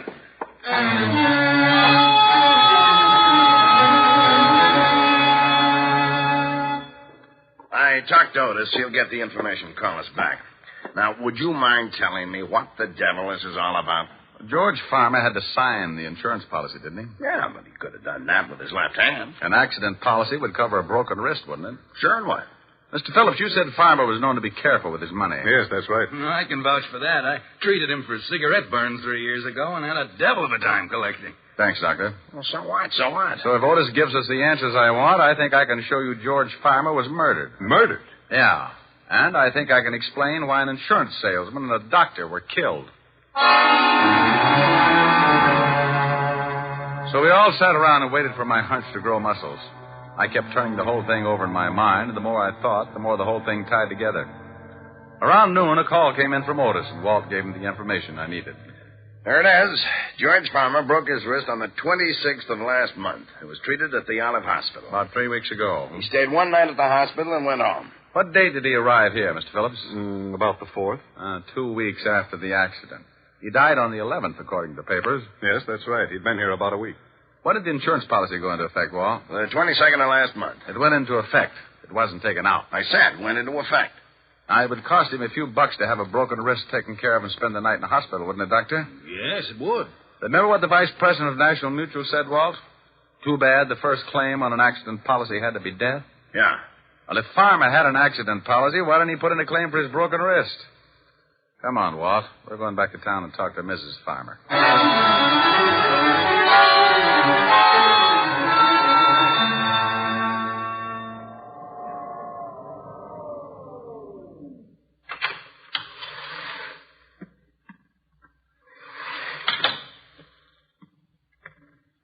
You got your men spotted around the building? Whole block surrounded.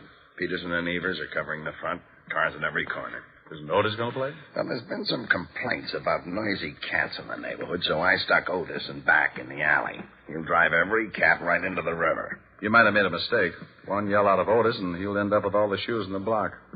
Here it is. Yeah? Oh. Mind if we come in, Mrs. Farmer?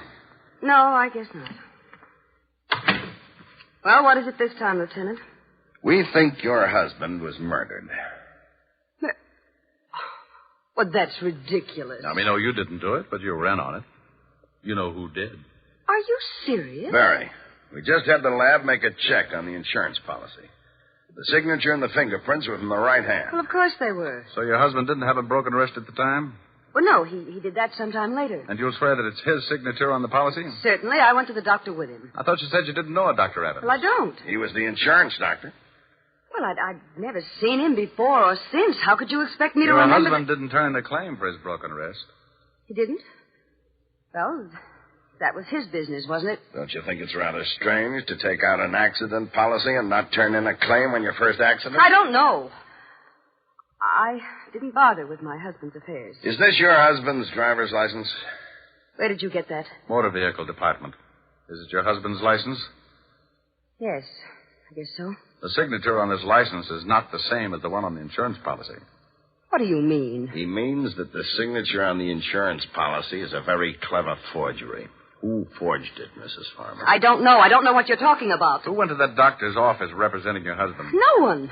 Why in the world would I do that? Why would I have someone represent my husband? Probably because you wanted your husband out of the way. That's horrible. Get out of here. That's not true. Who was in on it with you? Who killed your husband up at his cabin at the lodge? Get out. Get out. It had to be someone at the lodge who knew what cabin he was in. No. Did you get the papers your husband's picture? Yes. You're lying. The newspapers told us you claimed not to have it. Well, I don't remember. I don't remember. Oh, sure you do. You didn't want to give the papers a picture of your husband because you knew the insurance salesman and the doctor would identify it as not being the man who took out the accident policy. No. You knew your husband was going to take his trip, so you planned his death and stayed home for an alibi. The picture came out, and the insurance man and the doctor had to be killed. A man killed them, Mrs. Farmer. Someone strong enough to run a car off the road and lift an unconscious man out of a window, feet first. Who killed him, Mrs. Farmer? Hey, you, stop! Stop! Lieutenant! Otis has got something. Well, let's get out of the fire escape.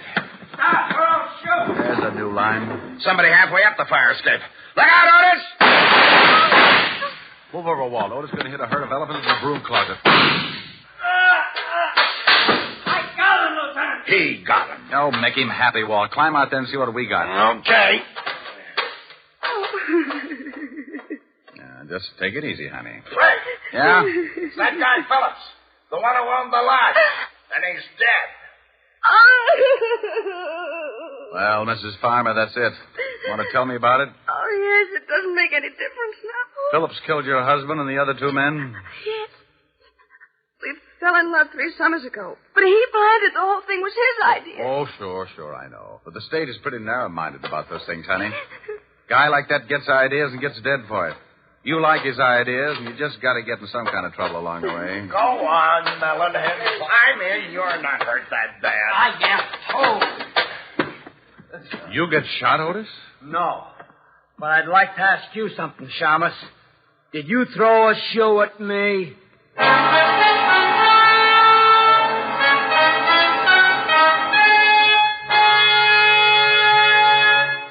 Again, here's your Rexall family druggist. Whenever you're suffering the pain of a headache, remember, there's no faster-acting aspirin made than Rexall aspirin.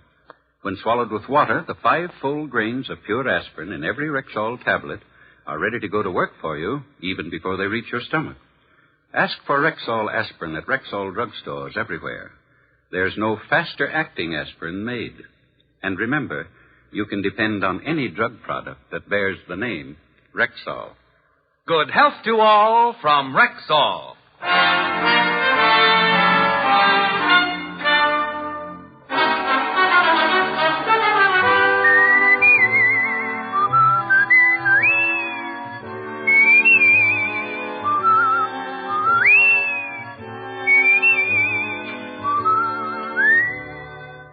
Richard Diamond, Private Detective, stars Dick Powell in the title role and is written by Blake Edwards, with music composed and conducted by Frank Worth.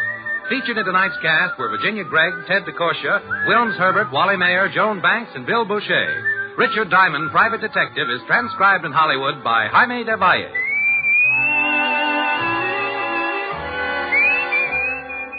This is Bill Foreman inviting you to be with us next Wednesday at this time when we will again bring you Dick Powell as Richard Diamond, Private Detective.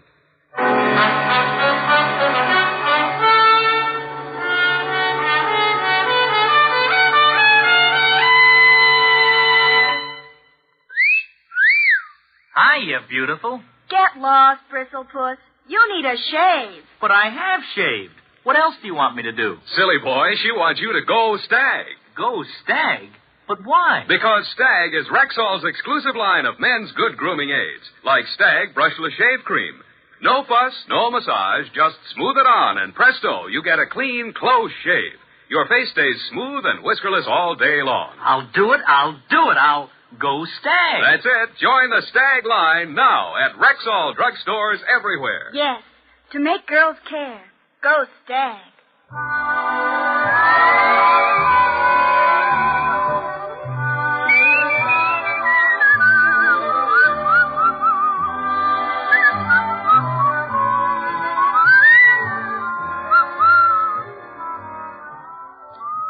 Wednesdays this fall, hear Groucho, Gildy, and the Halls of Ivy on NBC.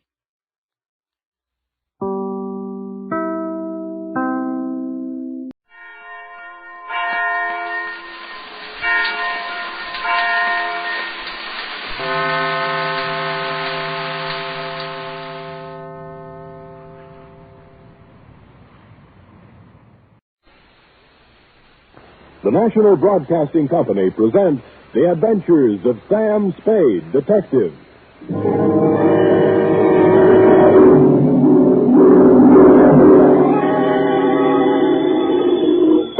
Sam Spade, Detective Agency? Me, sweetheart. Sam! Do you know you're on all the papers? Don't think I'm happy about it. You were standing on the sidewalk pointing, Mhm. and there's a dotted line running from you to X where they found the body. You mean where they found the last body, F? There were several before it. I know. All those poor, poor people. Tell me, Effie, how many dots were there running from me to where they found the body? Oh, let's see. 1, 2, 3, 6, 12, Sam. That's what I expected. What does it stand for? For 1, 2, 3, 6, 12. That's it. Oh, no, not really. But definitely. We just got in on the big finish. This is a tale of deceit and intrigue that's strung through many islands and several countries. Yea, through a great many lives. So I am left with no choice but to call it the String of Death Caper.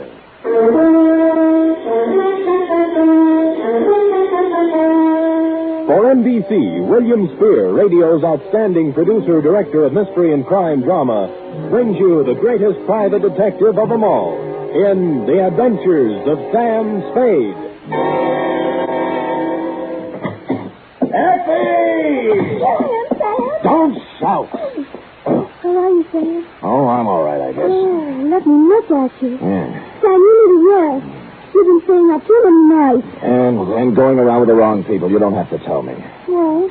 I have only this to say. If the people I've been going around with lately won't be going around anymore, so don't worry about me. All right, Sam, if you say so. But you look so terrible. Your eyes are bloodshot. Aren't everybody's? And your hands are shaking. True, Effie, and here's why.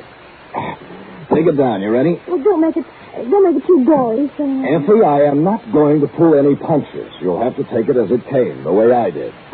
Date, fill it in. To Lieutenant R.C. Kelsey, Homicide Detail, San Francisco Police, from Samuel Spade, license number 137596. Subject, the String of Death Caper. Dear Kelsey, it's hard to believe that the events of the past 48 hours all began with the discovery of the oyster, but they did, and they made a marked change in the census figures of several countries.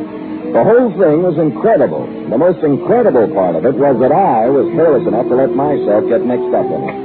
The entire Seamy saga began 2 days ago when my door opened and a woman walked in. Showgirl, type 7B, tight black skirt, too tight blouse, red alligator shoes, hair overdone in somebody's peroxide oven, you know, that kind of stuff. She chewed gum, of course, and swung a black patent leather handbag. And her charm bracelet was so loaded, I wondered if she could lift her arm. Let's face it, I'm stranded. Really? Where? Where'd you think? Here, right in this town. Well, my sympathies. Won't you sit down? Thanks. You're a gentleman. Not even so. The next time I take a job somewhere, I'm going to carry a ticket back to where I came from and a 6-day supply of K-rations. Well, would you care to tell me about it? I was doing an act at the Gay Paris when the blow fell. Yeah. They had a big floor show trying to boost business. But it didn't boost, it busted. Oh. The place was padlocked. Likewise, the owner's pocketbook. We were out 2 weeks' salary. We? I was the Olga half of the dance team of Ricardo and Olga. And then? Ricardo, the creep, must have been tipped off, because the night we closed, at the end of his first number, he danced off the floor, out through the stage entrance, and was never heard from again. Well, I always say we're better off without those kind of people around anyway. Not when he buffaloes out with all your savings. I hate him already. Well, I sent a wire to my booking agent for help, and his answer came back something like this. Here, they're starving in the street. At least you got a hotel room to do it in. Pardon? What a laugh. Oh, those agents are a shifty lot. They only like you when you're with them. Ah, you're telling me. My rent's up at the end of the week, and after that, who knows? Well, now, madam, your story has touched me very deeply. Would it spoil your timing any if I asked you why you came to see me? Say, you know, you got a style there. It's unique. It's widely copied. Now, don't flash too much of that repartee and make me forget what I came here for. Just unburden yourself, Olga. No more repartee. The name's Kelly. Kelly Green. Oh. Wouldn't be seen on the street as Olga. Pardon, my mistake. Yeah. I came to ask you to find a guy named Captain Eric Nostrum. He's somewheres in San Francisco. An army man? He bought that title in a saloon in Tahiti. He's a beachcomber. Tell him Kelly's got some information she wants to sell. You can reach me at the Embassy Hotel, 627. See you later, Sam. Just a minute, Kelly. Yeah? I hate to mention this to someone in your position, but there's a fee for my services. Oh, I'll tell you. The kind of information I got he wants real bad. Well, ta-ta.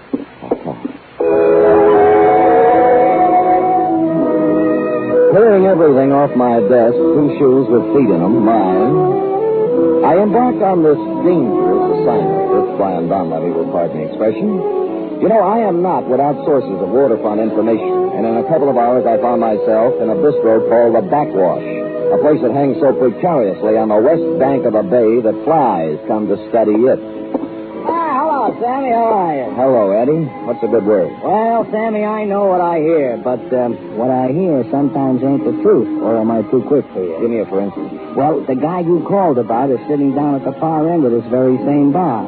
At least he calls himself Captain Eric Nostrum. This is what I hear from my side of the bar. But whether he is or not what he says he is only something that can be verified by investigation. Or am I too quick for you? I'd have another pint of beer, bartender. Yeah, let me buy it. Sir, you can buy me drinks all night. But don't make the mistake of trying to get me drunk. Make it 2, will you, Eddie? Hi, Sam. Sam. That means he knows you. You're okay by the house. Well, then you're okay by Captain Nostrum. Here you are, 2 beers. What's the rest of it, Sam? Spade. Yeah. Well, I'll tell you something about you, Sam Spade. You didn't come here to drink with me. You came to talk. Shall we go over in a booth? That's a good idea. Right. Yeah. Now I'm ready to listen. Do you know Kelly Green? Kelly? The dancer? Yeah. Why, every blasted sailor in the Orient knows Kelly. Let me see now. The last time I remember her, she was dancing on a table in Singapore for some Dutch officer. Yeah, she's in town right now. She said she has some information you'd want to buy. I'll bet she has. You a friend of hers? Since this morning. Oh, that's long enough for me. Now, what are you? Private detective? I am, and that brings up one other point. She said you would pay me for finding her. Oh, surely. What's your fee? 25. Yours 50. No. Look, take it now. As far as I'm concerned, you've earned it. All right, what's our address? Embassy Hotel, room 627. Well, I'll get in touch with her. Well, see you around. Hey, wait a minute, Spade. How would you like to find someone for me? Why not? Who are you looking for? A man named Chan Lee. Now, suppose I tell you the old story now. You take a look at these. Look here. Feast your eyes. He took a swatch of velvet cloth out of a sea jacket pocket and opened it. On it were 6 very large, very breathtaking, rose-colored pearls. Nostrin's eyes flicked over each pearl as if he knew it by name and lineage. He let me stare at them for several silent minutes before he spoke again. See such timeless beauty captured in 6 perfect spheres? I haven't seen many like those. Ah, and there aren't many. 12, to be exact. 12 in all the world. Now, what are pearls like that worth? Well, any jeweler in the city would give you $5,000 a pearl for them. But if I had all 12, I could sell the set for $75,000. How'd you get half of the 12 pearls, Nostrin? You ever hear of the Toy oyster banks off the Borneo Islands? No, I haven't been pearling lately. Ah, well, I have. Well, is that where these came from? That's right, from the Toy banks. A friend of mine in Joro, named Hong Kong Ari, tipped me off that 12 perfectly matched rose-colored pearls could be picked up at Cagayan Sulo from a wholesale buyer called Dong Se Mao. Well, which is it? I shipped over on a catch with 2 other men. Dong Se Mao asked 12,000 pesos for the lot, and I took them. Again, when we left Cagayan Sulo, I got caught in a storm and I went overboard. But I didn't fall accidentally, no. I was hit on the head and thrown overboard. Your buddies wanted the pearl. Ah, they got 6 of them in my sea bag. The other 6 were sewn inside my belt. I still have those. But I traced those 2 guys all over the Orient. But both of them was killed. Ah, the Marlowe curse, they say. So far, 8 people have died over these pearls. The Marlowe curse? Corny, isn't it? Yes. Anyway, the rumor is that the other 6 pearls have found their way to San Francisco, and that a man named Chan Lee knows about them. Oh, I've been here 48 hours, and I haven't found him. Well, what do you plan to do when you find him? Don't you worry, Spade. I have a buyer. I'll pay cash for him. All right, I'll give you $50 worth of looking for Chan Lee. Now, where can I get in touch with him? Are you in the book? Yeah. Then I'll find you. Just one thing, Spade. If Kelly likes you must be straight. Here, take a pearl. Now, wait a minute, Master. You just said each one of these pearls is worth $5,000. $7,500 to me, but I want to play it this way. Now, if you find Chan Lee, you ask him if he knows me, and ask him if he knows about the pearls. Now, maybe he won't talk to you, so if he doesn't, just show him the pearl, and then walk out. He'll fall all over himself to find me. Well, you know best. I assume no responsibility for this pearl, right? I can handle the responsibility for both of us.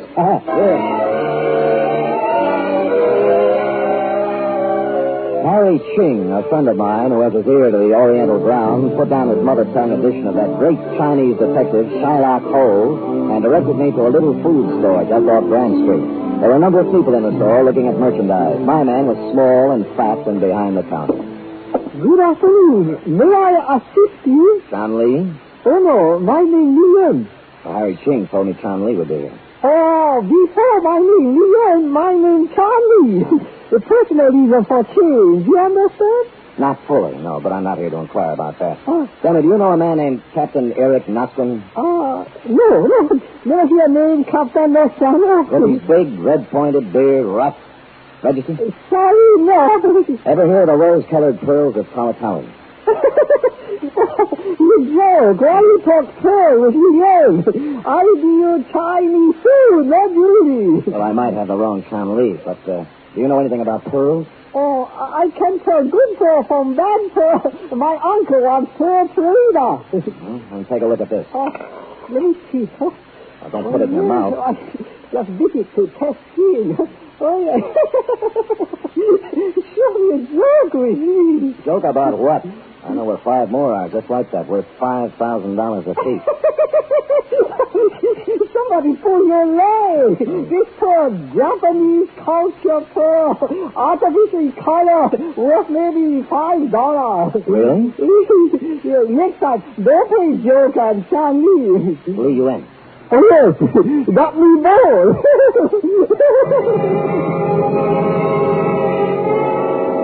A skeptic, I took the pearl to a jeweler I know, and he told me Chan Lee lied in his straggly beard. It was the finest specimen of rose pearl he'd ever seen. Well, I went back to my office to wait for Nostrin's call when and if it came. I say I went back to my office, but not directly in, because just as I was putting the key in my lock, something familiar pushed in between my shoulder blades. Mr. Spade, I know all the tricks, so don't try any. Just open the door and go in. You bet. Now, Now sit down at your desk and put your hands on top of it. Yeah, you were looking at the tea in Shanley's store, weren't you? I was. And I want the pearl you have. Me? You. All right, if you're going to make a scene, suppose you give me something. I don't have to give you anything. That pearl belongs to me. It was stolen from me, along with all the others. By Eric Nostrum. Right. Bought those pills from Prince Mao in Cagayan Sulu. Nostrum was crew on my catch, and on the way back to Shanghai, he threw me overboard so he could have the pearls himself. Well, didn't you drown, Mr. Ivan T. Sanderson? Oh. Some Jap fisherman picked me up. Good. This is the first of the 12 rose-colored pearls I've gotten back, and I mean to get the other 11.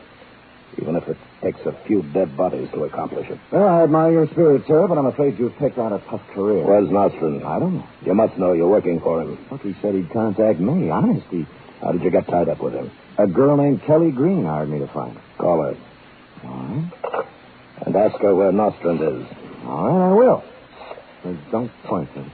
Not polite. Yes, huh? Embassy Hotel. Oh, 627, please. Whom are you calling, please? Miss Kelly Green. Hello? Kelly? Yeah? Sam Spade. Yeah? Did Captain Nostrum get in touch with you? No. Did you find him, Sam? I did. Well, he hasn't come up here yet. Not yet, Sam. Thanks for calling. Goodbye. She hasn't seen him yet. Thank you, Mr. Spade. I'll be checking with you from time to time. He pocketed his gun and stalked out with a $5,000 pearl in his hand. I knew he had heard the operator say Embassy Hotel, and I knew he heard Kelly Green's room number. So I let him get a small head start. He went directly to the Embassy Hotel. I followed him into the lobby. He got the one elevator, and I had to wait until it went up and came down before I got it. When I arrived at the 6th floor, the door of 627 was slightly open, and there was a sharp odor in the air. Ivan T. Sanderson wasn't there. Neither was Kelly Green. But dragging himself across the floor, trying to reach the door, was Captain Eric Nostrum. He had 2 bullet holes in his back. I tried to help him, but beyond help. He collapsed, dead. As his body relaxed, his mouth slowly opened, and 5 rose-colored pearls rolled out.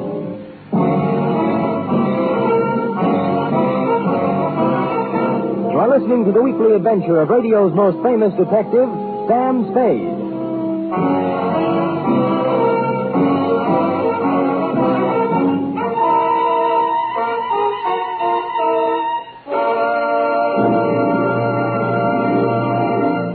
Three chimes mean good times on NBC. There's music and mystery with the chimes every Saturday.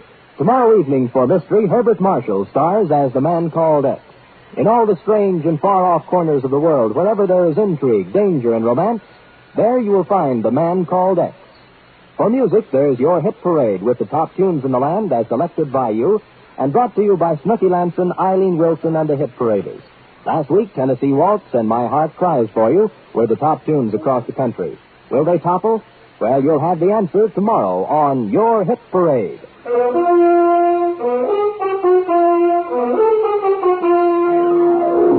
And now back to the String of Death caper, tonight's adventure with Sam Spade.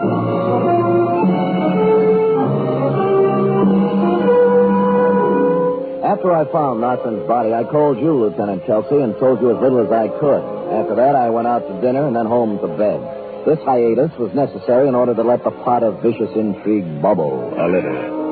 Well, the next morning, at considerable expense, we added a new character to our play, which was already an extravaganza. Good morning. Well, good morning.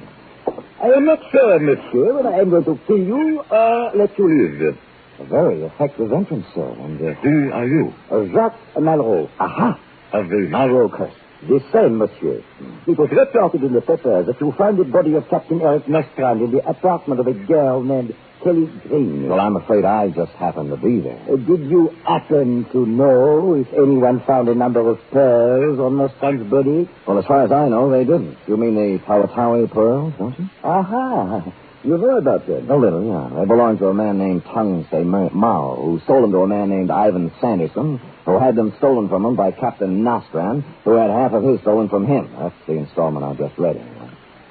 Perhaps it is mostly right, except for one important point.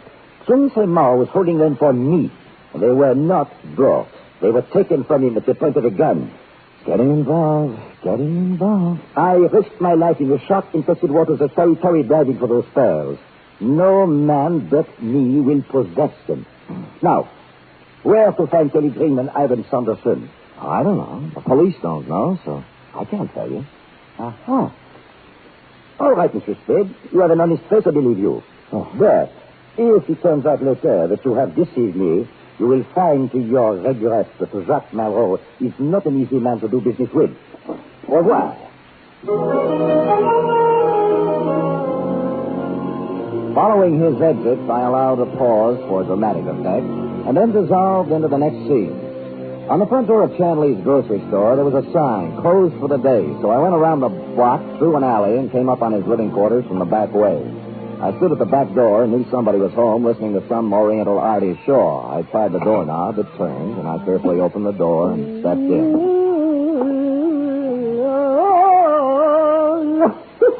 What you do my house? Well, what like you come in private house? Well, turn that thing off and I'll tell you.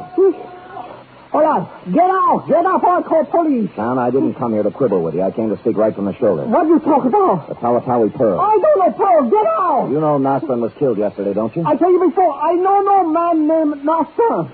All right, where's Sanderson? What man? The tall man with the clipped mustache who was in your store yesterday when I was there. So plenty people come my store. I not know them all by name. Come by anybody. Plenty mustache. All right. Play it your way for Yeah. now. But if you ever do meet up with Sanderson, just tell him that I have the other 5 pearls.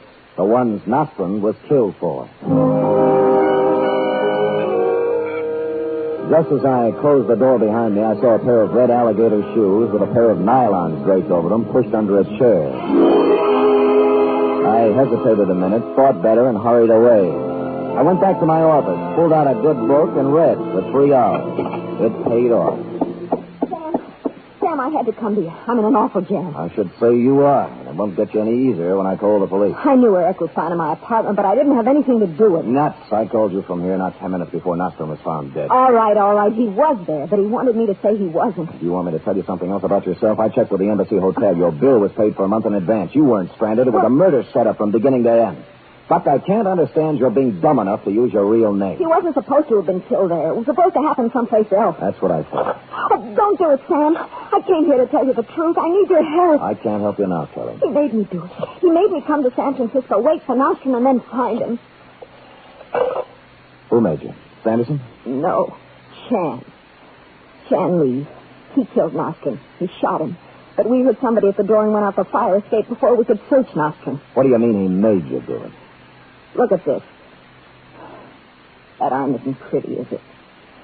There must be 1,000 holes in it. When did you start this? In Singapore. Chan used to be there, and he supplied me. I had to follow him here because I didn't have enough money to buy it. I see.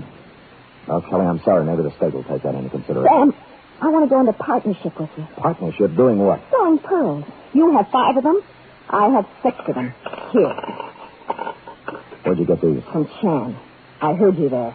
After you left, he got excited and had to take something to quiet himself down. I grabbed these and beat it while he was still under. What do you say, Sam? Let's sell him and go someplace. Well, it might be arranged. Where's Sanderson? Ivan Sanderson? Yeah. He lives on a boat. It's a yawl, a trader anchored at Pier 32. I don't worry about him, Sam. You can take care of him. I probably can. Did you ever hear of a guy named Jacques Marlowe? Marlowe? Jacques Marlowe? Yeah. Was he in San Francisco? He was in here yesterday looking for you and Sanderson. Sam, the deal's off. I don't want to have anything to do with it. Here, keep the pearls.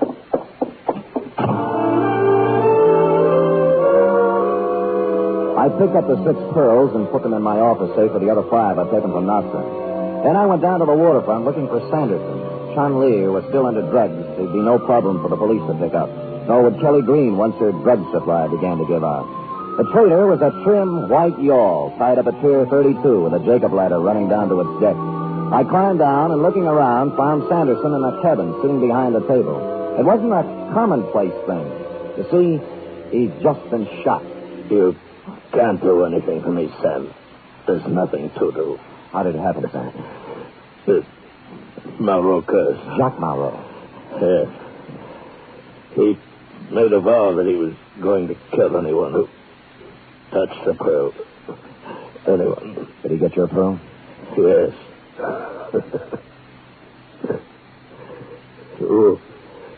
has the rest? I do, 11 of them.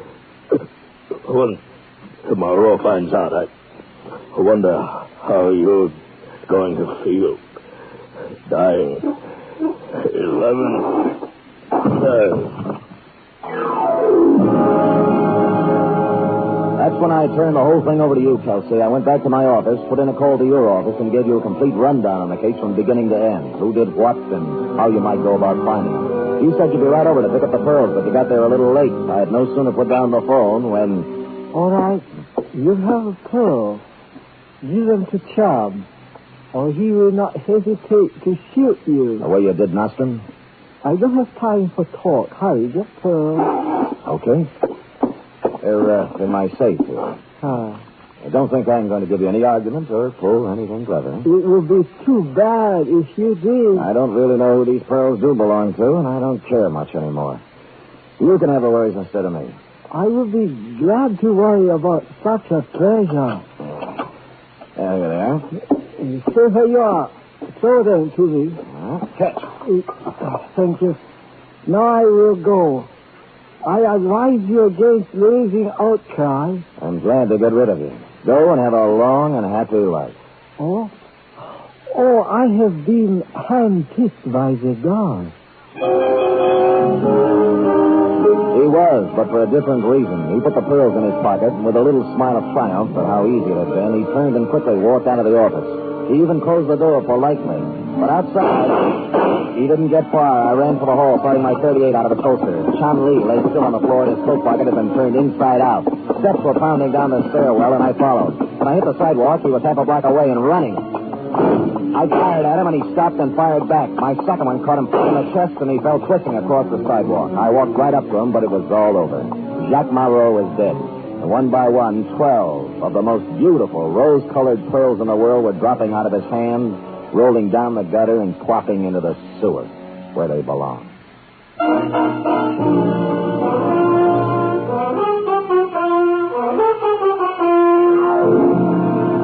Period. End of string.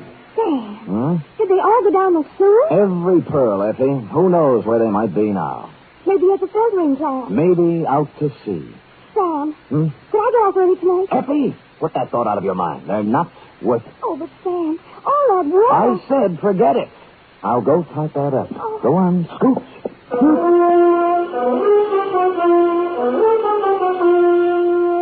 Three chimes mean good times on NBC. There's music and fun in the air tomorrow evening, styled to suit your Saturday night of merriment. Dennis Day brings you songs and comedy in his charming, boyish manner, and then Judy Canova gets together with her frolicsome friends for Mountain Melody and Mayhem, followed by Grand Ole Opry with singing MC Red Foley and his gang. It's a Saturday night of fun designed for you.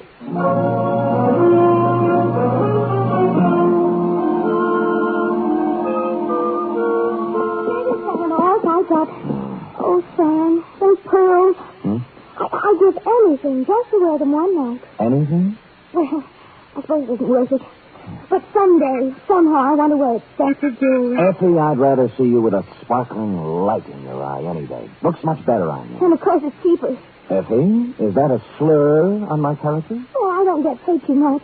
Or too often. All right, let's settle this thing right here. You say you want some pearls? Oh, I'd love some. Here you are, 6 oysters. 3 boys and 3 girls. You can grow your own at home. Sam, are those really oysters? They are, indeed. I picked them up at Fisherman's Wharf just this afternoon. What do I do? Well, I'll make it easier for you. I also bought a bottle of cocktail sauce. So which will it be, pearls or oysters on the half shell? Oh, Sam, you're so different. Let's eat them. Not until you say... Good night. Good night, sweetheart.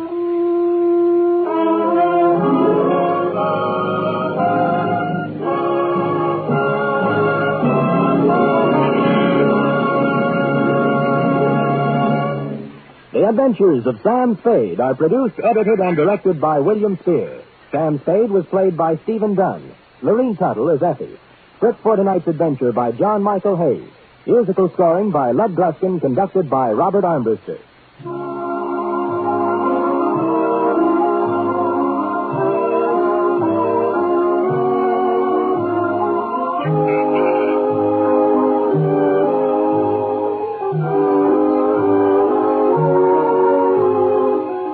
us again next week, same time, for another adventure with Sam Spade. Now the Magnificent Montague, then it's Duffy's Tavern on NBC.